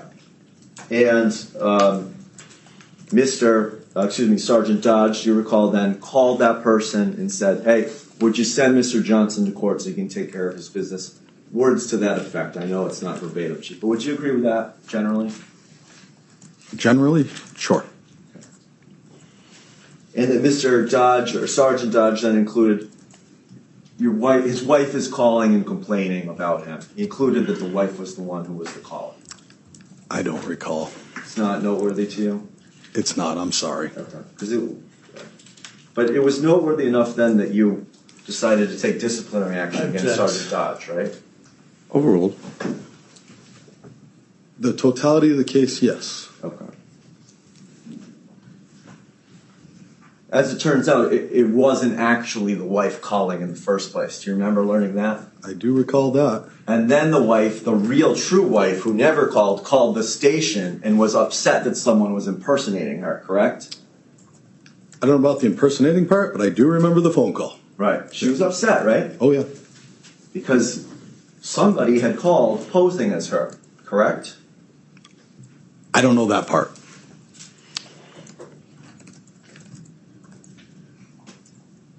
And then a case was initiated against Sergeant Dodge for disclosing to, I'll call it the employer, the person who could contact Mr. Johnson, for disclosing that the wife was the original caller. That was the essence or the underlying facts of the case against Dodge, correct? I'm not sure how to answer that, Counselor. Do you recall? I recall a lot more than that for making my decision. All right. But you don't recall it being the wife, right? Which call? The first one. I don't recall who they identified themselves as. No, I don't. Okay. And then you do recall that Miss Sergeant Dodge reported to the person, Mr. Johnson's wife is calling, she's upset, please have Mr. Johnson report to the court to take care of his business. Do you recall that he has in essence said those words and that was part of his case later? That's not exactly how I remember it. Which part of what I said do you disagree with? My recollection was that was an anonymous caller, and that the issue was that Sergeant Dodge told the wife he would find out who the anonymous caller was and let her know. That was the problem. Okay. And the wife and the anonymous caller, you remember learning that they actually knew one another? The anonymous caller was sitting in the room and overheard the conversation between her and Sergeant Dodge. Right. In the end, they had been calling together the whole time. Isn't that correct? No, I don't recall that. Well, they were sitting in a room listening to the call, correct? The anonymous caller was sitting in the room listening to the call from the wife that talked to Sergeant Dodge. Her concern was that her identity was going to be told to her friend. Right. That's the problem. That's right. And you then initiated an investigation against Sergeant Dodge for including you agree it's Mr. Karolinski, the individual that he called? Do you remember that name? Mr. Karolinski? Kalinowski. Kalinowski. Thank you. Do you remember that was the individual that Sergeant Dodge ended up calling? I believe so, yes. All right. And you disciplined him because he included in the call, is it Kalinowski? Is that it, sir? Kalinowski, yeah. He included the fact, the extra detail of the wife was the initial caller. Do you remember that? I believe that was part of it. Okay. And out of this case, you decided to place, and again, we're 2 months after the Buchanan overturn of the suspension, you decided to place Sergeant Dodge on 30 days admin leave, right? I didn't give any amount of time at the time of the admin leave. So it was indefinite?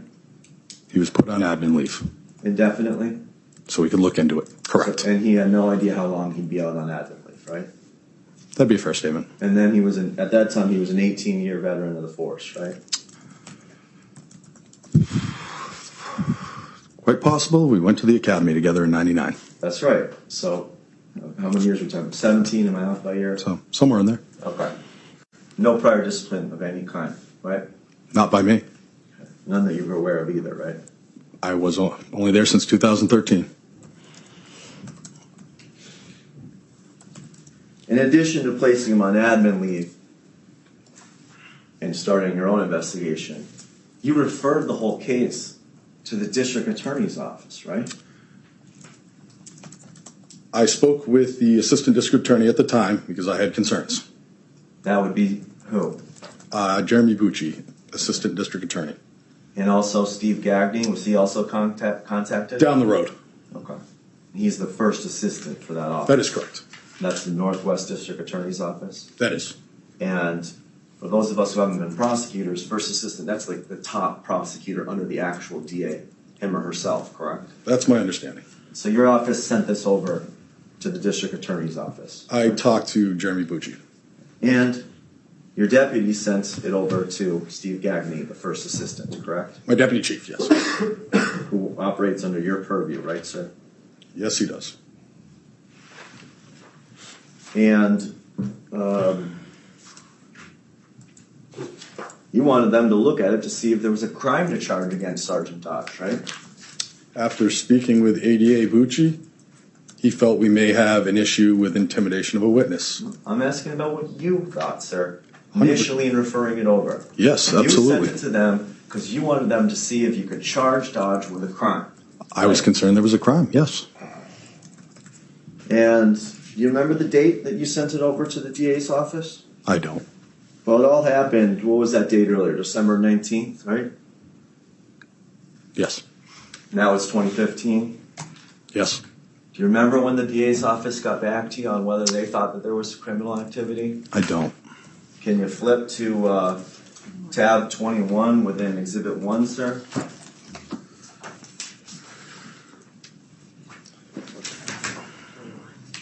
Tab 21 within Exhibit 1. Do you see the date on that document, sir? Yes. Would you agree that they got back to you on whether they thought there was criminal activity by January 8th of 2016? January 8th? Yes. I don't need it. I'm going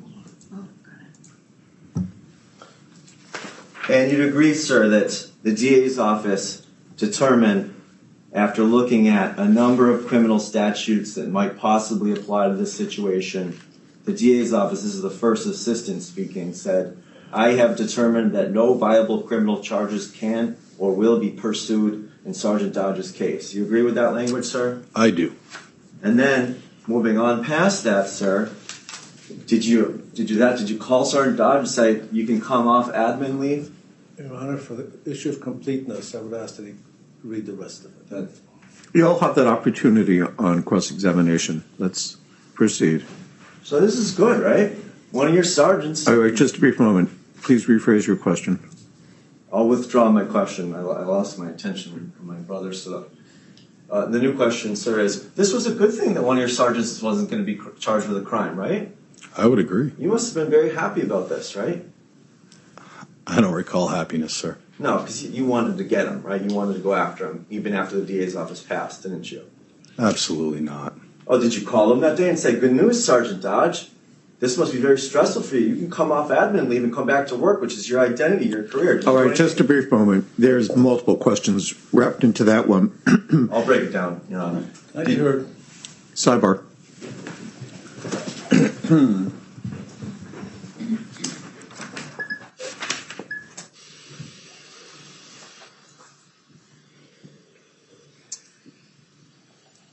You need to lower the temperature. This is borderline harassing.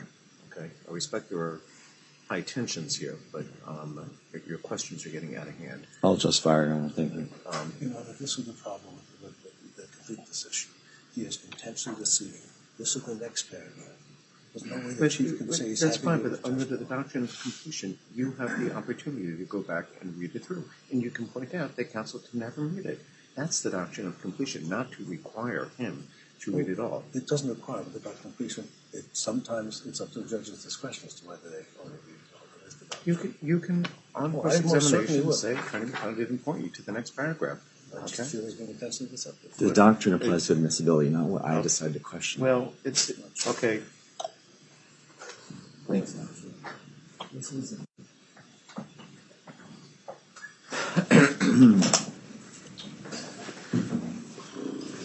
Would you agree, sir, that the DA's office, in addition to saying that they found no criminal activity, they said you can look at it internally, more or less?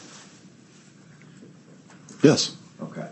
And did you call my client then and say, good news, there's going to be no crimes charged against you? Did you do anything of that nature, sir? I personally did not. Did anybody? I don't know. Did you ask anybody to? I didn't ask anybody to know. Did you send him an email? A little louder, only because... Did you send him an email? No. Okay. Instead, you wanted to keep going to pursue something against Mr. Dodge, right? The investigating officers were continuing their investigation. That's it. Okay. So you kept him on admin leave indefinitely. Yes. And ultimately, you notified him that there'd be another 30 days of admin leave. Do you agree with that? I don't believe there was any timeline. Do you agree that the total amount was approximately 60 days? I'm not sure. What do you remember it to be? I don't recall. Okay. Do you have any reason to quarrel with 60 days? I object to that. Overruled. I don't know.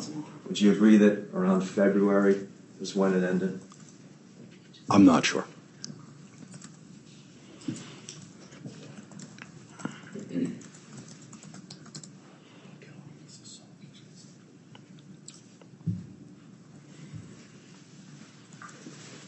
So ultimately, your internal team did conduct and conclude an investigation of Sergeant Dodge, right? That's correct. And you, as the chief, the decision maker, so to speak, you concluded that some misconduct had occurred in the manner by which he handled those early phone calls in December, right? The totality of the investigation, yes, I felt there was an issue.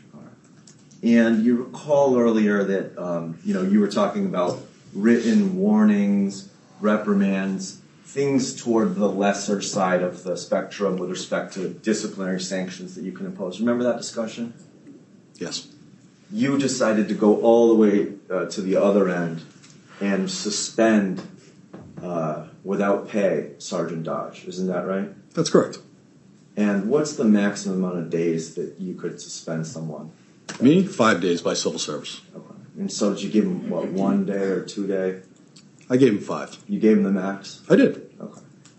And he, again, had no prior discipline of this kind, of any kind that you were aware of, right? Not that I was aware of, no. You just jumped right to the maximum, right? Asked and answered, Your Honor. Sustained. That question is struck from the record. And like Mr. Buchanan, with the suspension you gave him, Mr. Dodge objected to your imposition of discipline, correct? Correct. And he went through the same appellate process, right? Appellate process? Right, appealing your decision. I describe it as that. And it went to the mayor, right? Yes, And the town affirmed your maximum sentence of the 5-day suspension, right? they did. And then he continued on and asked for an external review again by someone outside of the city, correct? That's my understanding, yes. And that again was a different arbitrator, but again an external arbitrator, right? That's correct. And that person, like the first arbitrator, completely vacated your suspension of 5 days without pay. Isn't that right, sir? The suspension, yes. And they didn't reduce it. They literally got rid of the whole suspension and ordered back pay, correct? The suspension, yes. Okay. And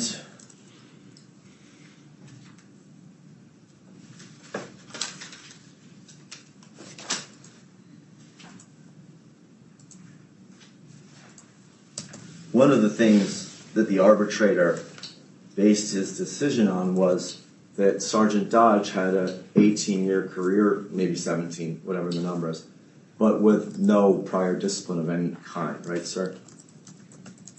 I don't see the document, so Could you repeat that, sir? I don't see the document. If you could point it out to me. And No problem. It's Exhibit 1 and it's tab 24. 24.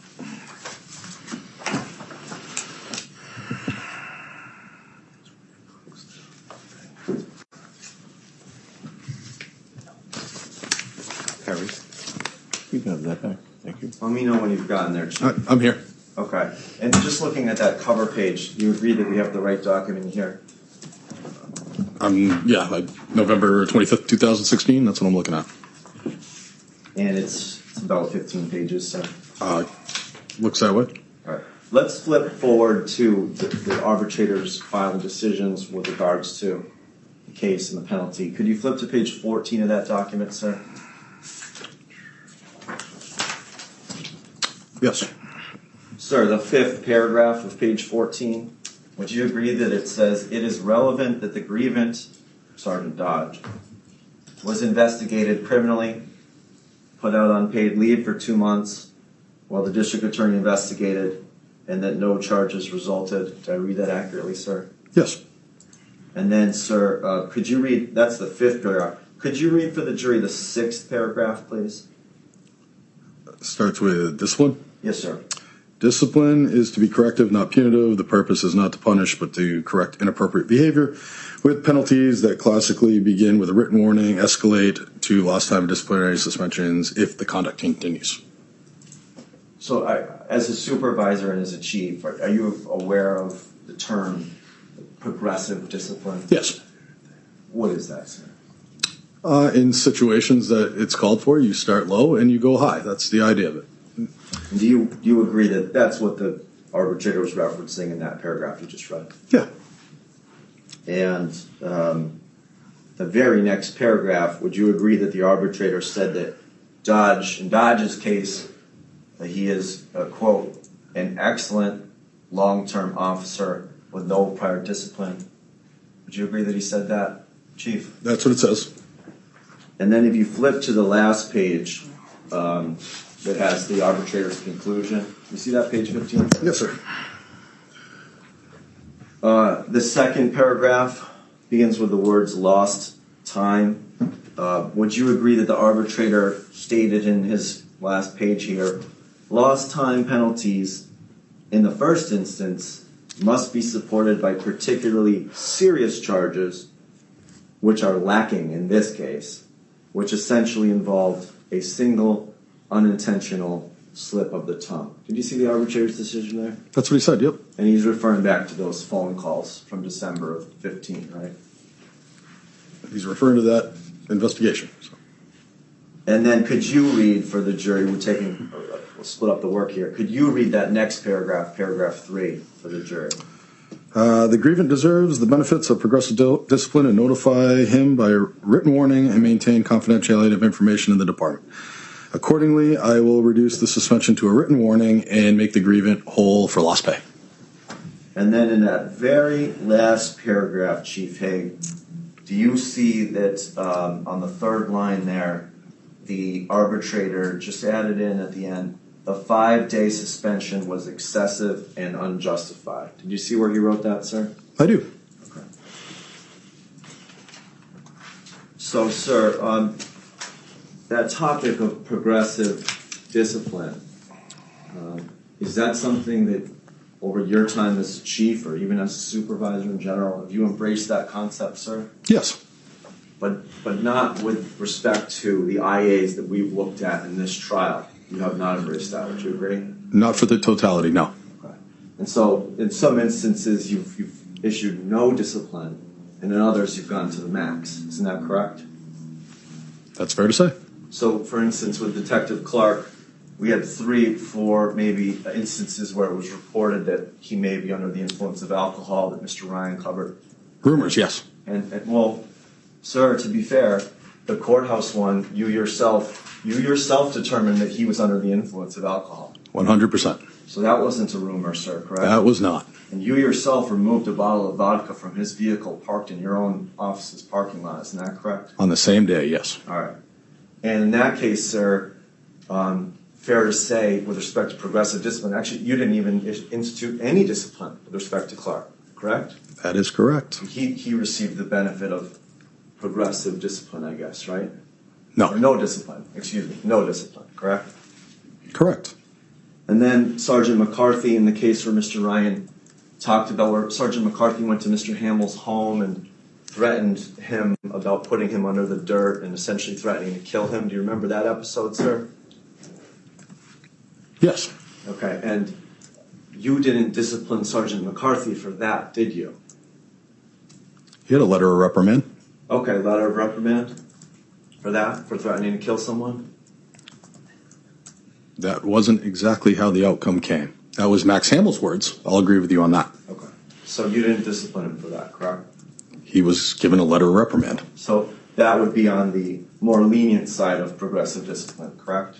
Correct. So he was a beneficiary of that concept, progressive discipline, correct? He was. And then he also had the case Mr. Ryan talked about with the drugs and the evidence locker. Do you remember that topic, sir? I do. And you decided in that one, no discipline, correct? I took the recommendation of the lieutenant. Okay, but it's your call, right, Chief? Ultimately. And your call was no discipline, correct, sir? I was satisfied with what they did. And Officer Westerling, when his subordinates were complaining about him, again, your call was no discipline. Based right? on the investigation, yes. And Officer Rode, when Officer Rode caused the fatality with his police vehicle, your determination was, let's leave him on the payroll for 3 years before imposing discipline, correct? What is the basis? This is not a comparative. That's incorrect. The objection's overruled. And I think I did make a misstatement. Your determination was, even though he caused the fatality with his cruiser, you exercised your discretion in allowing him to stay on the payroll. Not, I said 3 years, 16 months before taking some action against him. I didn't investigate that incident. State police did. Excuse me, I wasn't talking about investigating it. I was talking about taking a disciplinary act. You decided not to take a disciplinary act for 16 months, correct, sir? Correct. And in Officer Buchanan's case, I think the investigation started immediately, right? In fairness, this was a fatality. Right. I didn't do anything the day that an awful accident happened. No, I did not, sir. So 16 months later, right? You are correct. And in Mr. Dodge's case, it's immediate. You got right to work on that one, right? My same answer, sir. Moving on, we have a couple more. Officer Rode, we covered, and then you yourself in your IA, sir. When you were accused of fashioning your own extra punishment by causing termination of a woman, when that accusation was brought against you, the city, no one disciplined you, correct, sir? No, I wasn't disciplined. Okay. And just these individuals, sir, again, just for the record, as with before, Detective Clark, Sergeant McCarthy, Officer Westerling, Officer Rode, yourself, all white Caucasians, correct, sir? I'm not sure of everybody's background. I'm not sure of, but yes. Do you have any reason to quarrel with that characterization, sir? I don't. Okay. And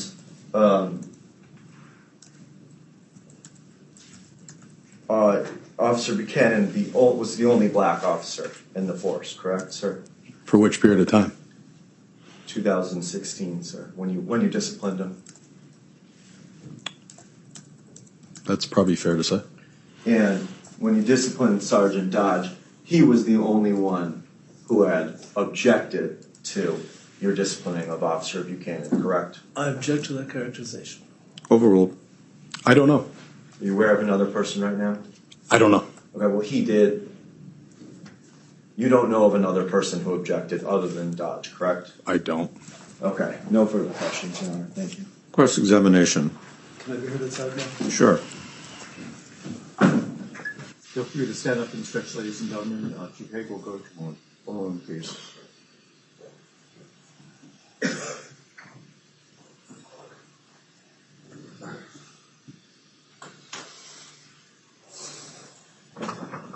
Yes. I asked to reserve to be able to recall him to rebut what Dodge testifies to. Yeah, you can call him as your own witness as well. Okay. I'll cross him now, but it's long. Yeah, you know, I Thank you. respect that. You know, you can cross him now and then call him again. Thank you.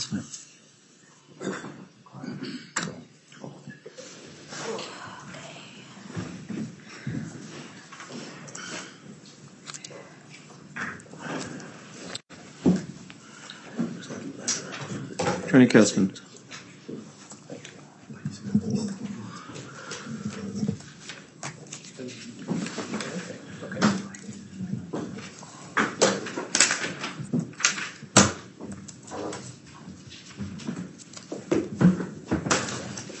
Ladies and gentlemen, when, as we call them, an opposing party, in this case the plaintiffs call an opposing party, this case Chief Haig, as a witness, we permit, as you've just heard, counsel to conduct direct examination.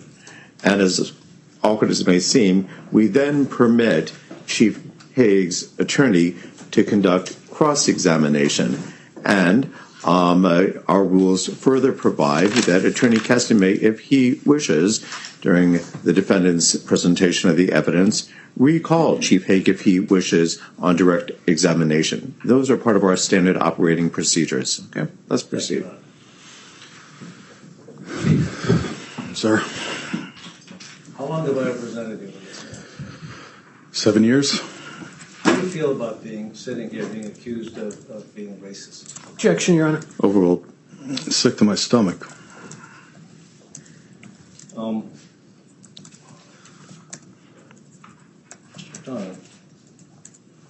Read portions of a couple of documents.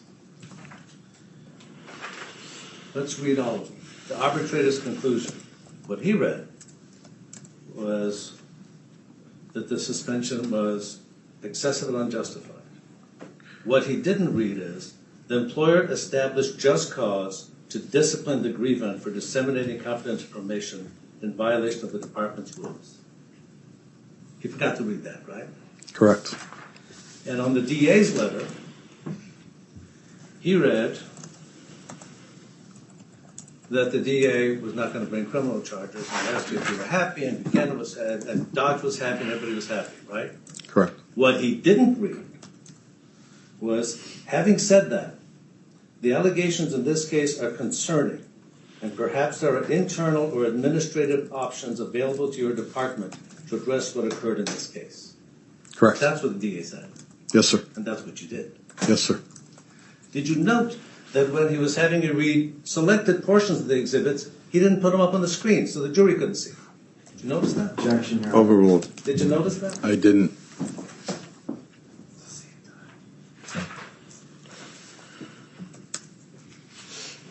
Where'd you grow up, Chief? In Orange? I did. Did you ever skydive? I did. How many times? One time. And your first police job was? I was a reserve officer in Orange. How long did you do that? I was there until I graduated from the police academy in '99, and I went to Greenfield shortly thereafter in October of '99. What made you want to be a police officer? Truthfully, Yeah. I needed to get out of classes to play baseball, and criminal justice was the classes they let you out of, What position did you play? first and third. Any good? I was all right. So when did you first come to the Greenfield Police Department? 1999, in October, I believe. And was Patrick Buchanan in the department? I believe he. Why don't you tell us about how you and Patrick Buchanan became police officers? Sure. I was getting out of the academy in '99. Orange didn't look at page 3 of the grants that they had, and I thought I lost my position. I had been doing some work with a narcotics case that kind of crossed over into Greenfield, and there were a couple of officers, specifically at the time was not then Chief Dave Gilbo, but he was part of the he was in charge of the task force, and I believe it was him that said that I was going to be losing my job, and I got a call in Orange, and I got a call from Chief McCarthy offering me a transfer to Greenfield, and I came in 1999, just ahead of Officer Buchanan. And he came on shortly thereafter. Yes. How long were you in Greenfield for trip number 1? February of 2002, I left. So around 2.5 years? About that. The department measures officer activity through a series of statistics, right? That's correct. And these two gentlemen have shown you, this one gentleman has shown you a list of career statistics, That's correct. right? So this was, and did you take a look at the statistics, the statistical comparison about your activity and Patrick Buchanan's activity for the 2 years you were there I did. together? Yes. And how did it come out? I had more arrests. I had more incidents. Okay. Now you left Greenfield. I did. Please tell His Honor and the jury why you left. The majority of the reason why is I was going to be done being a police officer after having an unpleasant conversation with then Chief McCarthy. And this is now Lieutenant McCarthy's father. That's correct. He was the chief. He was. Why don't you tell the jury and His Honor the conversation? When I first got to Greenfield, I was pretty well liked, I thought, by the chief. He and I played golf once in a while. He asked me a question on the golf course about a young woman I was dating, who ended up being my first wife down the road. And when I told him who she was, he walked away from me and didn't talk to me anymore. I asked my girlfriend at that point, why that would be, and she said, you shouldn't have told him who I was.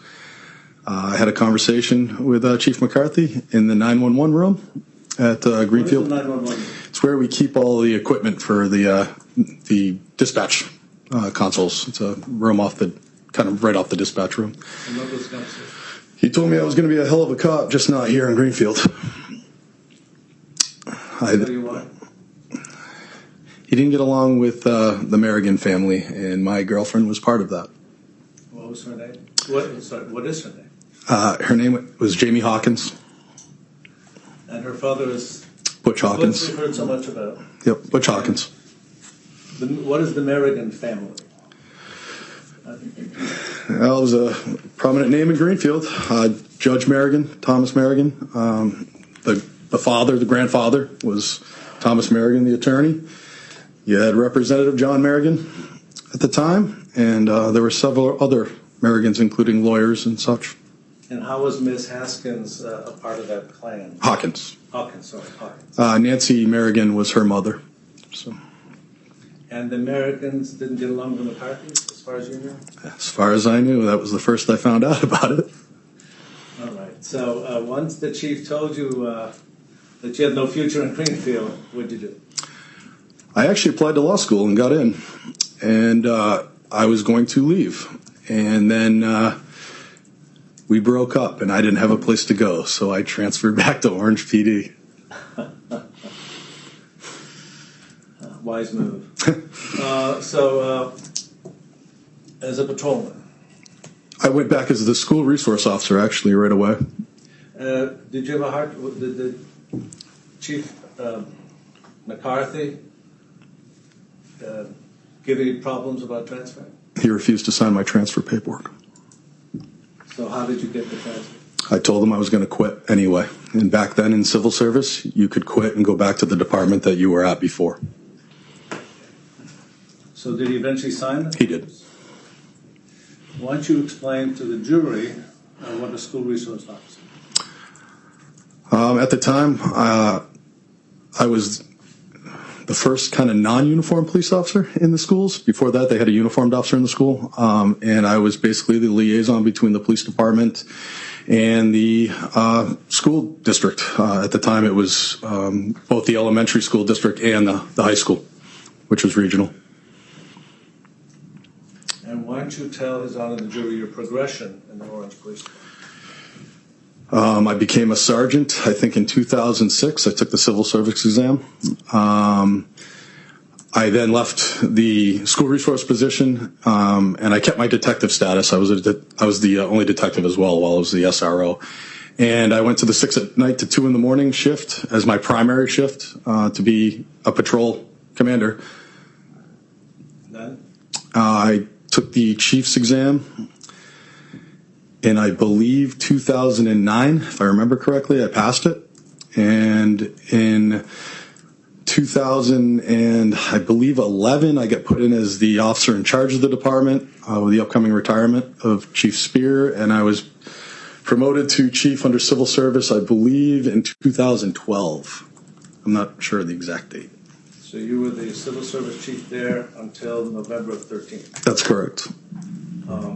Did you keep in touch with people in Greenfield, and did you obtain knowledge about what was going on in the Greenfield Police Department while you were in Orange? I did. And Chief McCarthy was the chief when you left. He was. And did the department then go through a bunch of chiefs? The Greenfield Department? They went from Chief McCarthy, who was non-civil service. The department changed the chief's job to civil service. Chief Gilbo, I believe, was the first civil service chief for Greenfield. He then retired. I'm not sure of the date. They went through several acting chiefs that included, I believe, Gary Magnan, Joe Burge. They had retired Chief Marchese came in as an interim. I even believe Danny McCarthy was acting chief for a couple of weeks, if I remember correctly. And then Joe Burge was the acting chief when I came. Now, did you become aware of any Greenfield police officers that were alleged to be acting improperly? Yes. Who? The group that was targeting officials in town. And what did they have a nickname as far as you were concerned? The nickname I was given was the Hit Squad. The Hit Squad, and who was in the Hit Squad? Officer Buchanan, Officer Ting, and Sergeant Bobet. And the reputation was they were targeting certain individuals in Greenfield? That's correct. Who were they targeting? Mayor Martin's son, Brickett Alice, Tim Farrell, Byron Capeless. Do you know Tim Farrell? Very well. And who's Tim Farrell? He's one of my best friends. And what does he do for a living? He owns. He's one of the two owners of Gilmore Farrell Insurance in Greenfield, but he was a city councilor at one point. He was a selectman. He was a selectman when I got hired in 1999. So we go through that. Greenfield at one point had a town form of government with selectmen, right? When I first got there, yes. And then it became a city form of government with a mayor and a city council. Correct. So your friend Mr. Farrell was a politician in Greenfield. Yes. Selectman and a city councilman. Yes, And did he express fear of the hit squad? he did. So did you help him out? I drove whenever I came to town.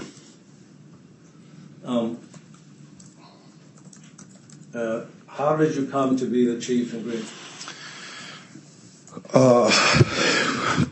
I would stay in touch with Butch Hawkins. We were good friends even after I got divorced. Yeah, why don't we go through that? Sure. So, you were together. Yes, You were going to go to law school. correct. You split up. You went back to Orange. And Correct. At some point, you got back together. We did. Yep. And did you get married before you became the chief? In Orange? Oh yes, that was a long time ago. When were you married?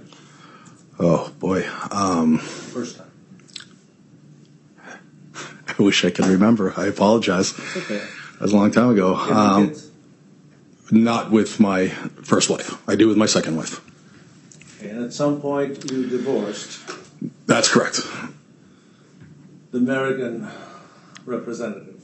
Yes. And was that before you became the Greenfield chief? Oh yes. But you stayed on good terms with the family? Very good terms. So let's get back to so we understand. So how you got to be the chief of Greenfield? Butch was working for the sheriff's department in the Triad program in retirement. What's the triad program? They help the elderly community out. They're the liaisons for the sheriff's department. Butch is a retired UMass police officer. And what happened? He would stop in and see me in Orange when I became chief, keep me kind of up to date on what's going on in Greenfield. We had a lot of conversations about kind of the way the department was being viewed. Things were being played out pretty publicly in the paper with the disagreements with the police department and the mayor. I don't think that was any secret whatsoever. They were going through a lot of turmoil, and they also didn't have a full-time chief for quite some time. And he would talk to me about it, and he actually asked if I would come down and talk with Mayor Martin about civil service, because Mayor Martin was a pretty big advocate of getting out of civil service and quite honestly not wanting to follow the civil service rules at that point, and he needed to. So he asked if I would come down and talk with him. Because at one point, Orange was civil service. They were civil service when I was there. You had familiarity with them. Yes. Okay, now's a good time for us to suspend. Okay, so ladies and gentlemen, we're going to take our lunch break. I'll see you back here in the courtroom at 2 o'clock. Just follow the court officer's instructions. We'll go to 3:15. And if you'd be so kind, once again, to give some thought as to your availability tomorrow afternoon to see whether or not you're available. Ideally, up until, say, 4:15, or at least some portion thereof. I do respect that you may have pre-existing appointments with the ongoing instruction not to discuss the case with anyone, including amongst yourselves, nor to do any investigation or research or look at any media reports. Have a great lunch. Get out there. Please be seated. Welcome back, ladies and gentlemen. I hope you got outside for some fresh air. Has anything come to your attention which has affected your abilities to remain fair, to remain impartial? Seeing and hearing no affirmative responses. And I understand that you've cleared the way for us to go to 3:15 tomorrow. Thank you very much. I do greatly appreciate that. All right, let's return now to cross-examination of Chief Haig.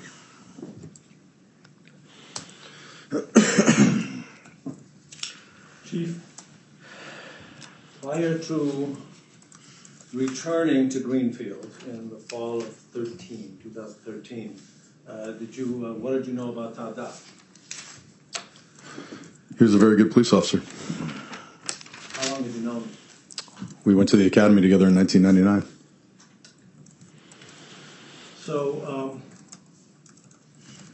when you came in, did the department need to hire any permanent sergeants? Yes. And who was your first hire?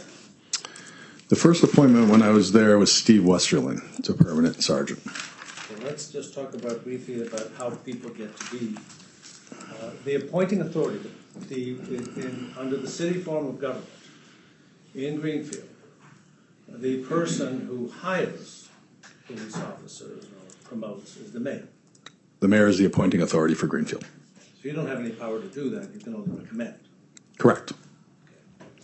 Now, when Greenfield was under civil service, you had to, they have to hire or promote, in this case, sergeants off a civil service list. Yes. And the formula was, if there's one opening, you need, it's the 2+1. If there's one opening, you need 3 people to be eligible to be hired, right? Not technically need, but it becomes a short list if you don't. Yes. So for a regular list, if you get 3 candidates, then the city has to hire one. If there's 3 candidates willing to accept the position, the city has to act on that one position. Has to act. And if there's 2 positions, then it's 5. 5 willing to accept, they have to act on the 2, correct.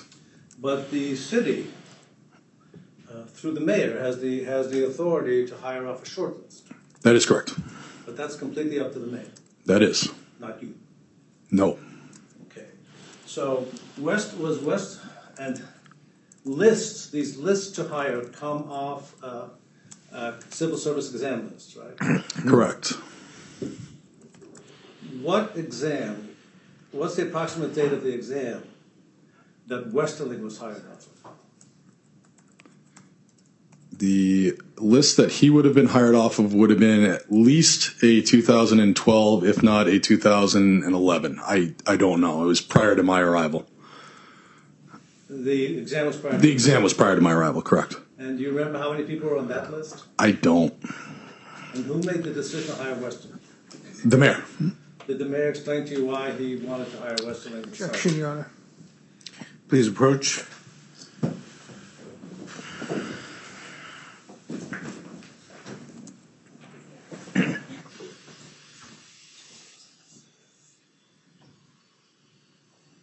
What's the objection? Hearsay, Your Honor.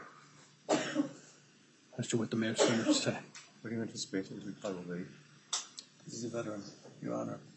In a trial like this, where the whole case is about Chief Haig's state of mind, all statements that he heard are not hearsay. Yeah, the objection's overruled. Thank you. Thank you. Objection overruled. You may repeat your question. And the mayor at the time was William Martin? That's correct. Was William Martin, William Martin no longer the mayor, right? That's correct. Who's the current mayor? Roxanne Wiedengardner? How are you going to pronounce it?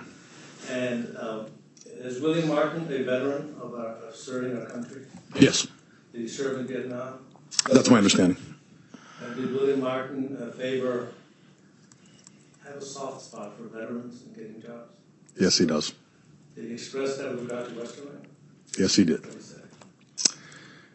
I had to explain a lot about civil service to the mayor, and that came up. And I said, yes, he was.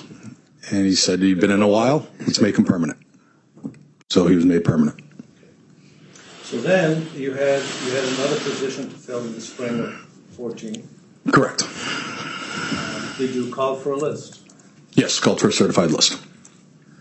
And you got that list. Yes. And that was introduced. I believe it's still sitting here. So that, This. okay. What do you call that document? This is. That's what you just did. This was a requisition detail for a certified list for police sergeant. This is what you see on the NeoGov site, which is what site? The NeoGov site, which is the civil service online, where you put your recs in for either a test or a certified list. It all goes through a software system. In general, if counsel can please have the witnesses identify what exhibit they are referring to, that would be fine. What exhibit? Exhibit 9, sir. Okay, thank you. May we be heard at sidebar? Sure.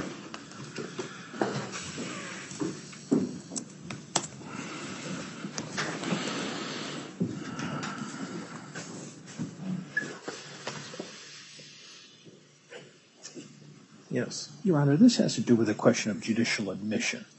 The amended complaint, paragraph 7, says in October 2014, Buchanan and several police officers took a civil service promotional exam. Paragraph 8, Buchanan passed the exam and was the high score in the Greenfield Police Department. Only one other Greenfield candidate passed the 2014 sergeant's exam. With respect to paragraphs 7 and 8, they admit the allegations contained in the paragraph. So it's a question of it's been judicially admitted. Right. Well, you can inquire, and on redirect, you can put that before him. Okay. Am I making a formal motion to amend my answer? It's far too late for that. That's right.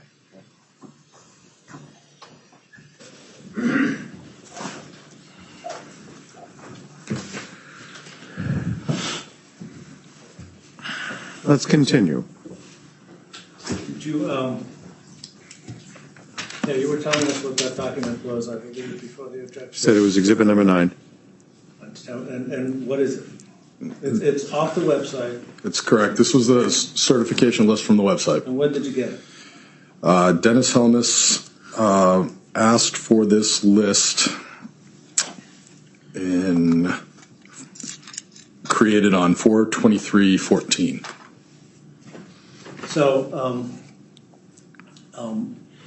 on that document, based on that document, Pat Buchanan came in third of the in-house candidates for sergeant Correct. in the 2013 exam. Correct. And Officers Ting and Westerling came in ahead of him. Correct. By the time this came out, Westerling was already a sergeant. Correct. He was appointed off a prior test. So he wasn't obviously eligible to be named sergeant again. Correct. Okay. Do you remember when the first complaint came in from the plaintiff? Approximately. First there was an MCD complaint, right? Yes. And on the MCD complaint, they said that Buchanan took a test in 2014, and he passed, and he was the highest scorer, right? Objection, Your Honor. Please approach.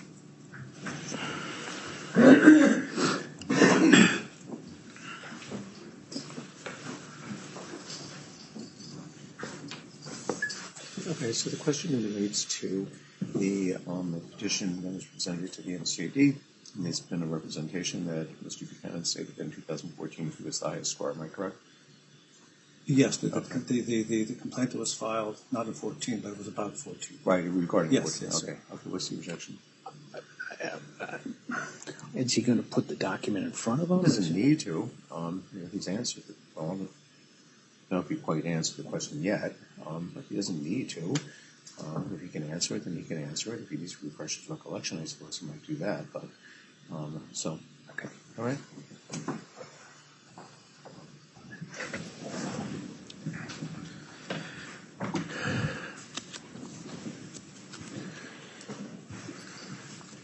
Why don't you repeat the question, please? Do you recall? Well, the foundation. The first time you found out that the city of Greenfield and your actions, where you were being accused of your actions being motivated by race, was when you received a complaint from the Commission Against Discrimination. Correct. And subsequently, you received a lawsuit. You were served with a lawsuit filed by Mr. Ryan. Correct. And do you recall in both those documents, Mr. Buchanan and his counsel alleged that Mr. Buchanan had taken a civil service exam in 2014, Yes. in October, Yes. and that Mr. Buchanan had finished first of all the in-house candidates. Correct. At the time, did you believe him? I did. You believed Mr. Buchanan and Mr. Ryan. I had no reason not to. When did you find out that it wasn't true? In going into NeoGov yesterday. And what did you find out about the date of the exam? The date was in 2013. And you went into NeoGov as a result of a subpoena served by Mr. Ryan, right? That's correct. And that is when you discovered that the complaint, the MCAD complaint, their first complaint, and their second complaint was wrong. Date-wise, yes. There was no exam given in 2014, in fact. There wasn't. Mr. Buchanan did not finish first. No. And in the complaint, you understand that they claim that in the fall of 2014, he took the exam, he passed it, there was a short list, and that you then tried to get around hiring him by going to an assessment center for the first time in 2015, right? Correct. When did you find out that wasn't true? Yesterday when I went through and found all the dates of requisitions for all of our exams, with the exception of the deputy chief. So let's walk through what actually happened. So you came in, and you requisitioned a list, and you got one in April of 2014, April. April 23rd. And it's a short list It is. for one position. Correct. Did you want to hire off of that list? You yourself, if you could? I didn't really even attempt it. I understand, but if you had your way, would you have hired? Yes. You needed a sergeant. Correct. So, but you couldn't do it. I couldn't, no. So what'd you do? Started negotiating with the unions. Well, did you go to Mayor Martin? I did, yes. So you met with Mayor Martin, and did you explain to him what you had? I did. Did you tell him that it was his decision as to hire or not off that short list? I did. And what did he say? I'm not hiring off a short list. What was easier, in terms of filling permanent position, what was easier, the assessment center or just staying with the whole civil service process? I think the assessment center has been proven to be easier by a long stretch. So when the mayor said he wouldn't hire off the short list, what did you do? I started negotiating with the unions to try to figure out how to get to an assessment center. And who was the president of the Superior Officers Union? Todd Dodge. This Todd Dodge. Yes. Now, at the same time, was there a lieutenant's position? There was one acting lieutenant position open. And was there a short list? Actually, excuse me, there were multiple acting lieutenants. There was one open position at that point. And was there a short list for that one? There was. And who was on that list? Steve Westerling, Kelson Ting, and a officer from Holyoke. And did the officer from Holyoke indicate that he or she, was it a he or she? I don't recall. Okay, and he or she would accept a job in Greenfield? Never showed up to sign acceptance. And was Kelson Ting eligible for that promotion? Not at that point, no. What was the status of that? He was on IOD, and there were some investigations going on as well for other issues. So there was one viable candidate? Correct. Could the mayor have hired, strike that. I don't want to say strike that. The transcript just says strike that. It's a habit we get into. Could the mayor have hired, who was that candidate? Steve Westerling was the one viable candidate. And at that point, he had just been promoted to sergeant. Correct. Todd Dodge, at that point, had been the acting lieutenant for how long? I'm not sure. For a while, I think. Did Todd Dodge tell you how he had been really running the department? He told me he was instrumental in keeping the place together. Did he express to you that he wanted that permanent position? He wanted a permanent lieutenant position, yes. Did Todd Dodge express to you any views about continuing with the civil service shortlist process for lieutenant? No. What did he say he wanted you to do? Wanted me to move on from the short list, that he felt Steve Westerling was not going to be good in that position. And Steve Westerling was not Todd Dodge? No. So Todd Dodge advocated against hiring out the short list? Yes. Okay. And when you're negotiating with unions, Todd Dodge was there. Yes. And was there a discussion with the unions about how to improve the system while you're still in civil service so that you get more candidates and fill the position? Yes, amongst other departmental structures. And you also talked about departmental structure. That's correct. And did you on behalf of the city reach an agreement with the unions as to how to start promoting people? Yes, we did. Did you agree on a restructure? Yes, we did. And you agreed to create what position? We agreed to unfund the open lieutenant position, to create a civil service deputy chief position that we never had, that would have been outside the union as a second in command, that had to be done through HR. And then I convinced the mayor to give me a 6th sergeant position. And for the deputy chief, did the unions, Mr. Dodge was the president, agree to a process as to hire the deputy chief?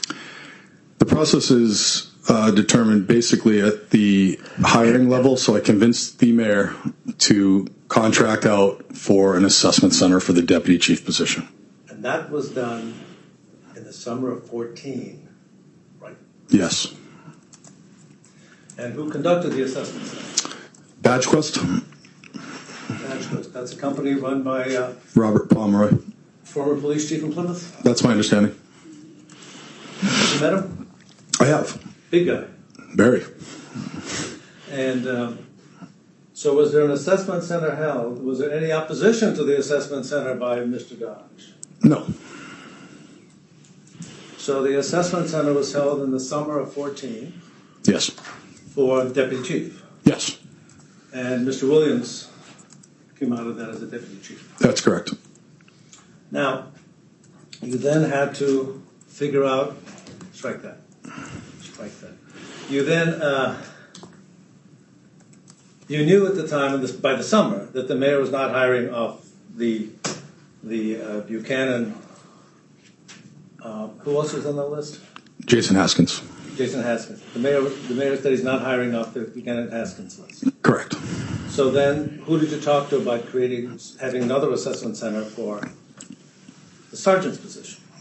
The mayor again, because now we had 2 positions that were open, and I knew we were going to need 5 viable candidates for 2 positions. Did Mr. Dodge express any reservations about that process? No. Did he support it? Yes. Both personally and as the union president? Yes.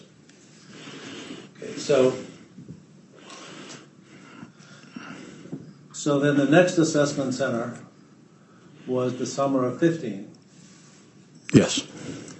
for sergeant. Correct. So since I like to work chronologically, let's back up. So you first heard,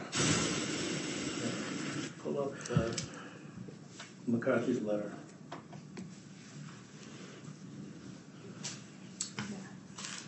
You first learned about the incident with the young man sometime in January of 15, right? Sounds correct. Yes. And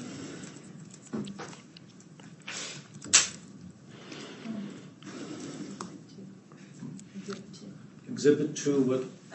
No, it's Tab 2, Exhibit 1.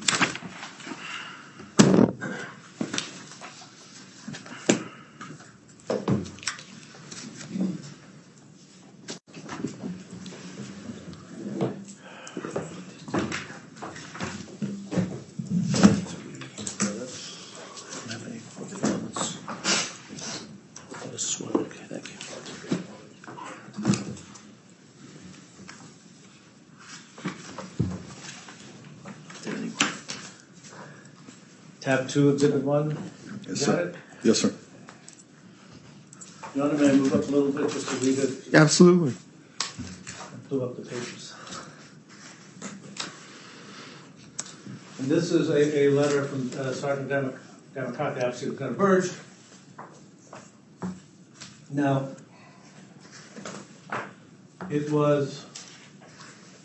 he's talking about learning something from an officer. Who's that officer? You found out who that officer was, right? Todd Clark. Todd Clark. Now, so Todd Clark was at that time a detective, right? Yes. McCarthy was a sergeant. Yes. So it was Todd Clark that started the process by reporting it to his supervisor. Correct. And the supervisor passed the information on to his supervisor. Sergeant McCarthy was in charge of the Detective Bureau. He handed it to Lieutenant Burge, who's in charge of the Patrol Division. So that's the appropriate chain of command to pass it on. Correct. Sergeant McCarthy didn't suggest an IA. No. And let's see about what he says.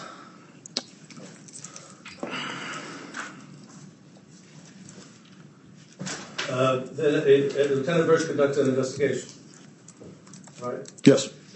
And Lieutenant Birch confirmed the information about what Ms. Petrillo had said, right? Yes. And that he had to drop off the receipts. That was confirmed through statements of the people in the car that he did that. Correct. So that was true. And that if he didn't do it, Buchanan knows where he lives. That was confirmed by the investigation, right? Correct. And then he says that, and he's quoting, Sergeant McCarthy says that this officer, Clark, said to him that this is the fourth or fifth time he has heard that Officer Buchanan has made these types, right? Correct. Now, when Clark was interviewed, he said he only heard of one, right? Correct. And then when Buchanan was interviewed, he said he'd done it at least 10 times before. Correct. So Sergeant McCarthy understated the number of times that Mr. Buchanan had done this. Correct. Were you concerned that Mr. Buchanan chose to give this young man a warning rather than a ticket? No. Were you concerned that Officer Buchanan suggested to him that he take the money that he saved and spend it on his mother? No. What concerned you about what he did? Bring me the receipts to prove it, or there would be some additional penalty. Did you consider that, a statement like that, by a police officer to a citizen, to violate that citizen's civil rights? Yes. And that was always the issue in this investigation, right? It's the order. It's not the Christmas gift, help your mother out, play it forward, right? That's correct. And throughout the investigation, did you become concerned of Mr. Buchanan's, then Officer Buchanan's, truthfulness?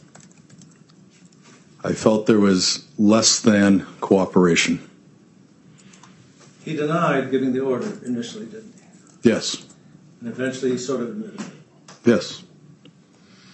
Did he show any remorse? Not to my knowledge.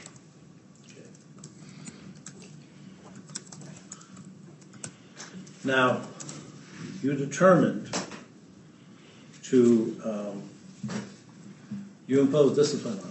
I did. Why don't you tell His Honor and the jury what factors played into your decision to give him what you gave him? It was the less than cooperation and the understanding that he didn't really take any acceptance for the receipts. That's what I took the most severe. You were aware that the next step, that this was likely to be aggrieved and that they go see the mayor. Yes. When you made the determination as to what to give him, were you concerned about the mayor's reaction? Yes.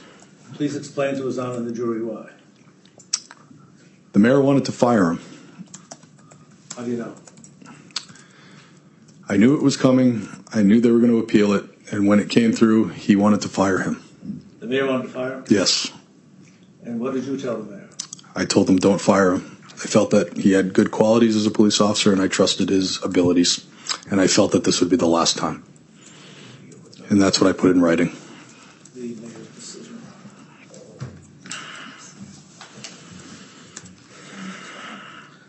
Exhibit 12 looks. It's tab 12. Sorry, that's what was in writing. I'm sorry. Yeah.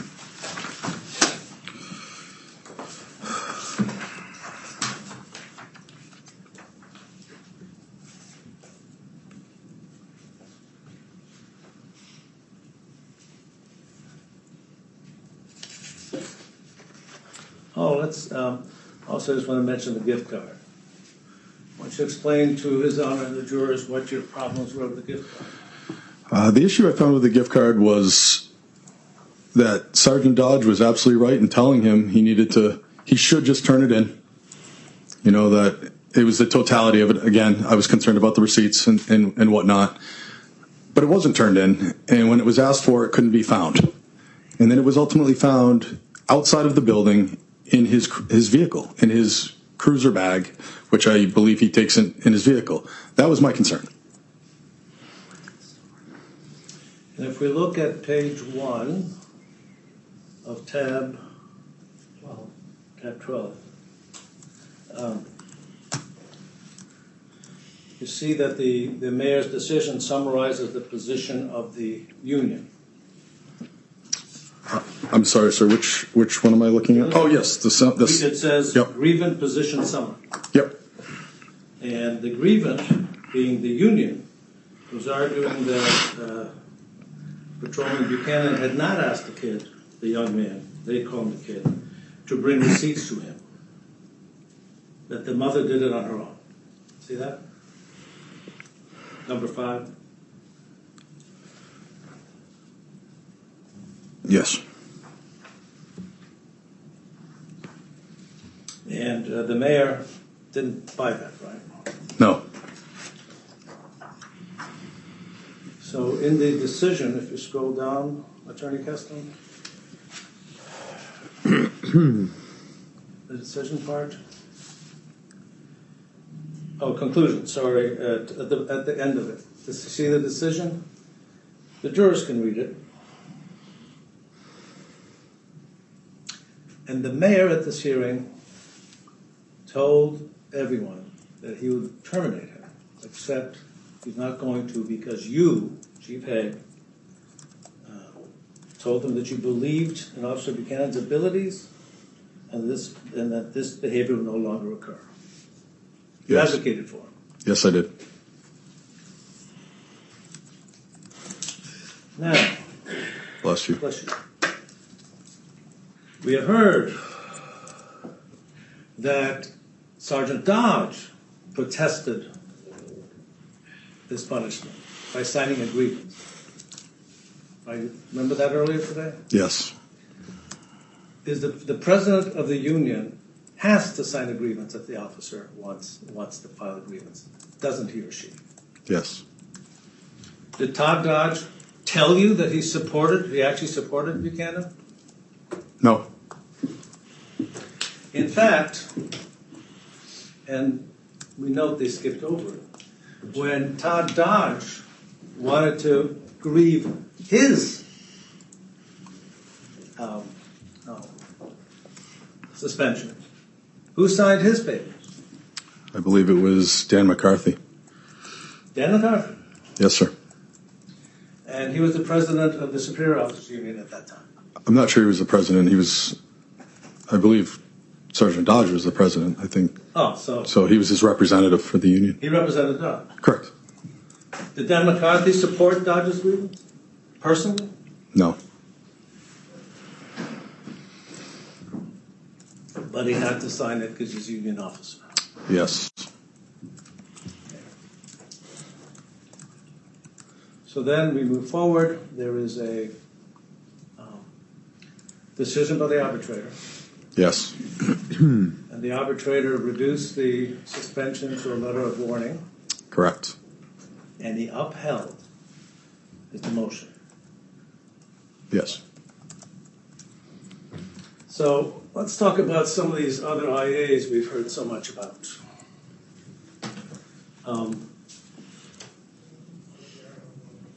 Is alcoholism, how is alcoholism treated in police departments in Massachusetts? It's a disability.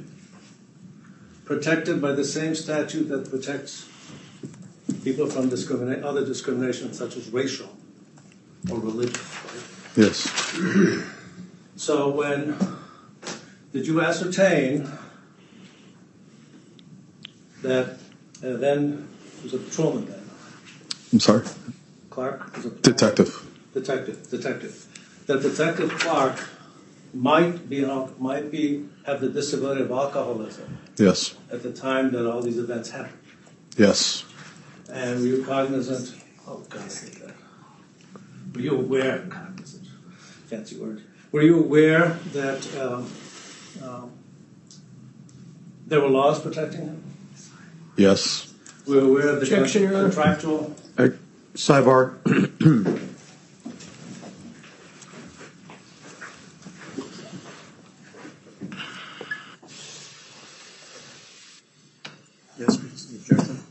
Yes, Your Honor. He's having him testify as a legal expert on employment law issues. Well, I'm satisfied that he's competent to testify as to those pertaining to disabilities, to the extent that they fall within the extent of his knowledge as chief. Okay, the objection's overruled. Thank you. Objection overruled. Please repeat your question.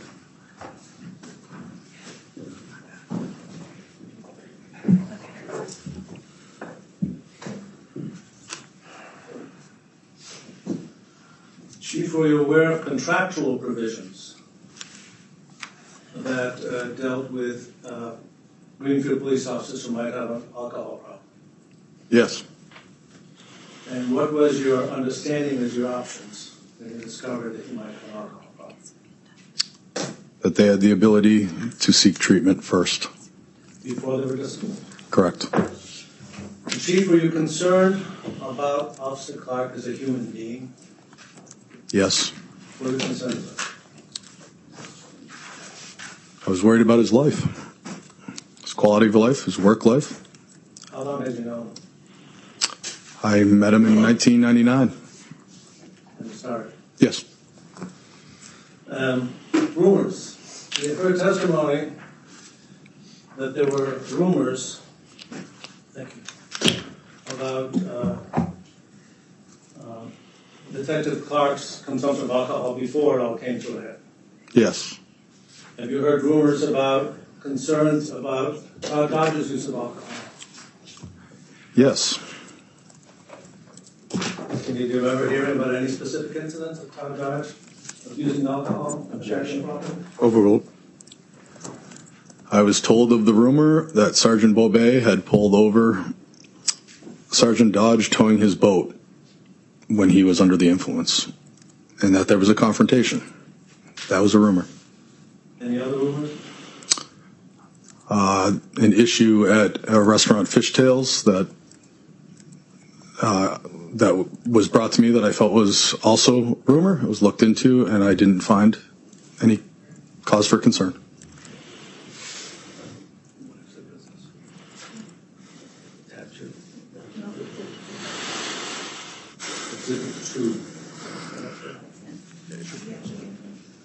Exhibit 2 or tab 2? No, it's Exhibit 2. Exhibit 2. Okay.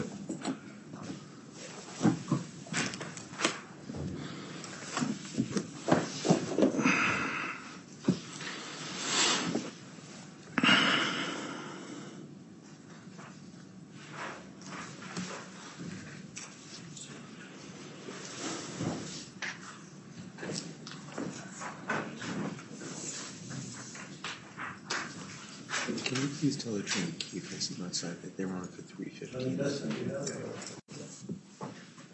Just the last page.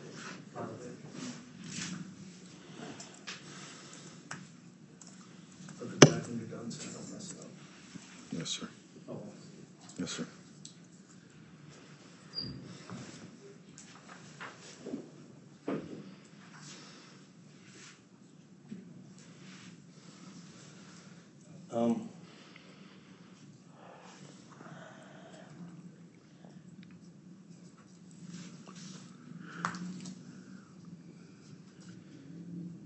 You indicate that he used his rights afforded to him by the Drug-Free Workplace Act of 1998. Yes. He had an option to seek treatment. Did you give him a choice? He was going to seek treatment or his job was going to be done. And was he happy about this? No. Is he happy today about it? He seems to be doing okay.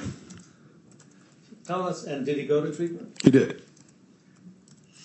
How's he been since these incidents we've heard about, and you allowed him, and you gave him, you sent him to treatment? How's he been?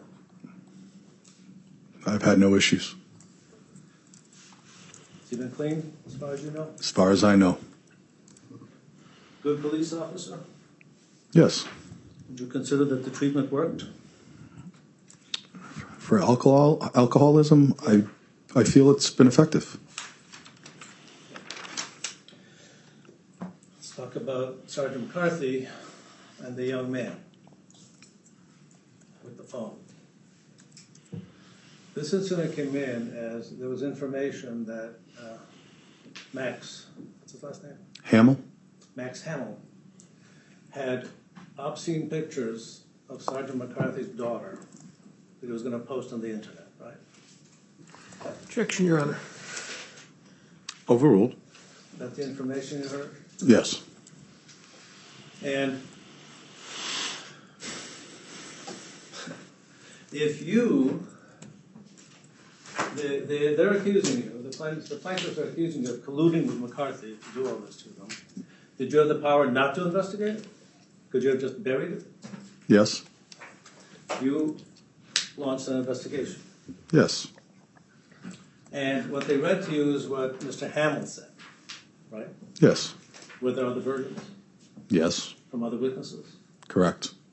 And did you keep the investigation in-house? Yes. Did you go out to any outside agencies? Yes. Who'd you go to? For evidentiary purpose, the state police were contacted. The district attorney's office was contacted. I believe there was some talk about FBI forensic unit to deal with the phone. And one of these witnesses claimed that he or she, I think it's a she, that he or she saw Sergeant McCarthy deleting things off the phone. Yes. Did which agency examine the phone? You remember, was it the state police? I don't recall. It's in the report. But one of the outside agencies examined the phone? Yes. Did they find any evidence that anything was deleted? No. So apparently that witness was not correct. I would validate that. Did you also react to this as a human being and a father? I did. You have a daughter? I do. If you found out that some guy had naked pictures of your daughter and was going to post them on the internet, would you do something? Yes. Might you do something rash? Yes. So McCarthy reported this himself, didn't He did. he? He self-reported about doing this. He realized this was a problem. Yes, he did. Did that factor in decision as to what to do with it? Yes, it did.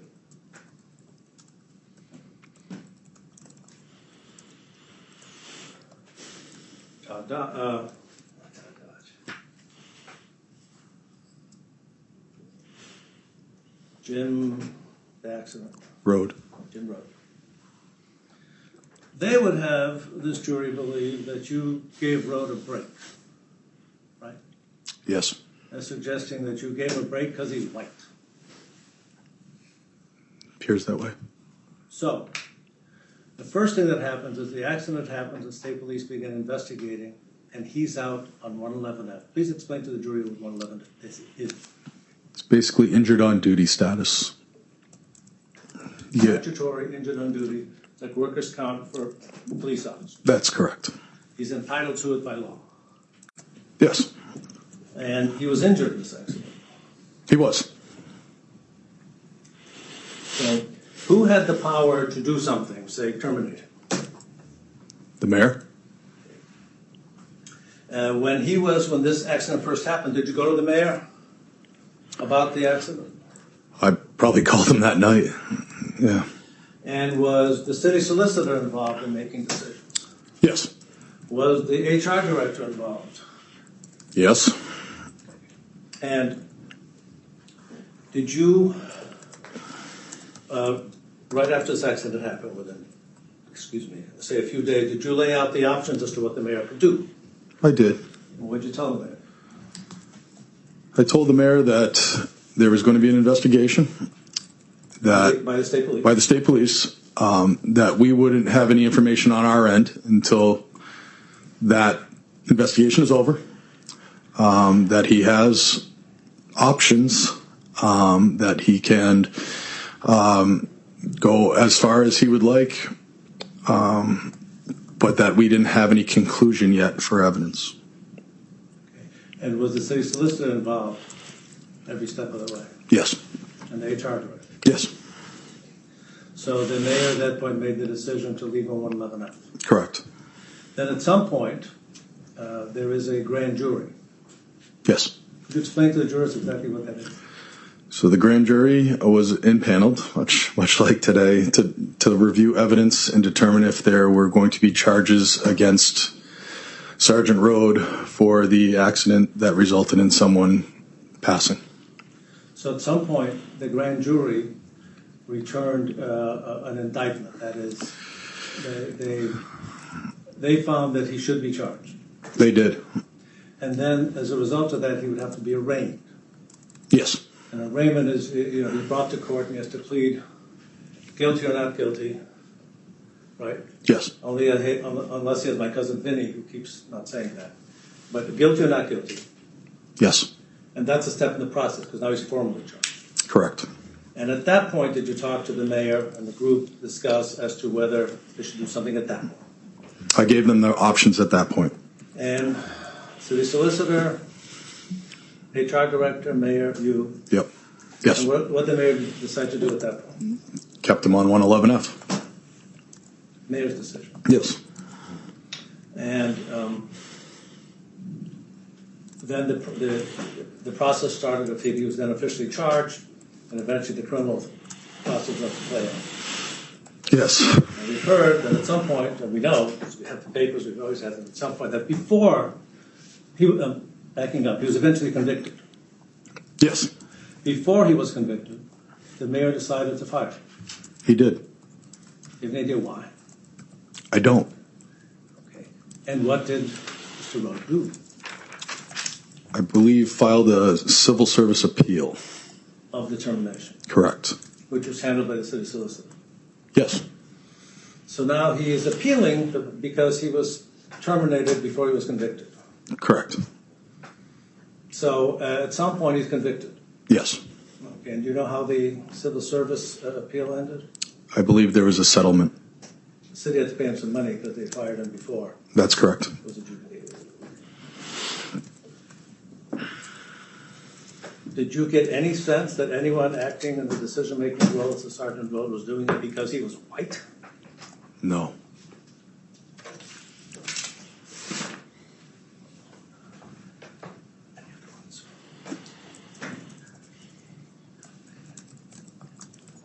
Oh, yeah. Yeah. The evidence one. Yes. Why don't you explain to us and the jury what actually happened? I believe the court officer went to go to court and the evidence was not where it was supposed to be. Which was? It was in a locker in the detective bureau. Where was it supposed to be? It was supposed to be in the evidence room. The evidence room. Yes. But it wasn't there. It was not. And that's why you opened an IA to find out what happened. Yes. What'd you find? So, what'd you find out? That apparently we had detectives that were holding evidence until it was time to go to court, and then they would log it, which was obviously not what we want. You found that some of the detectives have been doing it for years? Yes. So what'd you do? Ended it right there. Had Lieutenant Gordon talk with Sergeant McCarthy about the proper chain of evidence in which he was to relay that to his people. To all the detectives? Correct. But they shouldn't do that anymore. That's correct. It didn't affect the criminal case at all, did it? No, not that I know of. Let's talk about you. The Internal Affairs investigator yourself. So I take it you investigated yourself and cleared yourself. I tried. Yeah. Why don't you tell the jury what the actual problem was with this young lady? Yes. So during the initial arrest,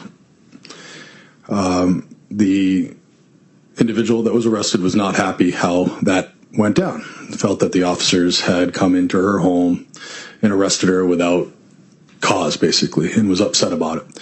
The officers had gone into that house because they dealt with her on a prior occasion, and there was an issue with alcohol and young children. They had this knowledge. So when they went in, they were doing this as much because they had the right to, as to concern about potentially young children in the home again. They made the arrest. I believe DCF had been notified on a prior occasion. Let's just talk there. DCF is what? Department of Children and Families. And that's the agency that makes sure, that the state agency that makes sure that our children are protected. Correct. And could you explain to the jury what a mandated reporter is? Police officers, school teachers, anybody that has some type of supervision in children you're required to report any allegations of abuse or suspected abuse or suspected neglect. And police officers are mandated reporters. So Greenfield police officers, all police officers, not you, Correct. by law, have to report if they have reason to believe that children might be in trouble. Yes. And in this case, that's what happened. It was done on a prior occasion, so they believed that that potentially could be the issue in this, which aided in their ability to go into the home. She wasn't happy about that. No. So then what happened? I spoke with her on the phone. Tell us about that conversation. She had filed the complaint. We had investigated it. She had filed a complaint about the officers? The officers that came in the home. Yeah. We investigated it. I don't know who the investigating officer was, found no wrongdoing. She was not happy with that. She called dispatch. I happened to be sitting in dispatch, and they transferred the phone call over to me, and I spoke with her. She was not happy with me. Do you remember what the substance of it?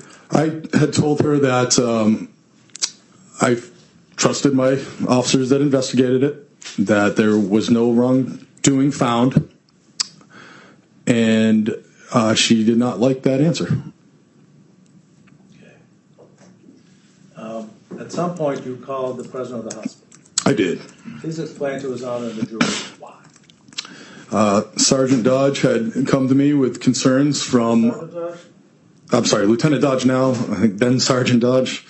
Came to you. Came to me. Concerned about what she said. Concerned that she had made comments that Greenfield Police, my understanding she was a nurse at the ER, that she had made comments that I hope Greenfield Police officer doesn't need assistance here because they're not going to get it. He brought those concerns to me, felt that it needed to be addressed. I, too, was concerned about the fact that we had an ER nurse that was potentially threatening to not help one of our officers if we ever needed help. So I called the president, who I knew. And it was a she? She, yes. And what did you tell her? I told her exactly that. I said, I don't know what you want to do with this. I just want you aware that one of your employees said that we better not come in there because we wouldn't get help. Would you do that again? Yes, I would. Come on.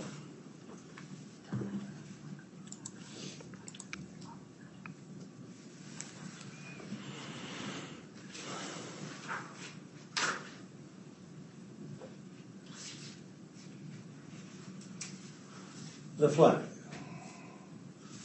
At some point in 2015, you learned that there was a report that there was a flag, a Confederate flag in the garage, partially owned by Sergeant McCarthy, inside the garage, right? Correct. And how far is that garage from the street?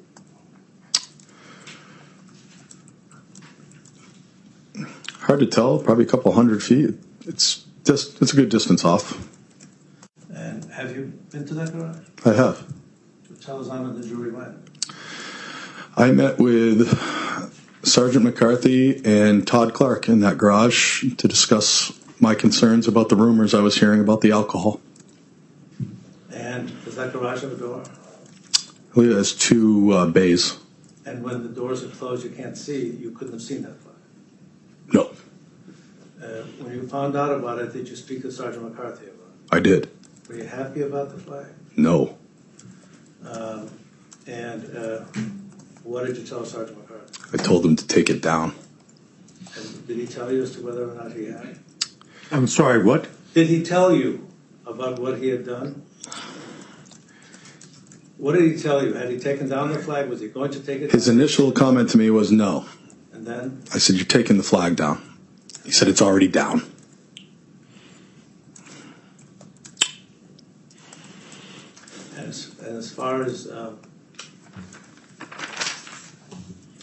As far as you know, has that flag ever been seen from the street again? Not to my knowledge.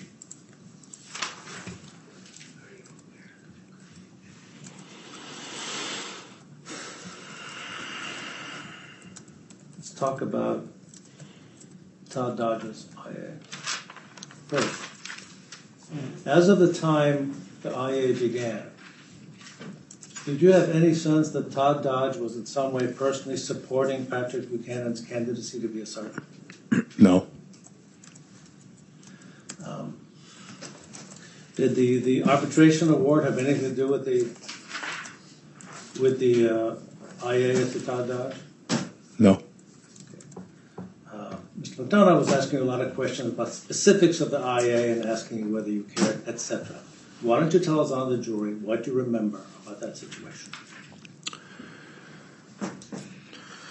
My issue was that every time information came back to me from the investigator. Let's back up about the investigation. So what did you first hear? What do you remember now about what happened here? My understanding was there was a phone call made to the Greenfield Police Department in which someone was giving information about an individual that had a warrant and maybe using drugs. At some point, there was in that day, there was a hysterical phone call to dispatch, which was transferred to Lieutenant Gordon. The person who was calling said, "I am the one who called in. I thought I was anonymous, and I just heard Dodge say he's going to give my name to a woman. I don't know the names off the top of my head." The concern at that point was she thought she was anonymous, and her statement was she overheard the conversation that her name was going to be given to her friend and that they were in the room and she was now afraid for her well-being. Because she was worried that it would go to the abuser. Correct. Then what happened? I remember Lieutenant Gordon telling me he promised the woman it wouldn't happen, and then he came to me with this. I believe he went to the deputy chief as well. I said it needs to be looked into. That's what kicked off that internal investigation. And what happened then? Did you have some issues with Dodge's behavior during the investigation, what he was saying? I had issue with that. Every time the investigator came back to me, there were different names, different days, different information, and they had to keep working to try to decipher what was going on.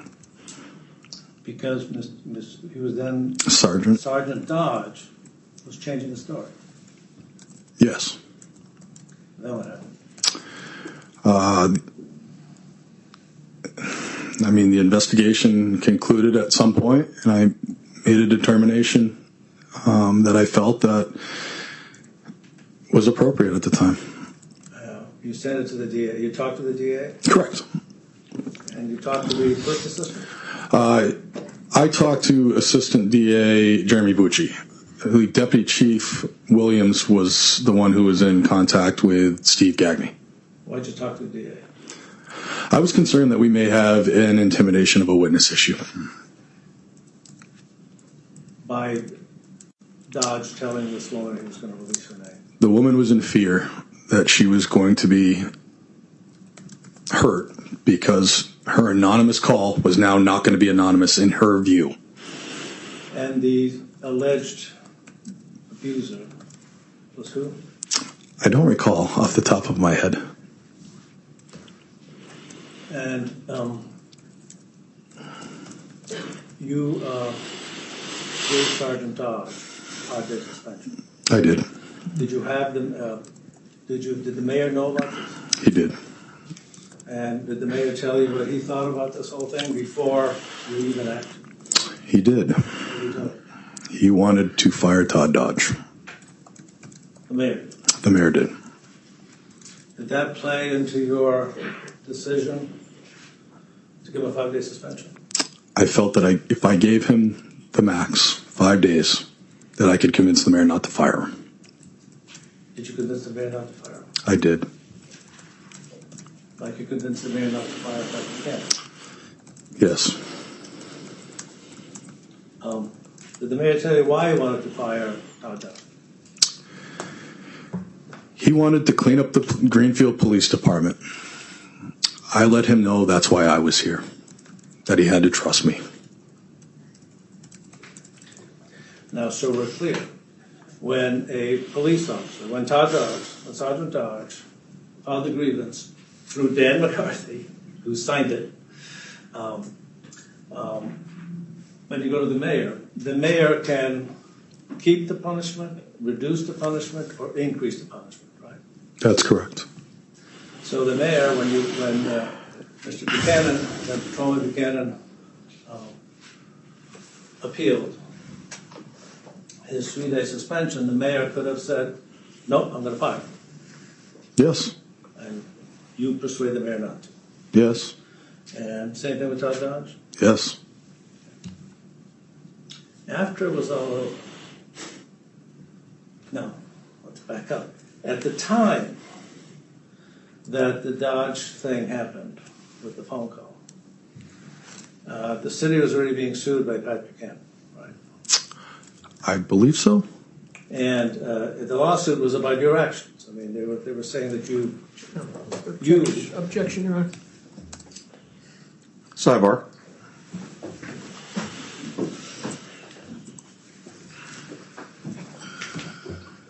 Ladies and gentlemen, we'll go just about 10, 15 more minutes. Yes, what is the objection? I believe my brother is saying that in December 2015, this town was already being sued by. No, he said, Dodge is quite a bit. he said at the time that Dodge was investigated, that this lawsuit was pending. And Your Honor, factually that's incorrect. The MCAD complaint was not filed until March 2016. When was Dodge? That's right. Dodge's discipline was February 5th, 2016, Your Honor. All right, fair enough. Thank you. Objection sustained. Please rephrase your question.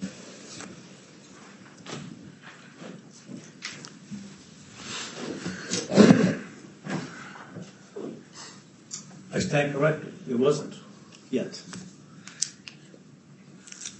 At some point after the discipline and everything else, did you and Todd Dodge sit down and talk about it? Yes. Tell the jury what happened. Tell us honor in the jury. I've known Todd Dodge for a long time, and I think he's a good cop, and he was a good friend of mine. And I went to him to have a face-to-face, heart-to-heart conversation as to why I did what I did, that I felt for him, and what he had acknowledged to me on prior occasions about what he felt it did to him. But I wanted him to understand from me directly why that was. We did it in the sergeant's office, at the station with the door shut, and we talked on a personal level. And what else do you remember? He appreciated me going to him face to face because others hadn't. Yeah. What did he say about his reaction to you? I'm afraid we're not recording you. You're barely whispering, so speak up, please. Just speak up. No, It's a distance. I understood. So what did Todd Dodge say to you? What was his reaction to you going to see? He said we'd be all right. Maybe not that day, but we'd be all right. We'd be all right. Yeah. You and him. Yes. And how soon after that did he sue you? Ooh. I don't recall exactly when I got those papers, but How did that make you feel? How did that make you feel? pretty close to where I am right now. Which is Sick to my stomach. now the assessment center of 2015 Yes. for sergeant, run by Chief Howard, but they supervised by it. It was his company that he controls. Yes. Did you have any role in it? In the assessment center itself? No. And the assessment center consisted of what? Do you remember what they did? For sergeant, it was a 2-day. I believe there was a written portion of it on one day, rules and regulations, policy procedure type of stuff. I know Deputy Chief Williams worked with Badge Quest to develop the study materials. And then I believe day 2 was the actual role-playing assessment side. I didn't watch any of it. Right. So Did Todd Dodge participate in any of this planning? I don't believe he participated in any of the planning per se. Okay. Did he ever express any feelings to you that he didn't think this was right? No. And after, so then the we have that. What tab is that? Assessments understood.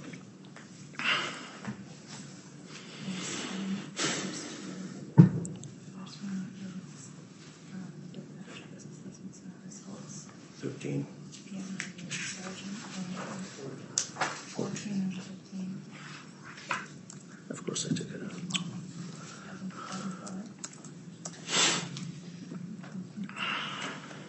Of course, I took them out. Somebody. Can you put them up? 14. It's exhibit 1 and 14. Tab 14, I believe, right? Yes.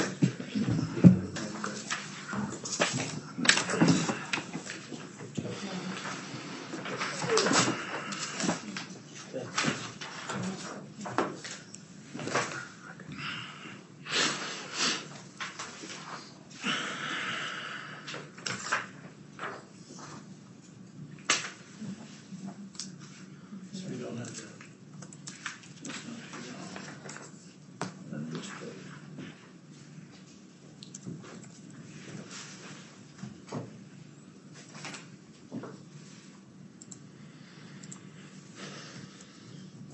So, are you there? Yes, sir. Is that in your tab 14? Yes. May I can just approach right here. Yep. Thank you. Okay, this was the document sent by Badge Quest to the mayor, Yes. listing them, listing an eligible list with 5 people on it.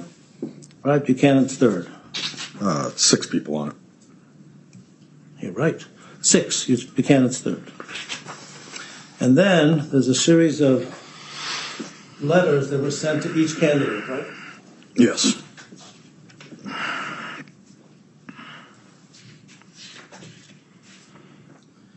And could you go to the one for Pat Buchanan?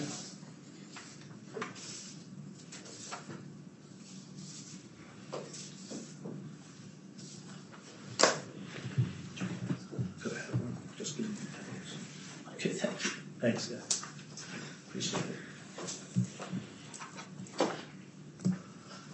We got Pat Buchanan's. Is that up there? Attorney Kessler, thank you. Now, you see that there's a passing score, and then there's weights. Right? Yes, sir. So the score they gave Buchanan was 87.92, which if you round up is 88, right? Yes. And then the employment experience score is 0.2 multiplied by 10%, right? So it's 0.02, Yes. which has no effect on his final score, does it? No. And that's true with everybody else. Yes. The jury can do it. You'll have all this stuff. You'll see it. So you don't get 0.20 points for your employment experience score. You get 0.2, 10% of 0.2, which is 0.02. So Please, that struck. Please pose a question. That was a statement.